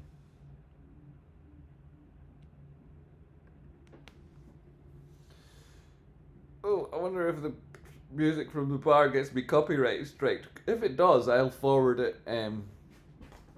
I'll forward any information onto them about copyright information. Tray spotting, it's try yoga for the back. I do try some of the old yoga every so often. What I really need to try is not sitting in a chair all day, looking at the computer all day, hardly doing anything else, and then never getting any time to do any exercising or walking around or movement or anything like that. Ow. And I wouldn't normally do this. I'd normally be up and down the road, seeing my dad, seeing Rocky, doing the things. But not at the moment because we're busy, and we've got this busyness and this thing happening over here. So what's next then? Invisible TA, methinks. Yes, it's a silent TA, invisible silent TA. It's invisible, but no, I'm not silent, but it is invisible. Who has speakers that good that they can hear from the bar? Nobody. They just play it really loudly to annoy me. Some of the chefs, the older dude, he hates what they do because he gets a sore head for the music. But the other ones, they don't care. They'd rather annoy me, and they don't mind about annoying themselves. We can't hear the bar, no worries. Sky says, Sky can't hear it, but others can. Hard not to stare at GameStop all day. Hard not to. It's just so pretty. Hey, you agree? I agree. Hit the like button if you agree with that. If there's anything else you would think, need to get you a fancy chair spotter. Quite happy with my new one, helps with my bad back. I've got a fancy chair. How's yours doing, Jake? You appreciating it? I've got a fancy chair, but I don't think I can fit it in the doorway because of the back on the thing. I could take it apart to do it, but then, I'd have to be then setting up. Like, the kitchen itself would be not benefiting from it being here. I could then move into a different room, but then the internet wouldn't work as well, so I've tried a couple of times. I've go the other direction. I go to the patio, but I kind of go the other way. All in all, it's a big, silly, annoying, innit?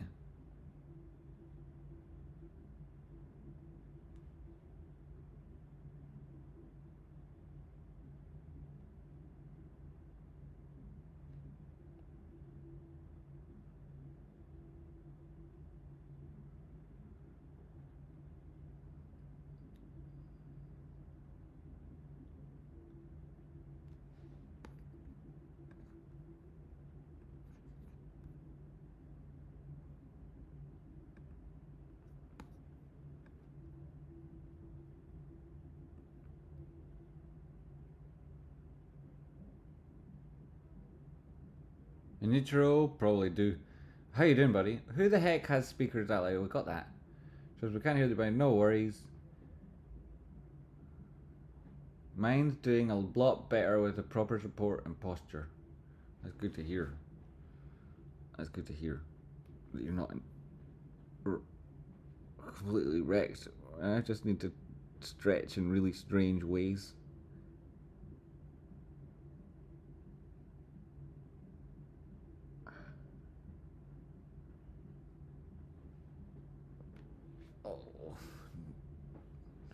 Jake taught me how to sit up straight and eat your beat. Sit up straight and eat your.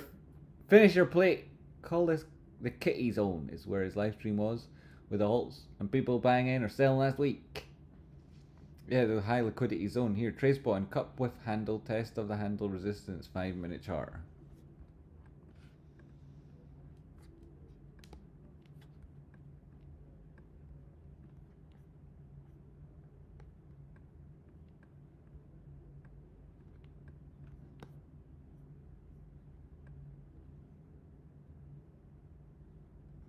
Where is it?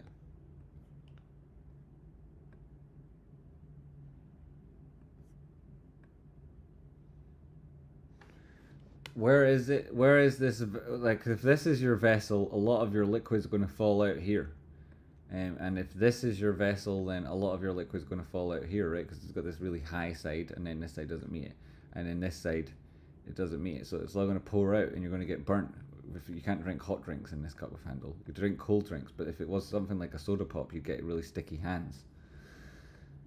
Is this the thing you're talking about? Because this is more than a 50% tracement down to the trough, so it can't be that either. So I'm not sure, if somebody tells you on the internet that it's a cup with handle, they're nearly definitely wrong. Like, they're nearly definitely wrong. Like, I've literally never seen anyone apart from Rocky Outcrop do it correctly. Literally never. Ever.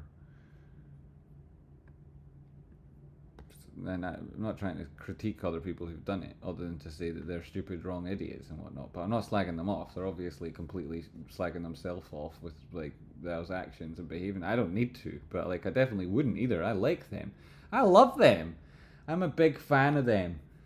I'm a big fan of them. But if somebody else is telling you this is a cup with handle, like, and they've left you feeling like it might be, or they've left you excited about that formation, then they likely got it all wrong, They got it all wrong. And most people on YouTube or watch YouTube or talk about meme stops who have any idea of what a cup with handle is at all only know about it because I talked about it on a live show with Jackson Hunter that had 70,000 views. And back then, everybody who was involved in later becoming a YouTuber or later going to pipe up and pretend they knew what they were talking about likely watched that show and are then focused on these gestalt things they've learned, like the 4 things that they operate on. That's what people are like. So,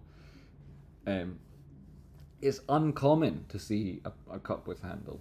It's uncommon to see it. It's the best place to see it where it's actually true is on a weekly time frame. And another thing people forget about is that it has to be on a stock that's a continuation formation, but it's best on a stock that's at all-time highs, with the second peak that reaches up to create the cup part before the handle. That'd be at the all-time highs. Or it's putting it in having gone through the all-time highs and the trough was back at the previous all-time high, which means it's even more bullish, so it's a continuation formation that you usually see when things. So we said that you'd likely get a bounce here. Traders look for continuation. You never know what's going to happen, so you have to go with certain things. And there it is, back towards these previous highs, back above the basis line. The channel's doing really well. That horizontal level's being resistance. Now you'd have to break through it and the basis line, we said. So this could be an intermittent, and there it is.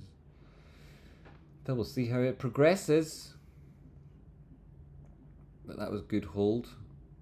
This is the basis line, and as we said, you want it to persist in the top half, in the bullish section as often as possible, which is what it's not doing all that much. There's very short period up in it there, long period underneath there, short period above.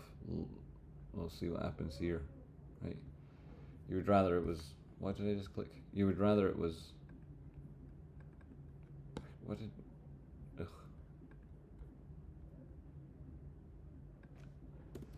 You'd rather price was living in the top half of this so that it had the basis line as support and it was able to achieve something back above $29. If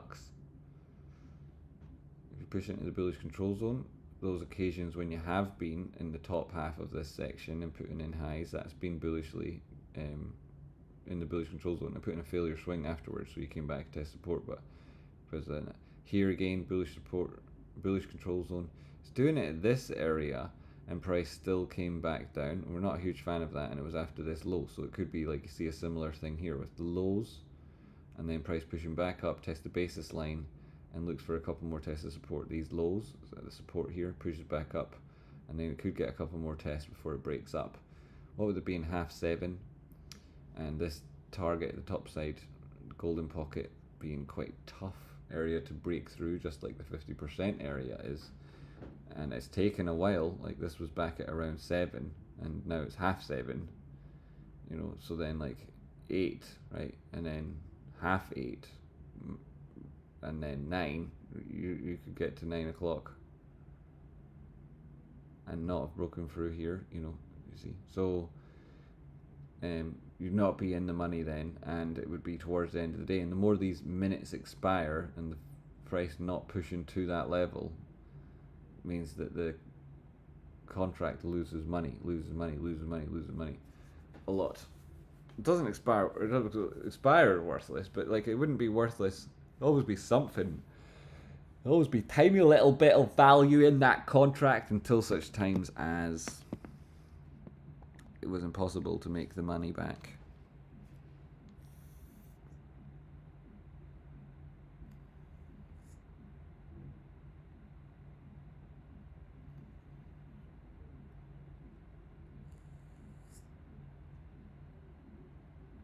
Oh yeah, price getting knocked away from there will be heartbreaking for some and expected for others.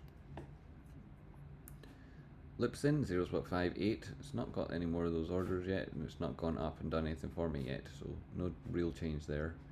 AMC's at $5, having lost 3.75%, and it gave up the ghost pretty hard on that back end there. Ethereum USDT, it's at 3,380, 2.5% knocked off, similar to Bitcoin. It doesn't really, it's got open interest and options on Bitcoin really are critically interesting for price, but it's typically about the total volume of open interest on Bitcoin is more interesting than any specific contract expiry. And if you want to trade options on cryptocurrency, you could make so much money. Really, you want to be asking Rocky Outcroft about these things. You can make so much money. And there's enough group of people now with enough experience and with good risk management who follow that cryptocurrency room and who know what they're doing that they could leverage Rocky Outcrop's skills there. And there's good people in the community with great experience of trading options. If they wanted to get into Bitcoin, could definitely be adding something to their toolkit there, an extra little bit of an extra skill in your repertoire.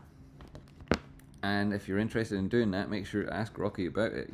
Make sure to, because he's the guy to ask about it. Nobody does really ask about that, actually, which is amazing. But then it's because I suppose most people who trade cryptocurrency won't know or be aware of the exchange. Often we'll talk about Deribit we use and stuff, but they're not as good as they used to be by a long shot, unfortunately. Also, I'm a little bit suspicious of Deribit because I've seen them roll back trades and not the same way it would have worked in the stock market. They've rolled them back on Deribit, and I've thought to myself, is that legal? Is it? But then, yeah, it's cryptocurrency, so it's not illegal. Nothing is. You can do whatever you want.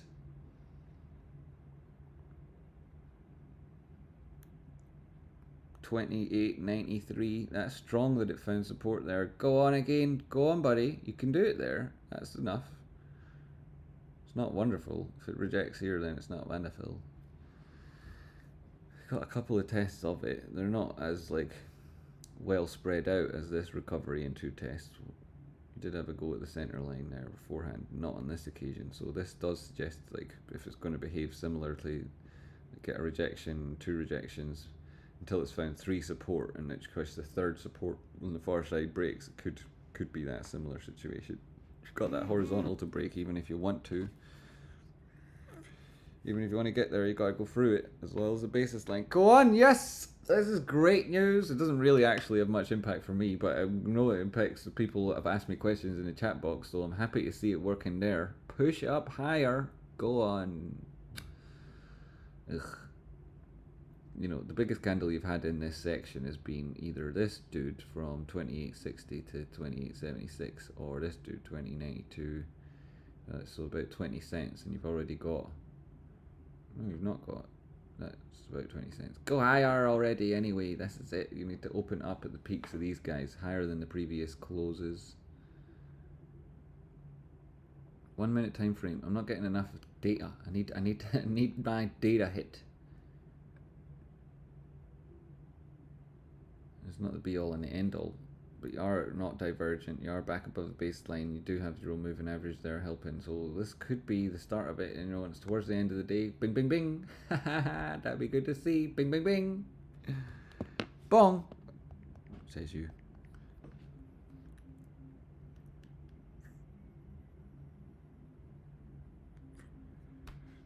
I've just got sent a message about I'll tell you that some of the time. Holy shit, Jamie, Jesus.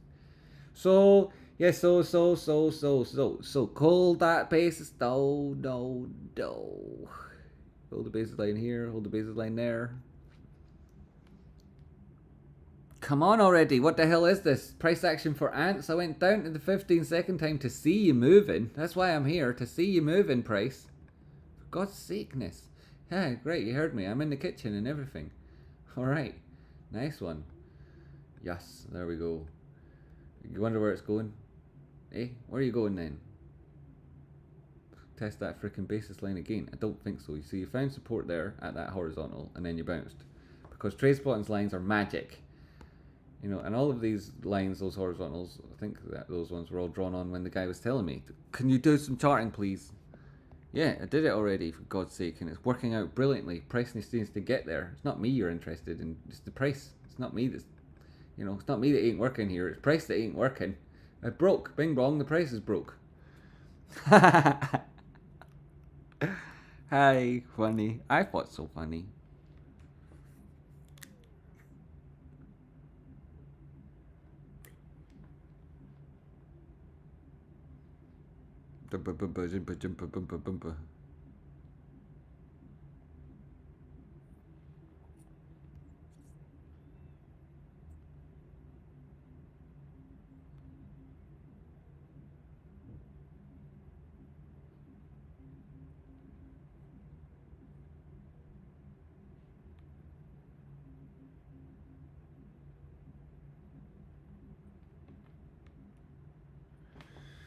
That's positive, you know. That's very positive. I'm hoping that helps people. You know, there's no guarantee it gets to your strike. So if it looks like your contract's going to pay you off because of the price you paid, and you know you're in the profit there, even if the strike isn't in the money. It's Friday. There's minutes left. Overall, you just sell that fucking thing, right? And later on, if it makes loads of, it's not financial advice. It's just what a sensible human being would do. They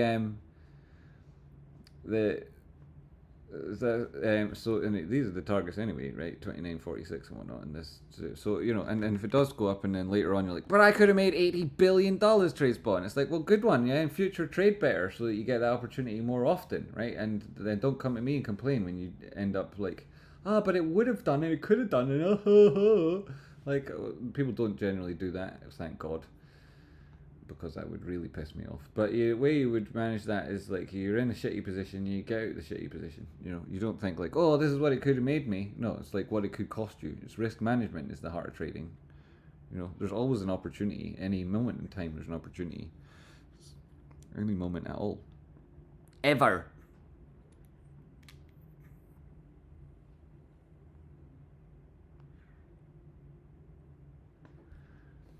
So, is anybody able to exit these dangerous positions there? Did that benefit people, that spike? It's all your fault, Trace. Yo, Didek, it is all my fault. Wait, what would you piss you off? I've got to write that down. Yay.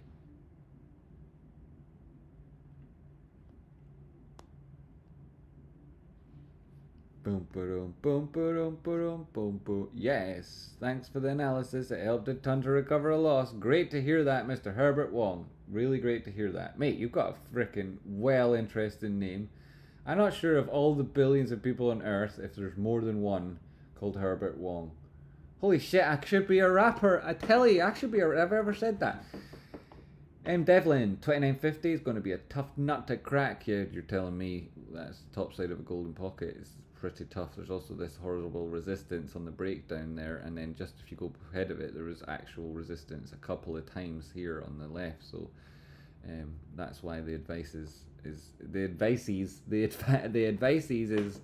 don't ever like look at what could have been, and instead look at, you know, what you can do for your contracts, not what they can do for you. And what you can do for them is get fucking rid of them when they're not costing you money. Pardon my language. For it sounds like I'm trivializing things. I'm not. The critical me alert, no, wasn't me. Ni win kostly fucking hell. That's the Polish. You guys, great to have a Polish contingent in the audience. I respect you guys absolutely loads. Your country's beautiful, it's clean, the people work hard, they're good to each other, you've got a strong moral backbone running through everything you do. I think Polish people are freaking absolutely amazing. Hey, Advicey man. Hey, Advicey man. I like this channel. I will stick around. Yay, cheers, Marcus. Appreciate it. As for me, I love the channel. As for me, I love the channel. Look what it's gone and done. That's what it does. It's a heartbreaker. Price, it's a heartbreaker. Nick, time for rinse and repeat. Expect retrace to the VWAP 2880. Continuation, methinks. 2880. Aye, it's back to the bottom of the channels. It's back to the bottom of the channels. It'll be even lower than that. Like, this is the horizontal you look at, which is similar. The VWAP finds itself right now. Right now. I saw a guy say, oh, prices at the VWAP overnight on something when I looked at it last night. Going to bed, trying to read something to me go to sleep. It's at the VWAP. It's like, wait a minute. It's not at the overnight VWAP. It resets every day. It's a volume weighted average price indicator based on activity that day. It literally doesn't exist at nighttime. Like, it's one of the few indicators that definitely doesn't exist at nighttime. So I thought to myself, oh great, I'm going to stop reading the internet soon. Stuff like that pisses me off then. Red tiny candles. Oh no! Red tiny candles. Oh no! Scotland v Ireland shortly. I know Spike Skater in the chat box here is a huge fan of Scotland. He's hoping that Germany lose. His predictions are that Germany are going to get trounced. Sounded like JFK there for a second. Don't ask what your options can do for you. Ask what you can do. What can I do for my options? Yeah. What can I do for these? What can I do? Don't ask me what I can do for your. Ask what you can do for your options and how you can get the shit in hell out of these terrible options. So is it going to bonkers tonight? Doesn't look like the day traders are taking the profits. Piotr, the day traders,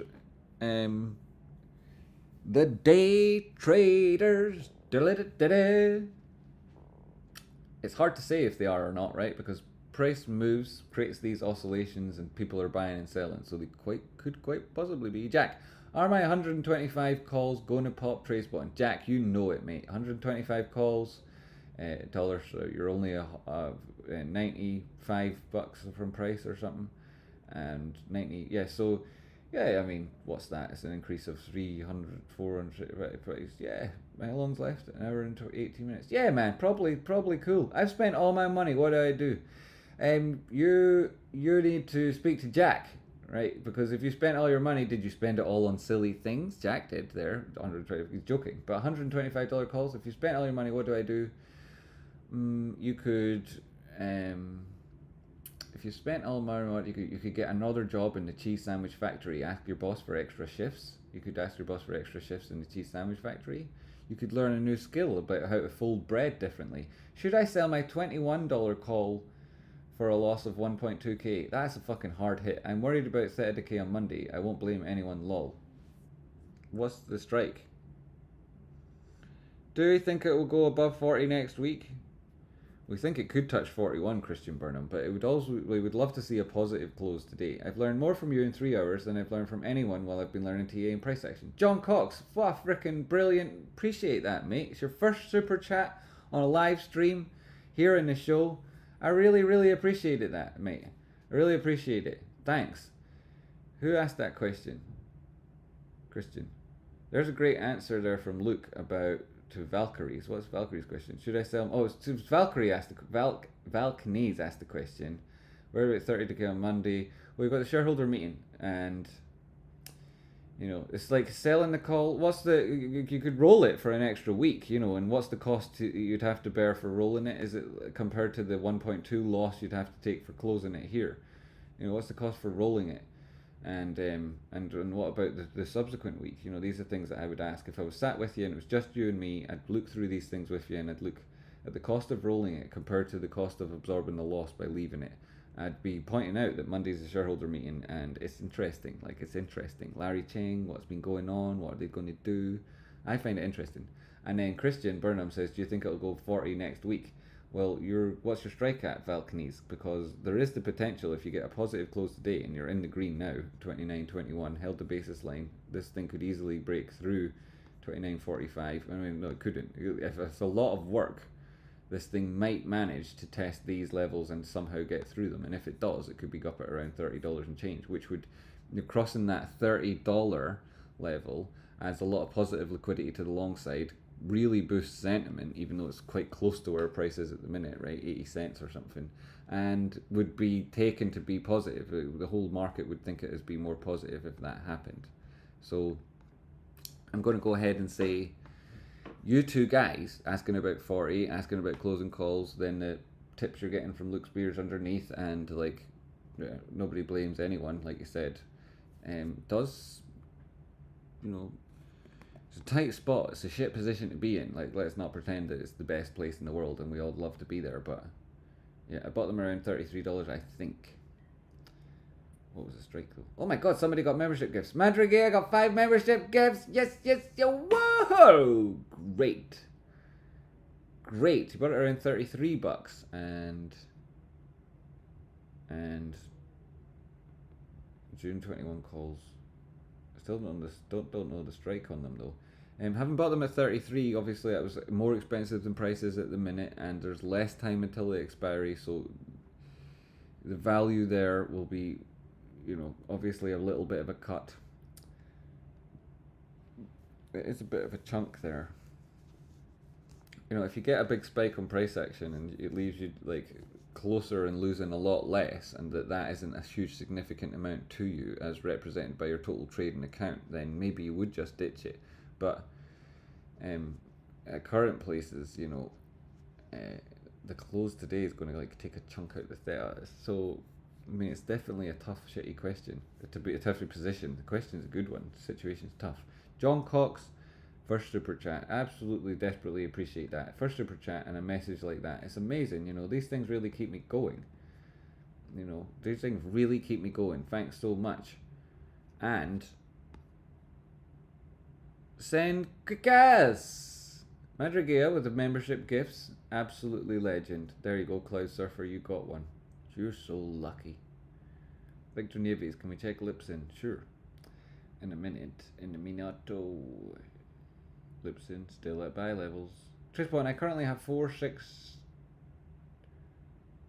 6. No, I have 4. See, this is confusing because America, right? So 71st of the 6th. Ah, sugars, get my Americans write the date differently, so I'm always getting confused when Europeans and Americans write dates and stuff and think, wait a minute, what's going on? You have 4 $40 calls for the 21st to the 6th. I'm down about 60% on, thinking about rolling to July. I'm wondering when would be the best time to roll them and if that makes sense. It makes sense, yeah. The rolling them means like the value in them and the next one. The value in them is going to drop soon now if price doesn't pull up harder because the markets are about to close. More so than that'll happen to on. So the sooner you roll, the better is typically the way you look at it. Like the sooner you roll, the better. Unless you're in the money, the sooner you roll, the better. You gave it me. I don't see it. What do we not see?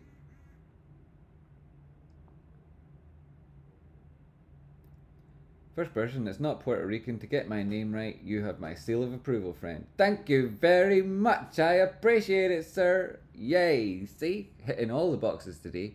I am a massive overachiever, it turns out. Madrigal legend. You're telling me, total legend. Really big help, Madrigal, recently on this channel here. Big support. Appreciate it. Madrigal membership. Saying Kickers, thanks again for the time and effort put in today. Always, my friend, thanks for being around recently and your contributions. I appreciate them, especially last night. It was awesome. Josh, I think it's really cool people giving out membership gifts. Josh, have you got accept gifts on and then it'll arrive with you too? You have to click accept gifts. You click it on the thing. On it somewhere in here, like, I don't have it there, but, oh god, I hate when that comes up and never goes away. Madrigal, twice you did it there. That's awesome. Tom's Mods, congratulations, you're now a member. Roy McGarry, John G, legend. There's a number of John G's. That can't be the same John G, is it? Congratulations, John G. And I bought 13th average. I have 3 contracts. That sounds 13.3 on average. You bought it at 13.3 on GameStop. Really good buy there, mate. Absolutely fucking brilliant, if that's what you mean. And Alex Spurrier and Markeith Beckett. Markeith Beckett, nice to have you guys on the channel. Said your names a few times. Hopefully I'll recognize you if I see them again.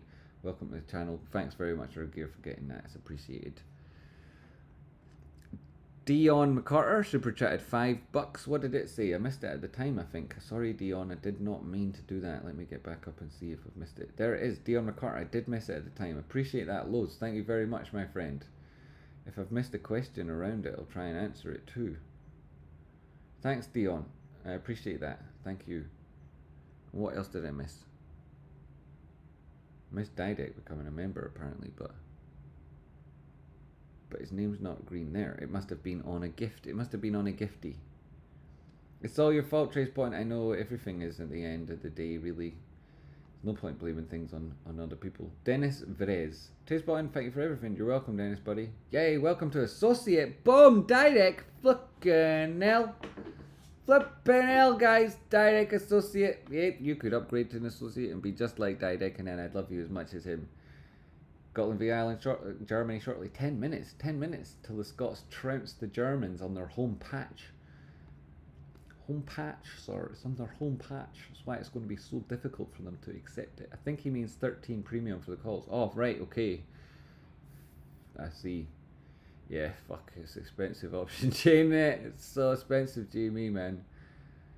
Wow. So, but I mean, that doesn't change the fact that if you were to get to the equivalent levels, it's still an expensive option chain. So, yeah, I second that, man. I've learned more from the last 3 days from you than anyone else on YouTube. Thanks, dude.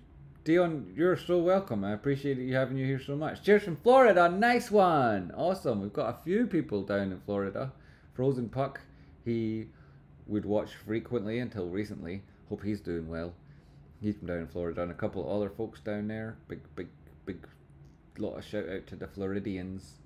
You heard about what they're trying to do with water? Sheesh, everyone wants to play with options now. This new crowd and their options. They do love their options. I mean, a lot of people have been playing the options anyway. They just kept it secret until they see all these people around also chatting about it, and now it's socially acceptable. Socially acceptable behaviour, they all do it. Madrigal Tracebot, and thank you for all you do. You're welcome. And in the last few minutes of the show, let's get back to the meme. You might have missed it, so here it is again.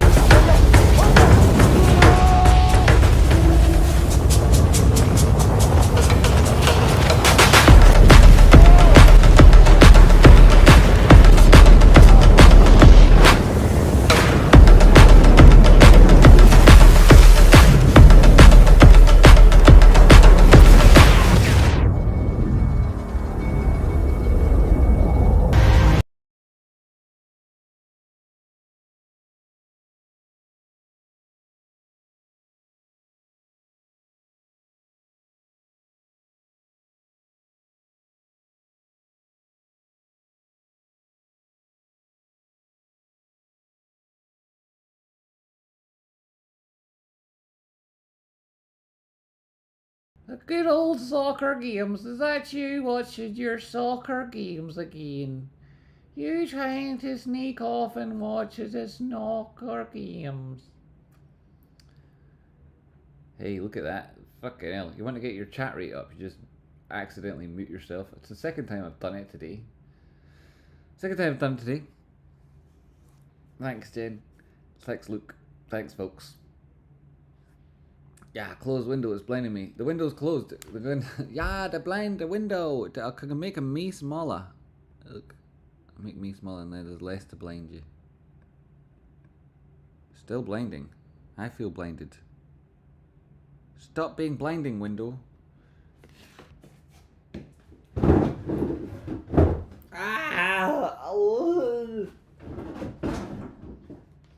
What is this standing up a thingeth?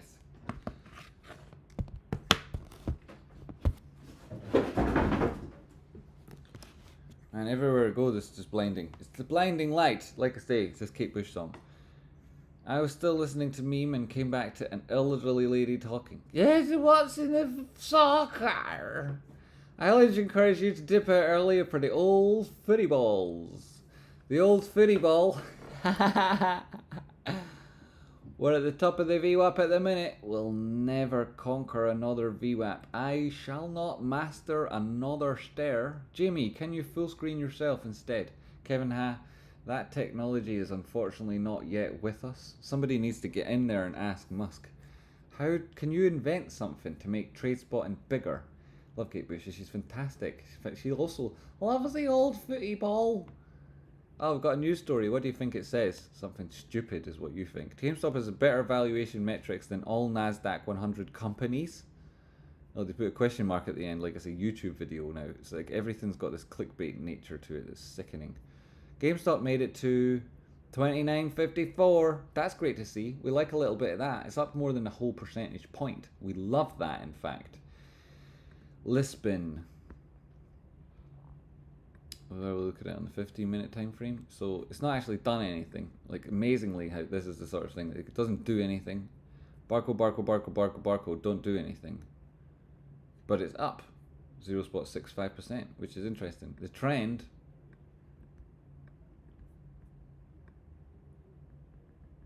continues. The trend continues. You can see this thing is in this downward sloping support line. You would probably draw underneath here. Also true to say that that is persists across Lisbon. You cut off those wicks and you get all the bodies, and then you've got this little bit of a wedge that could typically would break up. Pardon me.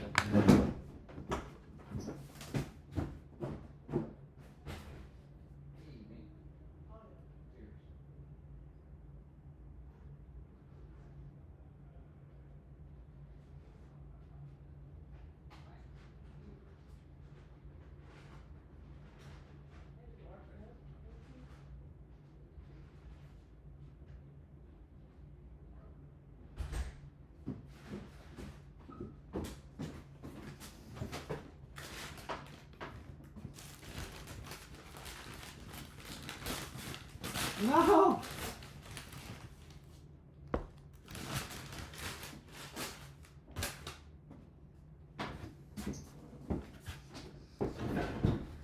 Oh, Margie, you came and you brought me a cup of a coffee on my day off from worky.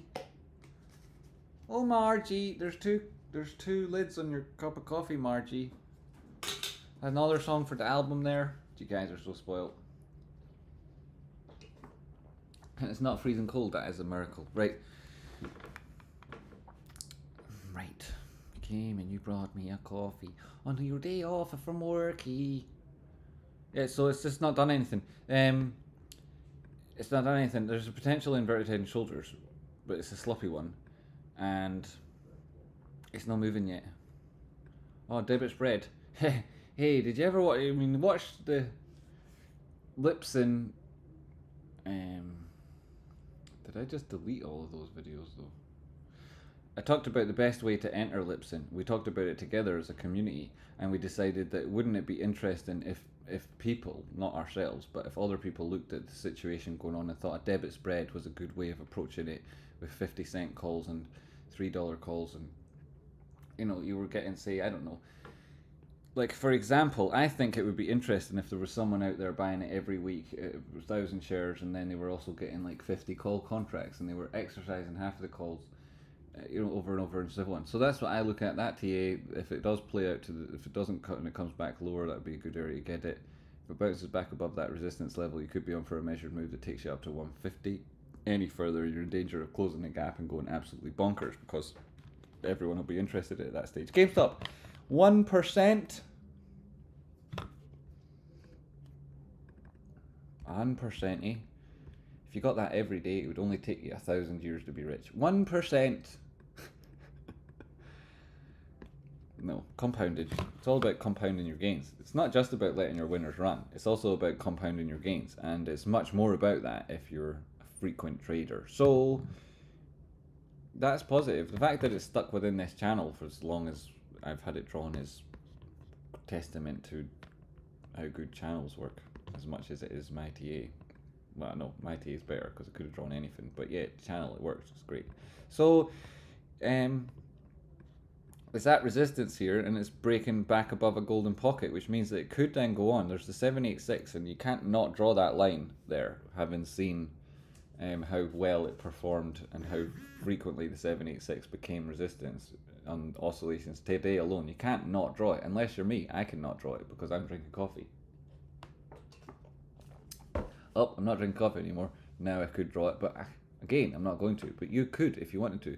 This is much more important at 30 spot 28, 886. This point of this breakdown, if it doesn't manage to get back above there, all of this could just collapse, and that's why you would have to be careful with those high risk contracts expiring today. is that if price spiked here, you might not have time to go on and click sell and get anything decent. You would have to hope that the orders were coming to you and taking you out of the trade. Because if it gets there and it gets an instant rejection, comes back inside this formation, it goes through a period of displacement, which is a concept that Rocky and Outcrop and I added to the body of technical analysis, and nobody else really talks about it. You get this move that would take you down back to probably 28.30 or something, and that could all happen off the back of a really positive move, boom, up to that area. So you'd be careful of that, and if you get a chance to make it out of a situation that doesn't rely on a story or something else, then, and it was difficult and risky and could expire worthless, then you should do it. Maybe. I don't know. Not financial advice. But I know what I would do. So do you. You heard me. 29.80. Yes, baby. I'm really tempted to draw on that line, but I'm afraid what it'll do, I'd rather it kept going so that you guys got your $30 out of the frickin' get out of it style. Come on, price, I don't want to draw a line. It's not tempting fate. Just go for it. It's like now, after 8, there's an hour left in the day. You've broken out the channel.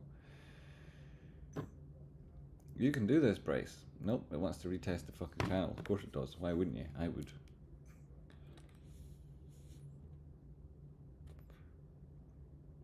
Are we going to get any exciting moves above $30 and change? Interesting. It's up 2.16% there for a second. That's not bad. It's not bad at all.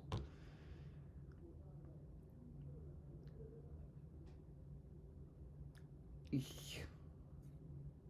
just take this guy. We'll just take him and use him. We're not going to use you there because that's bad. We're going to put you here. Come on, price. That's what we're looking at, price. Come on, guys, look, do it for the chat box, price. Do it for the chat box. Hey. Wait until the entire option chain goes in the money and chaos ensues. The entire option chain, well, today that means you have to get back above 128 bucks, which is where the top expiry node, where the most open interest is, which would take a lot of luck, I'd say. The window behind you washes you out the camera. James Anderson, it must be behind time. I'm behind times. Did RC increase his stake? I don't know. Did we get a notice? We love you, baby GME. Baby GME, little baby GME. Delete the line and let it run. Posty McPosterson. Then put the line back once it's past it, so it's a good support. That's a great way of doing things. What's your prediction to Monday? Well, that there'll be a shareholder meeting for sure. Frank Huang, I mentioned it earlier too. Enjoy the games, bro. Enjoy the games, Frank. What happened? Jamie is in the kitchen. True, Justin, I'm in the kitchen. I said somebody clip this and we never got the clip. Sadly, I already drew the line. Oh, posting make posters, and that's the end of that then. I just thought I had some rockets, Jacob. I appreciate the rockets. We all do. We all do. Tort, respect to your TA. Thank you very much. That is amazing, amazing, amazing. But I just played the microstructure cup and handle from the pullback to the 8 EMA. Didn't super appreciate you calling people like me who play these things a kind of idiots. Oh, right. Is there some way I could make it up to you, Tor? Tor, is there anything I can do to redeem myself in your eyes? What can I possibly do to help you, mate? Like, I mean, the fact that you played that micro cup and handle with the 8 EMA and felt like I was calling people like yourself an idiot because you don't properly express what is to be technical analysis. You were just following through with a self-fulfilling prophecy, and there was more important and better TA on the charts, that being what I did and drew out for you in advance. But if you didn't appreciate it, mate, let somehow make it up to you. Guys, is there any way I can make... I've only got 54 minutes left before market close, but is there anything I can do for you, Tor, to make you... Is there any... Well, how can I possibly fix things, Tor? How can I possibly fix that for Tor? Does anyone know? Wow, Tor, yourself, mate, you'll have the best idea. Is there anything I can do? What can I do to make it up to you, mate? Is there something I can say that'll make you feel better, which, you know, so that you would super appreciate it? Is there anything, mate? Anything at all I can do? You are a channel member, so somebody's bought you a membership gift to be a part of this channel. But I understand that you that's not enough, and that you want more than that. What can I do to make it up to you, my friend? Is there anything? I'm not even sure if there would be. A forehead kiss. There's a wee kiss for you, Thor. I bought it myself, lol. That's even better. That's even better, lol. So why do you not think that, like, with that action and with the fact that we got to be better friends in it, that we've just be open-minded? Me, open-minded. Just be open-minded, question mark. That is a big question. Brother, what are you on about? Brother, what I'm on about is that cup with handle is the formation, not cup and handle. It was invented by William O'Neill in 1979 for stocks that are all-time highs. The handle has to be a 50% retracement and no more. The trough has to lift for 7 weeks in a weekly time frame. That's the facts. It's the guy who invented the thing that you're talking about. And the guy who invented it says that's the only way it works. I said that there are other kinds that are more modern traders use, which are work simply because they're self-fulfilling prophecies, but there will always and invariably be a better and more reliable formation that gives you exactly the same answer if it proves to be true that was also happening at the same time. And that is the ones that I've got drawn on the charts. You know what I mean? Man, I get actual shit from people when I don't do things to the way that they deserve it to be done, and they get upset with me. But with that interaction we had about the cup with handle, we got on fine. And if you didn't super appreciate it, that's because you took it personally when it wasn't meant for you. And so, you know, that's what I'm on about. No, man. Why are we falling out? I like the way you do things. Well, then you should enjoy that well, now maybe we'll be better friends. You know, you did well on your trade. I enjoyed watching the price action make that positive move. We were all excited when it broke up the top side of the channel. Yo, Tor, are we going to be friends after this? I think we might be. I think there's certainly hope for us. Me and Tor, I mean, it was one of the more funny parts of the show overall, so I think we might be friends. I'm going to say we're probably still friends. I'm going to say we're friends. I seen it, clicked it, and then I was going to go on when the page loaded. What did you click on? Sorry, I've not had anything to eat, so sometimes that makes me hungry. People talk about cup with handles, coffee. Maybe that was it. I think his forehead kiss helped. Was it the forehead kiss? You're all going to get jealous now. You cannot get one. You can't think like, oh, I've got an idea. I'll be silly, and then I'll get a kiss on the forehead. No, that won't happen. Tor and me, we've got a special relationship. Nobody else is getting that. I hope you guys are friends. I hope so too, Marcus. Where are the chips? The chips. This is yesterday's chips. Yesterday's chips are old news now. When you can credit the creator and the date it was created off the dome, you know you're fucked up. Yeah, I am a bit fucked up. What is finance? I love it, you know. I love it. I want one, GME. No, Kevin High, you're not getting one. Not getting one. It's a special thing. Me and Tor only. Eldrazi Confluence. Seriously, where's my 4K? You're not getting one already. Stop it. There's a link to the Discord that I'll have to do. Pucker up on the forehead. More chips, more Steve. Steve never came for the chips. Lol, I haven't eaten. I'm going on 24 hours of a 3-day fast. Well, it's DC, you've got experience of these things, right? This was forced upon me. Foist upon me. Can't believe I've gone the past week without a kiss on the forehead. Man, some people have gone years without kisses on the forehead. Jamie, forehead kisses incoming. May I have a kiss? No, you cannot have one. Right, Monday you can all have a kiss on the head on Monday, on the forehead. Tor, you lucky fool. You are so lucky. You got one no one else does. So Tor's getting more and more exclusive that kiss on the head now. I'm revoking my sub. Oh, there it goes. This is the beginning of the downfall, right? And I thought we were on the uptick here. I can break even at 30. Should I offload my buy in at the drop? A lot of people would tell you should, yep. I'll blowy maybe Jamie. Sorry. Lil blowy one. Did anybody see it? Did anybody see the forehead kiss? I'm up $2 on Lipson. I'm a trading god. Nice work, Fortnite Chilies. You are doing amazing. You're doing better than the hedgies at the minute. Ryan Curran, I'm going to hold you to that, Jamer. Okay, see you on Monday for the forehead kisses. I don't appreciate how 4 kisses are exclusive to Tor. Well, Mike, brother, I studied with one of the Bill O'Neill students. Awesome! I know how he defines a cup and handle. Cup with handle, Tor. Cup with handle. But definitions can be flexible, and it's just a way to define a repeating pattern to define an entrance. That's cool. I mean, I'm not going to argue with you there. I'm not going to argue with you there. And I appreciate that you and me are now friends. We are now friends, so we can't argue, right? And I kissed you on the head, and now you're chatting, and so we're basically in a relationship. And you call me brother, so that means we're closer than friends. We're like family. So me and Tor, we get on. Yeah, Tor made 1,200 off that. Not real pattern, lol. Tor, if you keep being sarcastic and saying it's not a real pattern, when I've already that's not what I said. You can go back and watch the video. I didn't say that.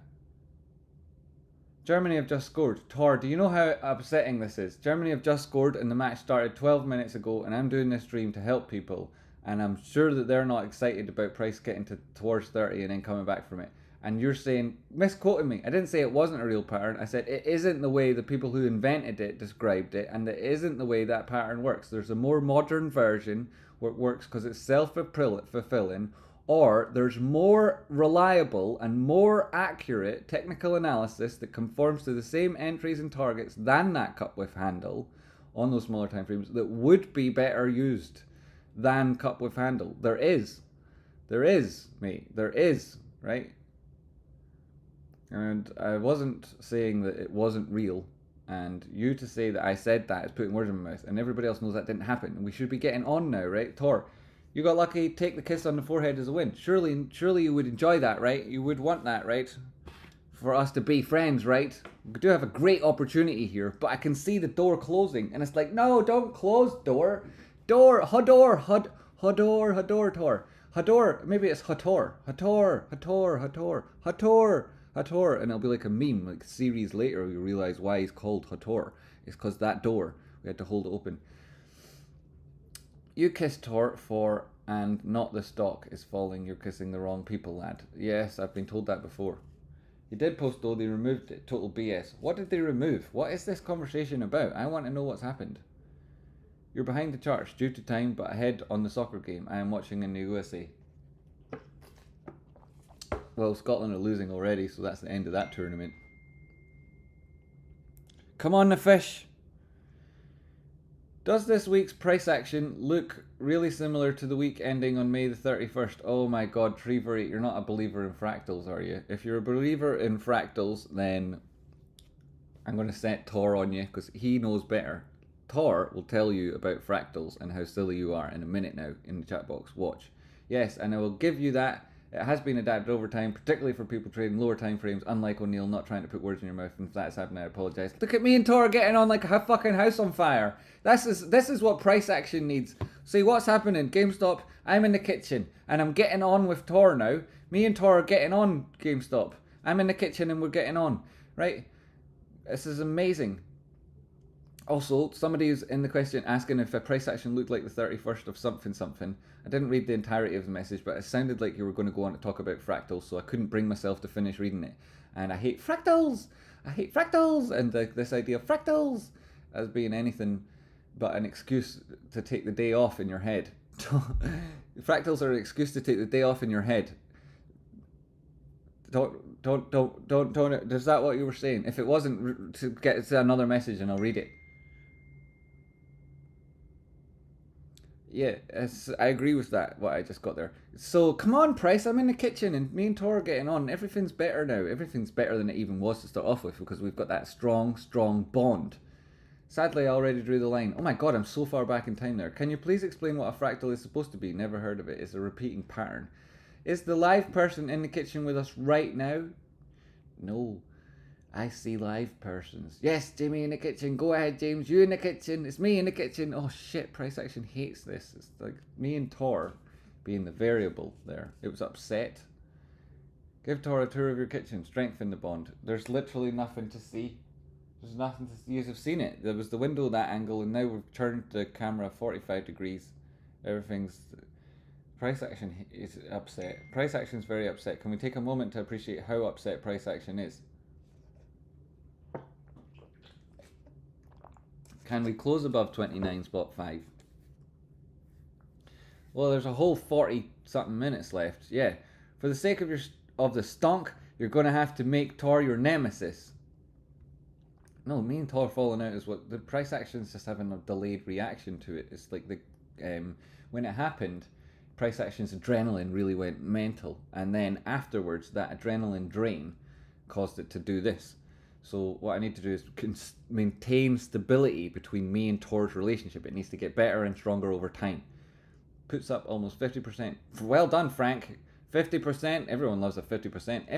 This is a scam of tremendous proportions. Lipson is a big money hole, bigger than a wooden boat, bigger than a Tesla truck. It's a Tesla truck of a ticker that had it. Teslas aren't made of wood though. You know, I'm not made of wood either. I'm not actually here for the tea. I just want to see the boiler. Well, it's not called a boiler anymore. It's called a water heater. Apparently that's what it's called in California, a water heater. Rinsed and repeating now, like I called out, but watching below, VWAP trace botting. Watching below, you're right, it is back, that 28 and change levels happening. And I'm sure the VWAP's moved around a little bit since too. 75% breaches of upward channels result in downward price action, actual stat. Ow, my arm. 75% breaches of an upward channel result in downward action. Yeah, this is why just over on balance, just upward sloping channels, when they break convincingly, tend to break down. And when the downward sloping channels, when they break convincingly, tend to break up. Ow, how did this happen? Why are my elbows sore? What do you do to fix elbows, by the way? I'm going to grab a green Tuborg from the fridge. Maybe it will fix the price. That sounds refreshing. That sounds lovely and refreshing. And today being Friday, it would have been sploshing. That's right, that was what I thought, because I remember saying live on stream, if Roaring Kitty is doing a stream on Friday, I could change it and do sploshing at the same time, and then we'd all be drinking, having a laugh. That's what I said, push-ups. Maybe it does actually help a little bit there, actually. Good point, that. Trace point, coffee fixes elbows. Is this too false a breakouts? Fake outs. I suppose you would potentially look at them like that. I mean, this is just this goddamn 786. I didn't want to draw the line because, you know, I didn't want it to price to bounce off it. And I did point out, though, that, you know, what price is like and what it's doing. So that's a 786. And what do you think this is? I mean, guess.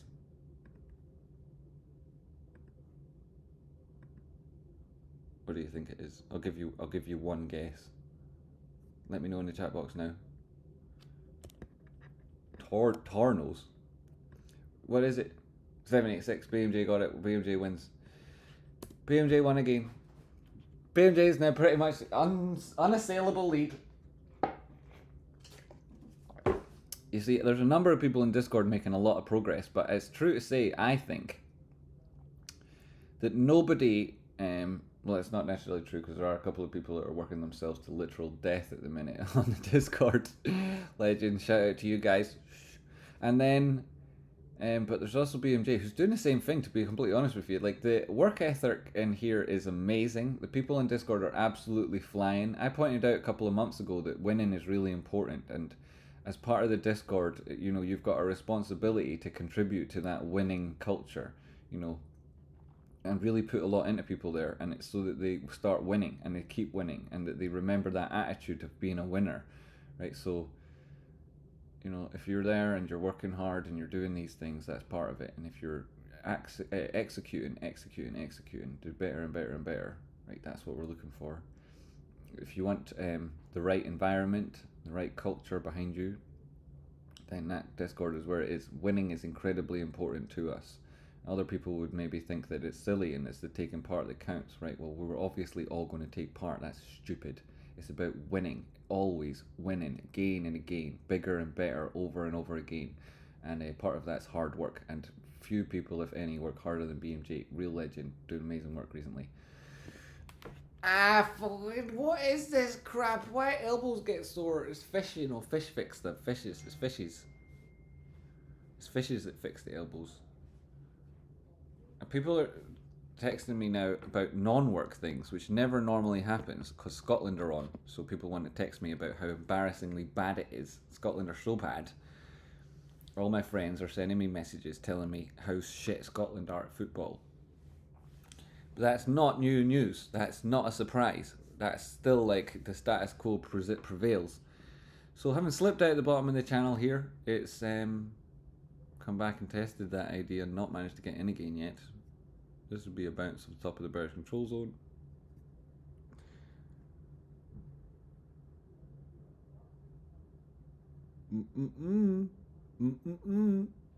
It's like that scene on Jurassic Park.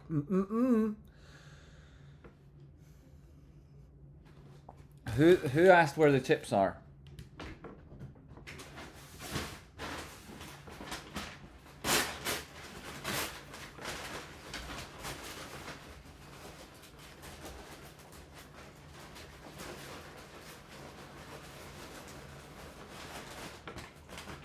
Holy shit! This was supposed to be a quick prop. Here's the chips. Surprise fries, as McDonald's calls them.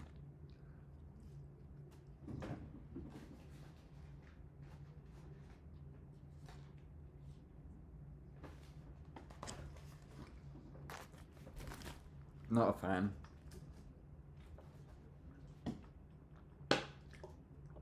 I like coffee though. Ah, I'm breaking my rules. My rules being not supposed to drink coffee after 8. Because my body doesn't know what sleep is anymore. Price action at this stage is disappointing. I think most of us would agree that that reaction to testing the 786 was highly... we anticipated it. I know there's another person telling me that Scotland are crap. That'll be like, see, as you get older, you don't talk to your friends all as frequently. You know, there has to be something happening. And so your national football team playing a game in a championship match, that would be one occasion for them to text you. And so the only thing you end up saying to your friends as you get older, and if you're not old and you're watching this will be what happens to you too, is you'll grow slightly distant from your friends. And you'll only ever hear from them when they're telling you how crap your country is. And they'll only ever hear from you when you're telling them how crap your country is. And that'll become the main topic of conversation you have. And it'll be for the majority of your relationship with that person. Then, decade after decade, you'll meet up, or you won't meet up, and you'll just send WhatsApps saying, wow, Scotland, crap, man. And that'll always be. So this is W bottom, you got your bullish divergence, you touch top side of the bearish control zone, and you're pushing back towards the top side of that channel. You have to hold the center line here on the RSI. Yeah, he's shite. Yep, that's a true story. Yep. And your other friends respond with saying how shit it is exactly. They'll quantify it for you based on how pissed off they were of how shit they are, and it's a true story. I agree with them. So here you're looking for price to get back inside that channel. You obviously know that. It's hold the center line here. Not happening. Now, going up to the top side there and getting a rejection, especially as you see it on price, getting a rejection on the bottom side of the bullish control zone, that's very bearish. You don't like that because it suggests that this is a bearish profile on the momentum and that the breakdown will continue. And then you start looking at this as a potential bear flag and you'd be measuring out breakdowns, which I don't want to be doing here. You've got continuation divergence maybe on this guy, but this guy suggests with a higher high you might get a higher low now. There's nowhere to draw this. I mean, you're going to draw that, you'd have to be a total lunatic to think that's real. Hence, price of jumping over it because it's so not real. You don't exist, so I'm jumping over you. Yeah, and this would be like a bear flag, you know, and you would be looking at that and say, is it back above a 2-3? That's not, that's the wrong button. You'd be looking at this and saying, can it hold that 236? It's pushed above it, slipped below it. That trend line's fake. I made it up. So, oh my god, it's working even though I made it up. Super weird. So, stop working. It's weird you do that. So if it breaks back above that 236, and especially if it gets back above a 382, you defeat the idea of a bear flag. At that stage, you'd be back inside the channel and you'd look for a move to the 50% level, which is an 886 from this oscillation high just before price broke through the basis line of that channel. And within that, you might be getting the start of an X, A, B, C, D pattern, which could lead to a bigger breakdown, or you then later go on to recover the 786 here, the 886, and put in a high towards the top side of that channel, and, you know, either the basis line or the top side towards the end of price action today. Or price action gets faces resistance at this 236. This is fake made up trend line. This is going to confuse people. Or it faces resistance there at 28 spot 99, $29. In which case you would maybe look at continuation, further follow through, and the price falling back down again. And I'm not even wanting to draw it out, but I could. You'd be coming back down, and the measured move, the liquidity within the flag would take you to 28.46. If it was to be like a whole flag, and maybe you'd be, oh shit, it just did that in the first start of the move. I don't like that. For yourselves, I'm not a huge fan. So the breakdown there on the flag, you know, if you do get the whole thing, which is a little bit ambitious, is nasty.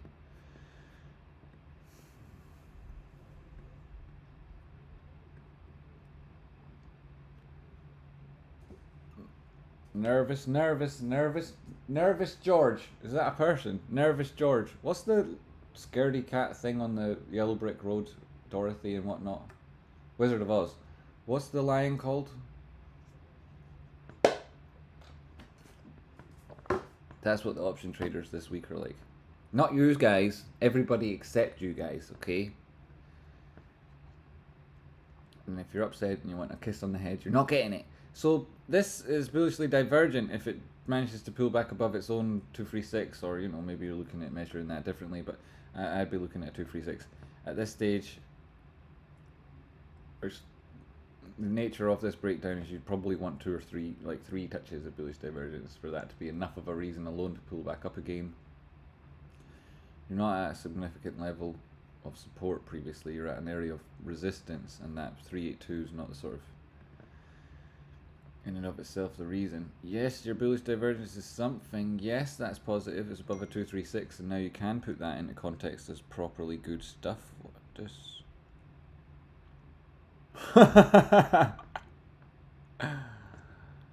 Funny message there. Right, yeah, so you recovered to 236, you've got the bullish divergence, you're back above the basis line and set. That's great. Now you can head for that target, 28.99. 28.99. Ah, brilliant. Another 15 cents. But what you're looking for on a 15-second time frame, you're not going to really be looking. I mean, the 50 cents is a fairly large percentage, and we're on a 15-second time frame, so that's not too bad. What am I missing out on in chat box? Have I missed anything? Big muscles and a big brain. What a catch!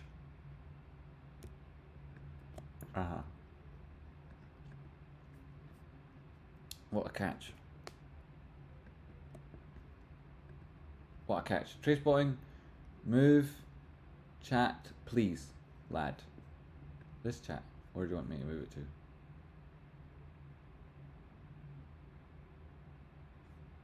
Here? Oh no, it's not that. It's on this thing. Ah, now I see. What you need is me to move this over here. And then...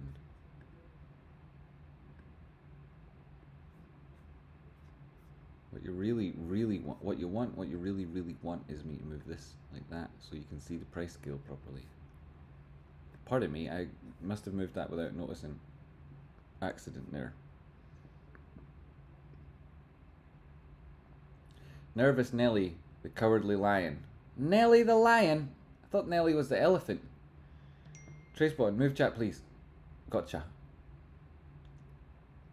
Sweet name. What's the name? I want to hear it. Merrick, my name is short for my full name, which is Christor. Christor.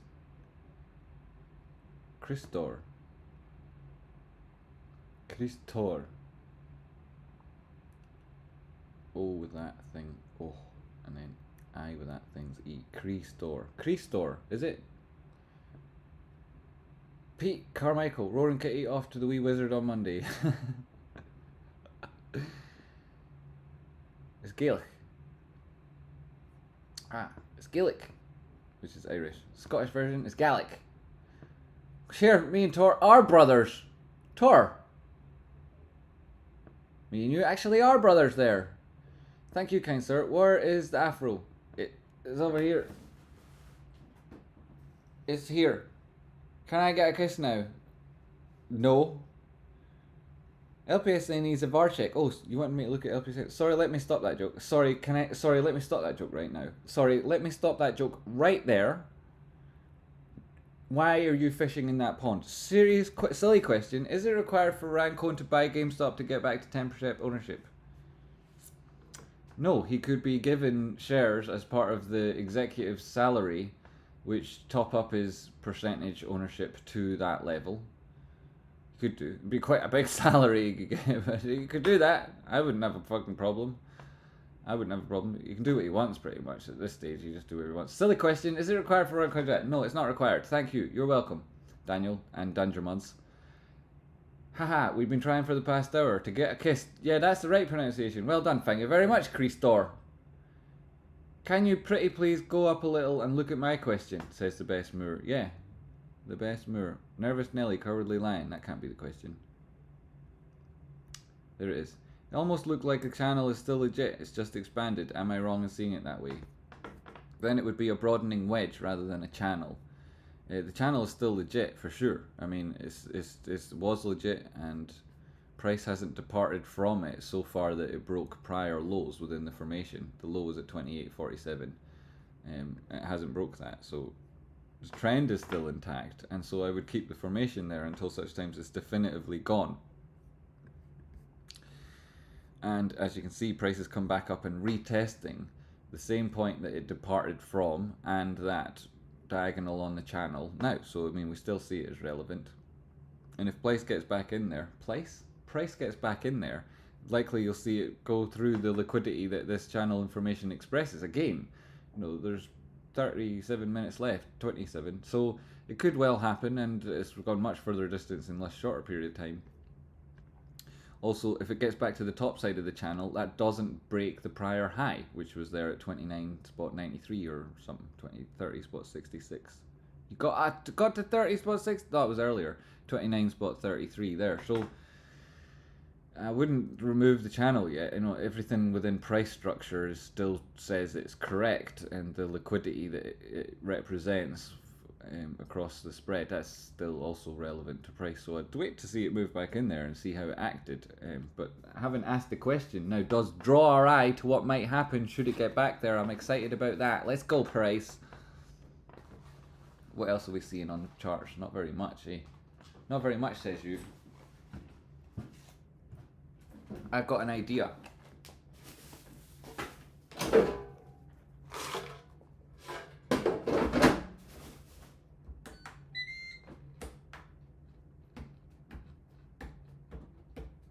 Button, on the wall, why don't you do something?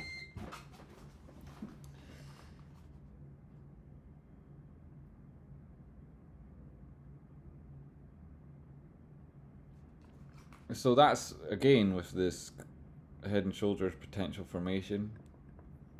You've got it on the RSI, you've got it on price action, and I suppose it's like Tor described his micro formation he was talking about. This is like a micro time frame, micro mini itsy bitsy formation as well. And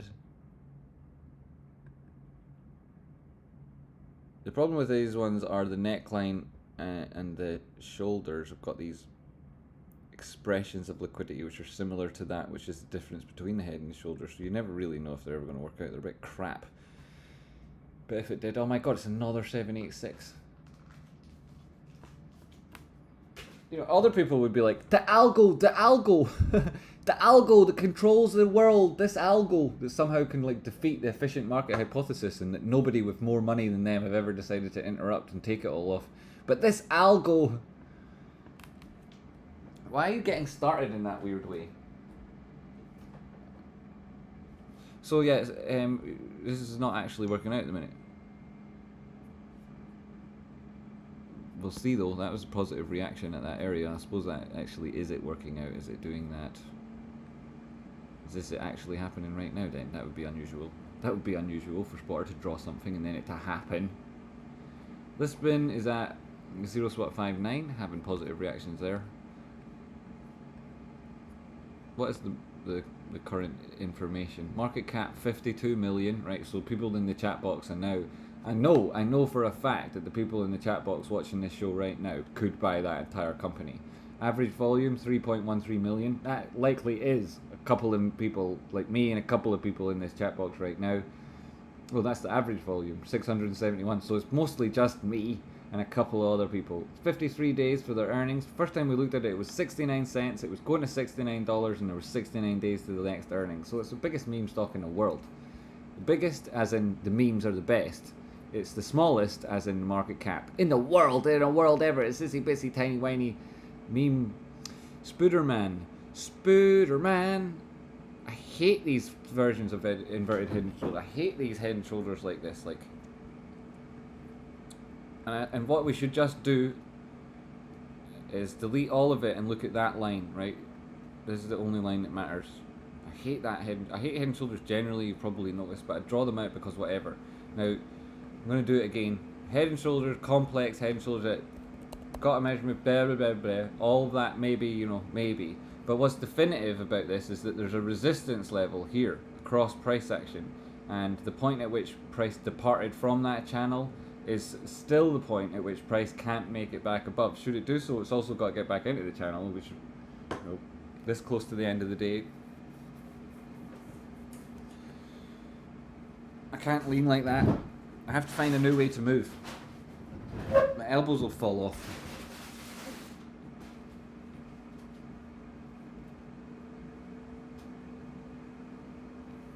And until it breaks back above there, we're going to say that it, you know, that's what it needs to do and has not yet managed to do. All of this comes back off of price moving down to do this in this area, so that's not bullish either. The low at 28.55, depending where you've got your VWAP and whatnot, you might be anticipating it come down, put another touch. Now we spoke about the weakness here, meaning that perhaps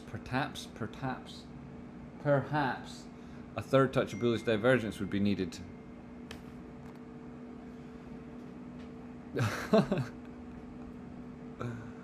And you got one, right, with this low is lower than here, but clearly that's not.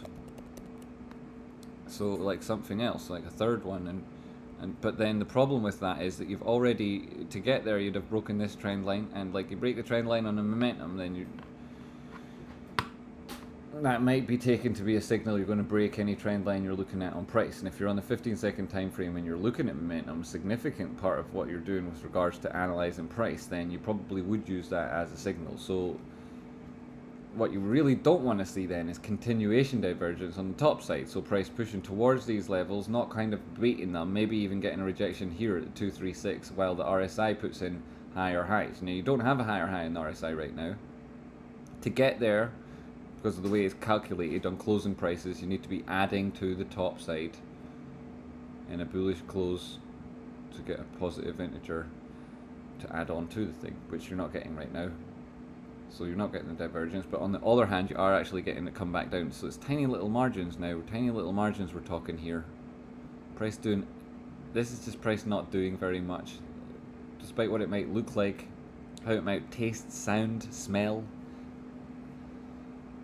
And so any distinct departure from this zone is likely to be represented with the entirety of liquidity within this zone. So you're getting a similar aspect to the head and shoulders, but it's not a head and shoulders, and the measured move is mostly represented by the most frequent support resistance tests. That sounds more like it. Nah, no.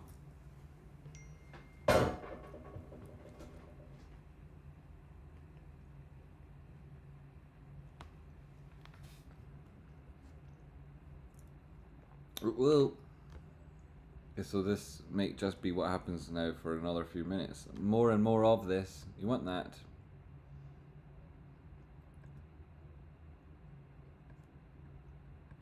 It's also true to say that you get exactly the same move underneath if it falls down, so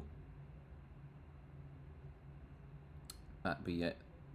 That would be it there, that would be it there, and at this stage you'd probably say it's there. And I'm measuring where to put it from the top side. Where it ends up, it would have been, you know, like if you could do it there.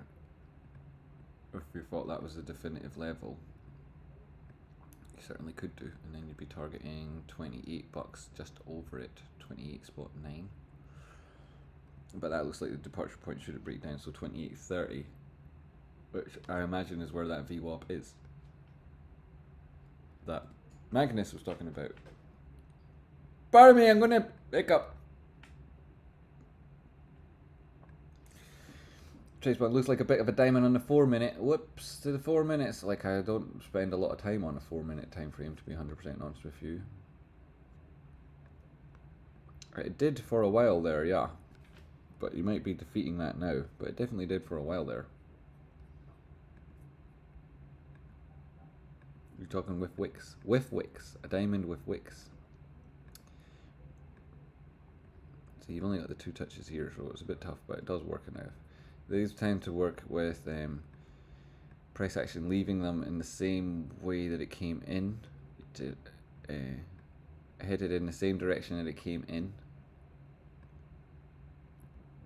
It doesn't quite work, you know, for a variety of reasons. It doesn't quite work. There have been worse drawings in the world done. See, I appreciate appreciate that very much, Lipton. So let's see how it works out now. Back down to the 1 minute where it sort of looks better than that 4 minute, though that's where you spotted it. I appreciate it. It didn't look like it on the 1 minute until now, so that's awesome. That's a little bit extra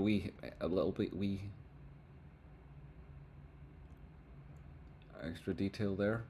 Great contribution.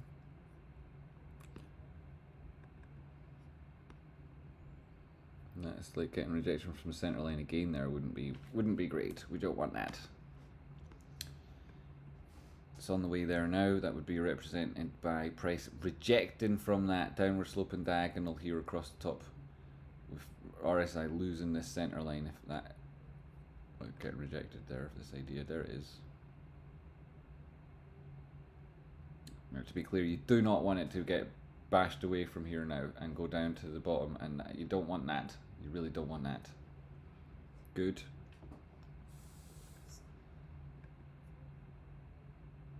Very good then. Very good, sir. Google. And then, I mean, if it does come down, I suppose it'll take a little bit longer, but that's what you're looking for. Again, the idea is 29.45, and with 16 minutes left on the day, price action having tumbled over to here at the minute, might mean, is this finished? How can it be finished? Might mean, what was I saying? I was disappointed by that discovery. Lipson up 1.55%. GameStop down not 55%. I'm looking for the reversal here and for this to pull back up to the top side because it's managed to break through that resistance level, but it's getting rejected at the center line. Oh no, it's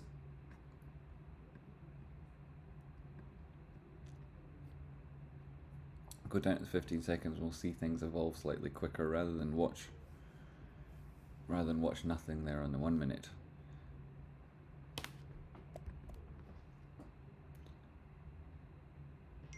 Island Yarn, $5. I wish I'd found your channel earlier. I've learned so much this week. Thanks for all the insight and the entertainment. It's the first super chat from Island Yarn. That's amazing, man. So many people say they found the channel this week and letting me know that the work is helpful and that they're learning and stuff like that. It's so amazing, right? It's so amazing because for years, literally years, the subscriber numbers would go down, you know, and I'd recognize names like, and then I wouldn't see them anymore. And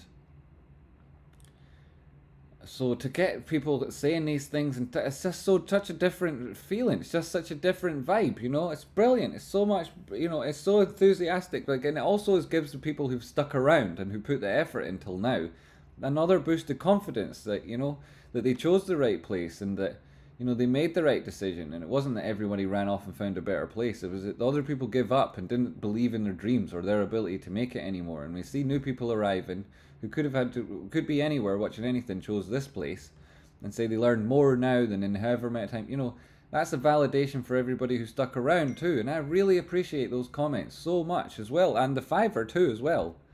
Island Jarn, I appreciate so much. And Corman, yo Corey, 33 months. Cheers, legend. Shh, don't speak of Lipson, it's not alive. Yeah, we shouldn't really tell anyone until we own it all. James Sullivan, super chat, $20. Second day watching you, definitely going to join and learn with you. James Sullivan in the kitchen. Orongo Bonk is a member. Here, how did I miss all of this interesting stuff? And why don't the windows I want to open? That frickin' diamond better not break, by the way. It looks rank. If it does, it might be rank.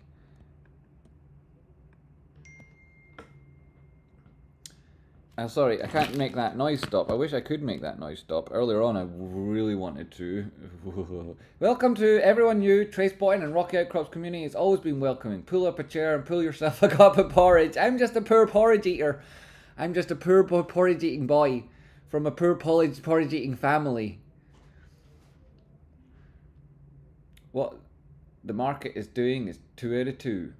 Cheers, Corn. Windows are nailed shut. Well, there'll be no Steve the Seagull won't be breaking into your place. Hello, Island Yarn. That's a positive welcome for other people too. Thanks very much, everybody, for being nice to the new folks. It's great when people arrive and they feel like they're being welcomed into a community, you know, rather than having to earn your spot or turning up and finding there's some hierarchy in place that's like got some weird quirky cliquey rules or whatever. I hate that shit. It'll never be here. Nobody's in charge of anybody. There's mods and the work they do is difficult and I appreciate and respect them for it.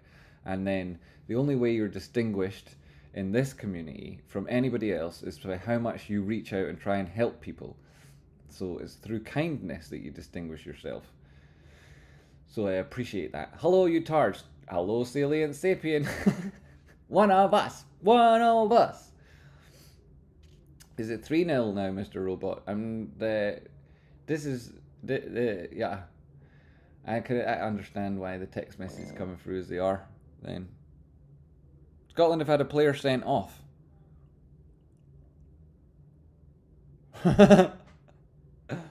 Well, it just gets better and better, doesn't it, out there? Hey, you think it's bad being trapped underwater on GME with options that are expiring in a few minutes? Imagine you were playing for Scotland in the World Cup, in the Championship, the first game against the hosts, and they're at home and you're getting pumped 3-0 and then you get someone sent off. Don't have the money to donate yet, but I have a feeling if I may continue to stick around, Davy Gravy. It's never the priority. The priority is you getting some velocity behind your progress there, Davy Gravy. And when you do, I know you would, it's a very positive expression to come in with and start with. Everybody else, it's on you to donate because we gotta get Davy Gravy up a level here. No hierarchy here, that's the truth. Tennessee Texan Jen, legend. Luke Spears, legend. Oh my god, chat box jumping. Is this a good buy spot? S&J? How you doing, S&J? You would wait, this is a no trade zone because of these formations. Diamond formation, price typically leaves in the same direction it enters, right? Which I think I said, but I don't like saying, but I think I did. So I would wait. If it breaks to the top side, then you've got a better idea, right? You also want to combine it with like your exit strategy, whether that be your risk management or your take profit. And that's a positive move there. That's a positive move. It's still lower high though. XD, 5 membership gifts, 5 members. XD. That's another brilliant welcoming move. Thanks so much. That's the true thing with these new people watching and they're buying the membership gifts. They're going to new people and they're turning up, finding out how generous you guys are. And that goes through with all their knowledge, all the time and effort they put in, you know, it's all true. All of that is true. XD, thanks so much, mate. More Doomslayers. Yes, more Doomslayers. I've learned more here watching after 2 days than I have watching for weeks on other channels. Hit like and subscribe. Nicholas Ryan. That is such a brilliant thing to read again. You know, the more of that, the better. And everybody who sees it, they'll feel like, you know, they can actually benefit here. And that'll inspire them to try. Which becomes a habit. And then if you can manage your risk, like I'll explain always how to do here, then you'll be in the game long enough that you become one of these winners. Look at that from XD. Absolute legend. First one went to GM. Wow, mate, don't come back, mate. What do you think you're doing there? First one went to GM. Then Batu Canoplat. Batu Campolat. Thank you very much for being here, buddy. Chuck Lange. Brad C. And Foft Tracks. Foft Tracks, great to see you. Great to have everybody here. Thanks so much, Eeks. Appreciate it, mate. Woohoo! I have to go for a meeting. I hope you have a great rest of your streaming and day. Enjoy the weekend, sir. Thank you very much, Ryan. See you soon, buddy, on Monday. DJ Qualls, can you show us a longer term play and zoom out, please? A longer term play, you betcha. DJ Qualls, you and me friends again. Hourly, zoom out. Longer term play is delete this guy, delete that guy, and speculating on the news being positive with regards to the shareholder meeting on Monday and the potential for price to come slightly lower and test this long-term support in around 26, 27. The longer price goes sideways without touching that support line, the higher it gets, and so the entry zone, based on that thesis, it will be increasing and increasing. The area for managing your risk, though, won't necessarily. It'll depend on the artifacts put in on price between now and then. But if you were looking at this trade setup from what price is doing now and the formation you're in here when they're zooming out, you would say that's a potential entry at that wick low. This wick low, likewise. In a break out to the downside, price could get to this area and no further. So some people would look at that as a really tight area to manage risk, and they'd be taking a trade with the objective of getting it up to this sort of target in around 41 bucks. Their entry would be in around 23, 24, and their stop would be just immediately below 22 there. Other people would look at this differently. They'd take it from that previous low and they'd have that same stop distance, which still gives you a risk reward ratio of 6.25 to 1. So if your edge and your strategy works out more often than 1 out of every 6 times, then that thing will keep you making money forever. Doesn't necessarily make you a lot if it only works out 1 out of every 6, but slightly better odds, slightly better odds on that ratio means that you'd be making money for sure. And the target still sticks at that area, so you've got a significant trade there if you were looking for that.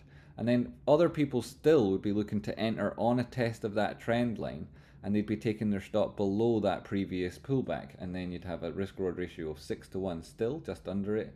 You'd be closer to price at the minute, and if you were still managing your risk and you were eager to get in, then it might be that you would be entering sooner. But patience pays, my friends. So zooming out, this is the sort of thing you'd look to. And only zoomed out to the 1 hour time frame, but then I'm trying to keep things realistic the way a trader would approach the chart.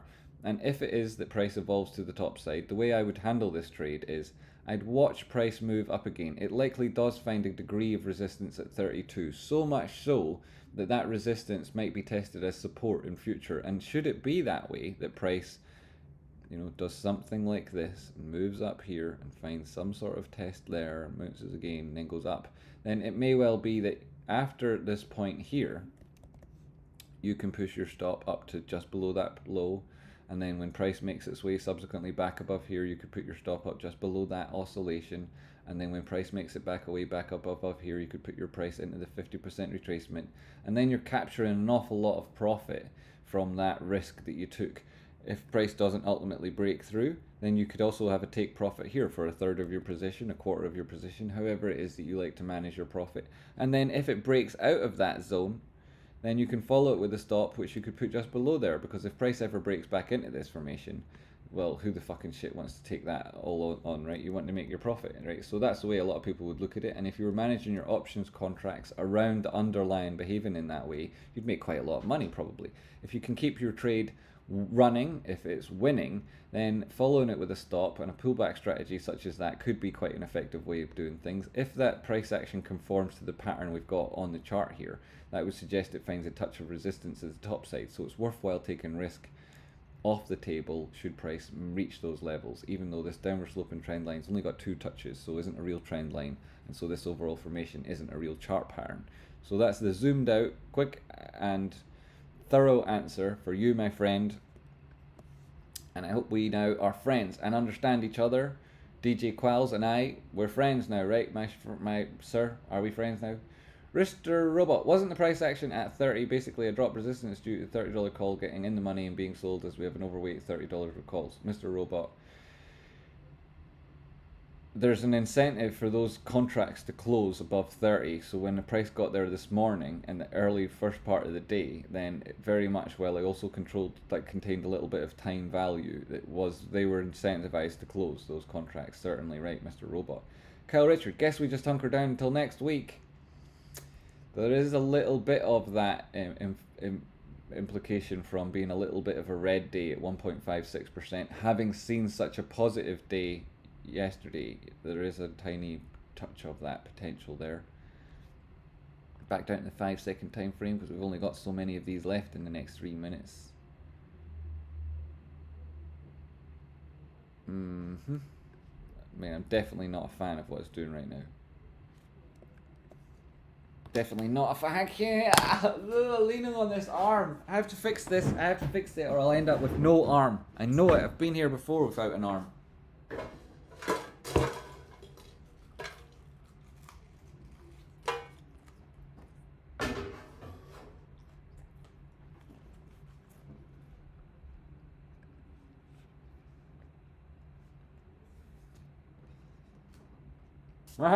Another one. I'm definitely breaking. It's also got 2 lids on it. What is this idea with 2 lids?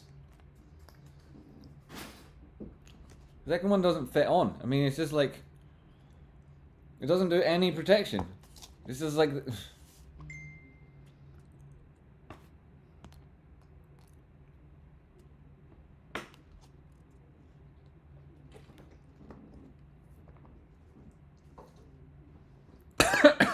It's funny way different friends slag off your country when they're playing shit football. Like, I just got a really nice, polite message about how shit Scotland were. It was quite funny, considering the other ones I've been getting. So, yes, this is a nightmare for price action here towards the end of the day to be in this horrible, indistinct, ambiguous formation that might lead to a further breakdown. A couple of minutes left. Probably sticks around the levels it's at. It's been going sideways for a lot longer than a couple of minutes. Since 12:15 it's been in this formation, or 8:15, and it's now 8:58, pardon me, 45 minutes of it. Oh no. Oh no, everybody! Okay. If it can stay $29 now, then you know your post-market might be okay. It'd be interesting to see how prices move post-market, but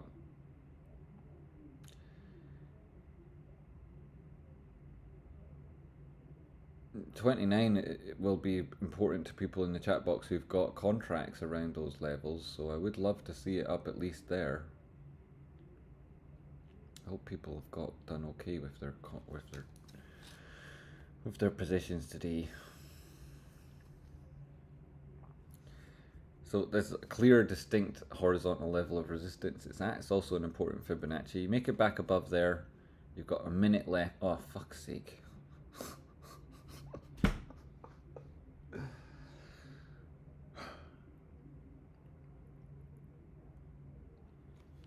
This is the nature of price action.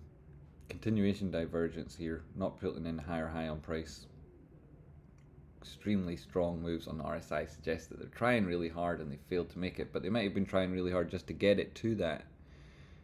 Just to get it to that level, which they did, 28.90. Did that get to 30? Oh no, it didn't. 29 even. Didn't quite get there. And it's led to a complete rejection back down the bottom side of the trend.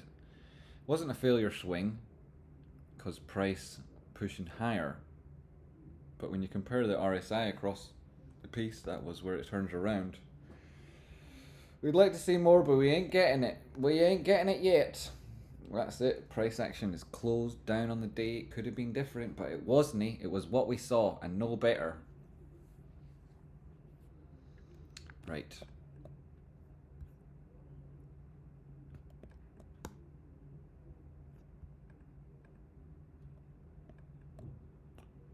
Yes, sir, we can. We can boogie. But we need a certain song.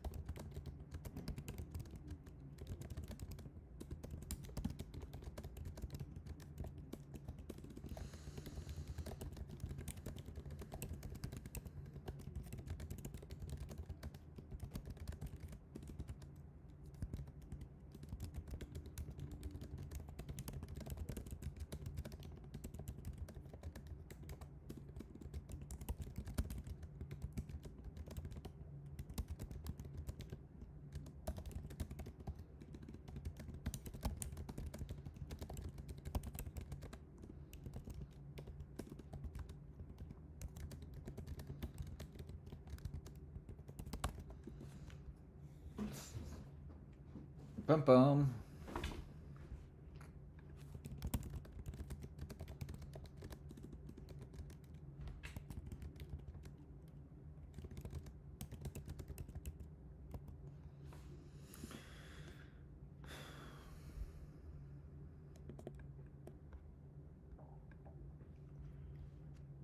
What is the system you use? Is it stock charts or what is your preference? Are you talking to me? Yes, stock charts, and my systems are risk management principles.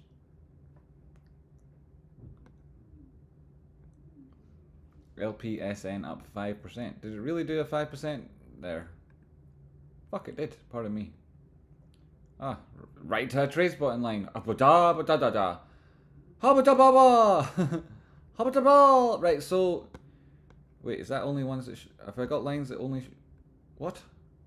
How is it right at a trade spot in line that line... What? Wow, I've got magic lines. Like, they're just magic. 15-minute time frame, back testing that previous channel. That's not bad to see. Overall, this thing could move back up and then break out of that. If it did, you would be looking at fake out zones and moves to probably 86 of that guy.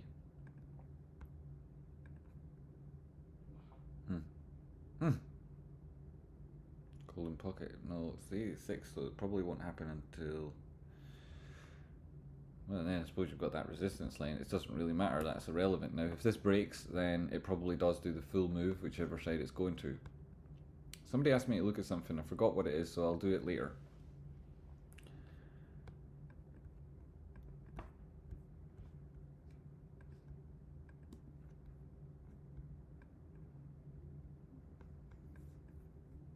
Okay, so this is what we've seen today, ladies and gentlemen. Ladies and gentlemen. Is the price action at 30 basically a drop resistance? No, we covered that earlier. And then there was a message, I didn't see it. It was a donation. It jumped away from it. Maybe I did get it then. Jay Corn the Cob gifted 10 memberships. Bloody heck. XD5 and then Jay Corn the Cob 10. Boom! Jay, how you doing, buddy? Thank you. Who all got them? King Booze, great. Anthony, welcome. Rubaar, great to see you. We have people here from Aruba and Cuba. Amzi, Mr. Monaco. How's it going, Mr. Monaco? Thien Nguyen. Thien Nguyen. How you doing, Thien? Great to see you. If it's not yourself, then there's a few people with your last name watch the channel. 2 or 3, I think, at least. Unless you've got multiple profiles with the same last name. That's a strange... half anonymous. You don't know my first name, but everyone knows my last name. Scotland have a man sent off and are 3-0 down. Ah, it's terrible, Rocky. Lazy Wings also gifted a membership. Ted Gerg, Rimo. That's amazing. Big chunky guys there. You got all of you guys. Thank God. Gifts from J Corn the Cob, and then previously we had gifts from XD. Thanks so much for doing that. It's appreciated, you guys, and everybody who does those sort of things. You guys are awesome. Everybody who's chipped in anything to support the show today or this week, I really appreciate you. Thanks so much. Sold my 0-day TE calls for $4. Good work. It's good to hear. You did all great there. How much premium are these 621s going to lose this weekend? Nothing over the weekend, but now that Friday's closed, Monday opens, you know, you'll see how the shareholder meter goes. Do chips help with the arm? They did a little bit. Christior. They did a little bit. I don't feel it sore at the minute. The chips themselves aren't particularly good though. Getting a little bit of sound effect, but not enough. Not really. If you roll up a bath towel and lean on that, that's a good idea. A dishcloth. What if it is charting from the kitchen? That's a good idea. Oh yes. Wow. You're such a genius. Mate, that's the best. That is the best idea I've heard in ages. Fold it over again. It's like luxury now. Dollar is better than zero. True story. Cashed out my 20Cs, 30% gain. Great. Good work, Devin. Good work. Sitting on 30 calls for July 12th. That's a little bit more sensible. Good to hear. More sensible. Further out expiries. If you roll up a bath towel, gotcha. Thanks so much. T.A. McCall. T.A. McCall. Appreciate that. Cheers. Pete Resin Zizzle. Time to pour the Jameson. I don't have no Jamesons. GME price action resembling Scotland in the Euros. Said quick as it's not. It's Scotland's even worse than that. Boom. Let's go. 29. Well, that sucked. Scared money makes no money. I'm holding through the weekend. Scared money. Yep, it's true. It's like war, right? You're scared and you're afraid and you don't know what you're doing, then you're going to be less effective. Whereas if you're confident, you stick to a plan and you're direct, even if the odds are unsurmountable, you're going to have a greater impact. Wow, this is manipulation. What has happened? Has something happened to price? Nothing's really happened. I don't see anything happen in there, sure. Though, tell me if you notice something, I'll look at it though. Question, what did Kitty do? Did he exercise or sell? No one has a straight answer. Howdy, Nicola Mott. Good to have you here. Well, you used to have 29 million in that account. You don't see it anymore. And so it may well be that he spent that on some shares. It's also true that not all of those shares represented by his option contracts are now owned by him. So he didn't exercise everything and those contracts aren't there. So he probably sold them. But like, we don't know for sure, so we can't say. The irony of owning 9,101,000 shares of a company single-handedly cost Archie millions of dollars by offering shares 2 times. Jamin Goet has that take on it. A couple of offerings, offering $1 million, looking for the ironic price. It is expensive to do certain things in the world, and to tell a story with a stock price and use your own life as a bit of a meme in that way, it comes with other costs too. And shout out to Rowan Kitty for managing to stand and withstand and bear against what would be unbelievable pressure in so many different ways. A lot of respect for him. Well, obviously people would say X, Y, and Z cost money. He'd probably agree. I'm sure he feels it keener than the rest of us. Looked at live person, exploded. Live person. Yeah, it did amazing there towards the end. Amazing there, considering what it just was like barcode and doing nothing. And then boom, big moves. Somebody buying it every Friday. What's that all about, eh? People are very, very interesting. What could be happening? Watch the memes and you'll figure out all of this shit and loads more. Thank you, that was good. A little answer, appreciate that. But did I answer something for you, little bud? I'm glad I did. If I did, I'm glad I did. Very, very glad I did. So let me get GameStop up to make this quick update. Everybody needs an update that didn't watch the show. People who did watch the show also want to have a synopsis of what is actually happening often. So let me start that. GameStop update. Big moves ahead of the news. Next week, maybe even more. Ladies and gentlemen, traders and visionaries, today we have seen price move across critical levels at this critical juncture in the saga of our stock GameStop. As we gather here, echoes of the timeless tune reverberate through our hearts. We can boogie, but we need a certain song. That song, my friends, is the anthem of resilience, a strategy and an undying spirit of innovation. If we hear the music, if we see those notes, then we'll make the moves. Today, GameStop's price danced a little delicate way through, dipping and ducking ever so slightly, down just a tiny %. Don't be swayed by this modest retreat. At the start of next week, we have the shareholders meeting, and beneath the surface, the tectonic plates of destiny continue to shift as the sands above them do too. The big work remains ahead of us, a monumental task, and it demands our focus. We've seen these moves earlier in the week that sent ripples across the market and everyone everywhere's eyes are on GameStop. They're talking about these communities and the things that we're doing. They dislike them so much they like to describe them as illegal, even though it's exactly what everybody else has been doing for years. The main influencer here, Roaring Kitty, converted his options into shares. This has fueled speculation about a potential imminent appointment to the board, having acquired the same number of shares as Ryan Cohen did before his strategic move. So this strategic maneuver is signaling a potential shift. Again, a harbinger of transformative change poised to redefine GameStop.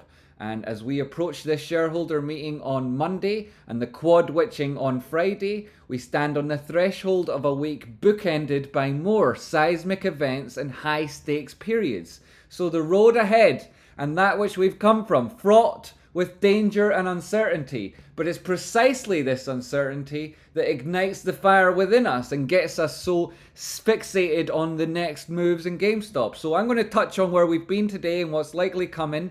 The highest probability, low risk opportunity offered up by the chart. So stay tuned for that for 1 minute. How are traders going to respond to what we've seen so far and what's coming next week? The answer lies in the heart of the storm, where only the boldest dare to venture. And those bold souls across the stock market, they're in GameStop. They're trading it right now. If they're new to the stock, maybe it's only capital appreciation. If you've been here a while, then you're probably an activist. So we'll embrace this pivotal moment. We'll apply the same rigor and tenacity that we brought with our own dedication to our analysis of the charts. We'll do things together so that we can benefit each other when it comes to this analysis, though we never act in concert. And we will boogie to the rhythm of our unwavering commitment, knowing that the greatest symphonies are composed in times of trial and strife. So together we navigate the tides of speculation and seize the opportunities onward to a future where GameStop not only survives but thrives, and where we transform ourselves through these triumphs into a collective that's shaping the destiny of the market. This stage is set for you, traders. The song is playing, and it's the time to dance coming up next week. This is one of those dances that you might be looking to. If price action slips back down and tests this support line that you've seen 3 or 4 touches of so far, then a trader might look for continuation. That might offer up an entry point. The risk would be managed beyond these previous lows. So there is the idea that people would like to enter in around $26, $27.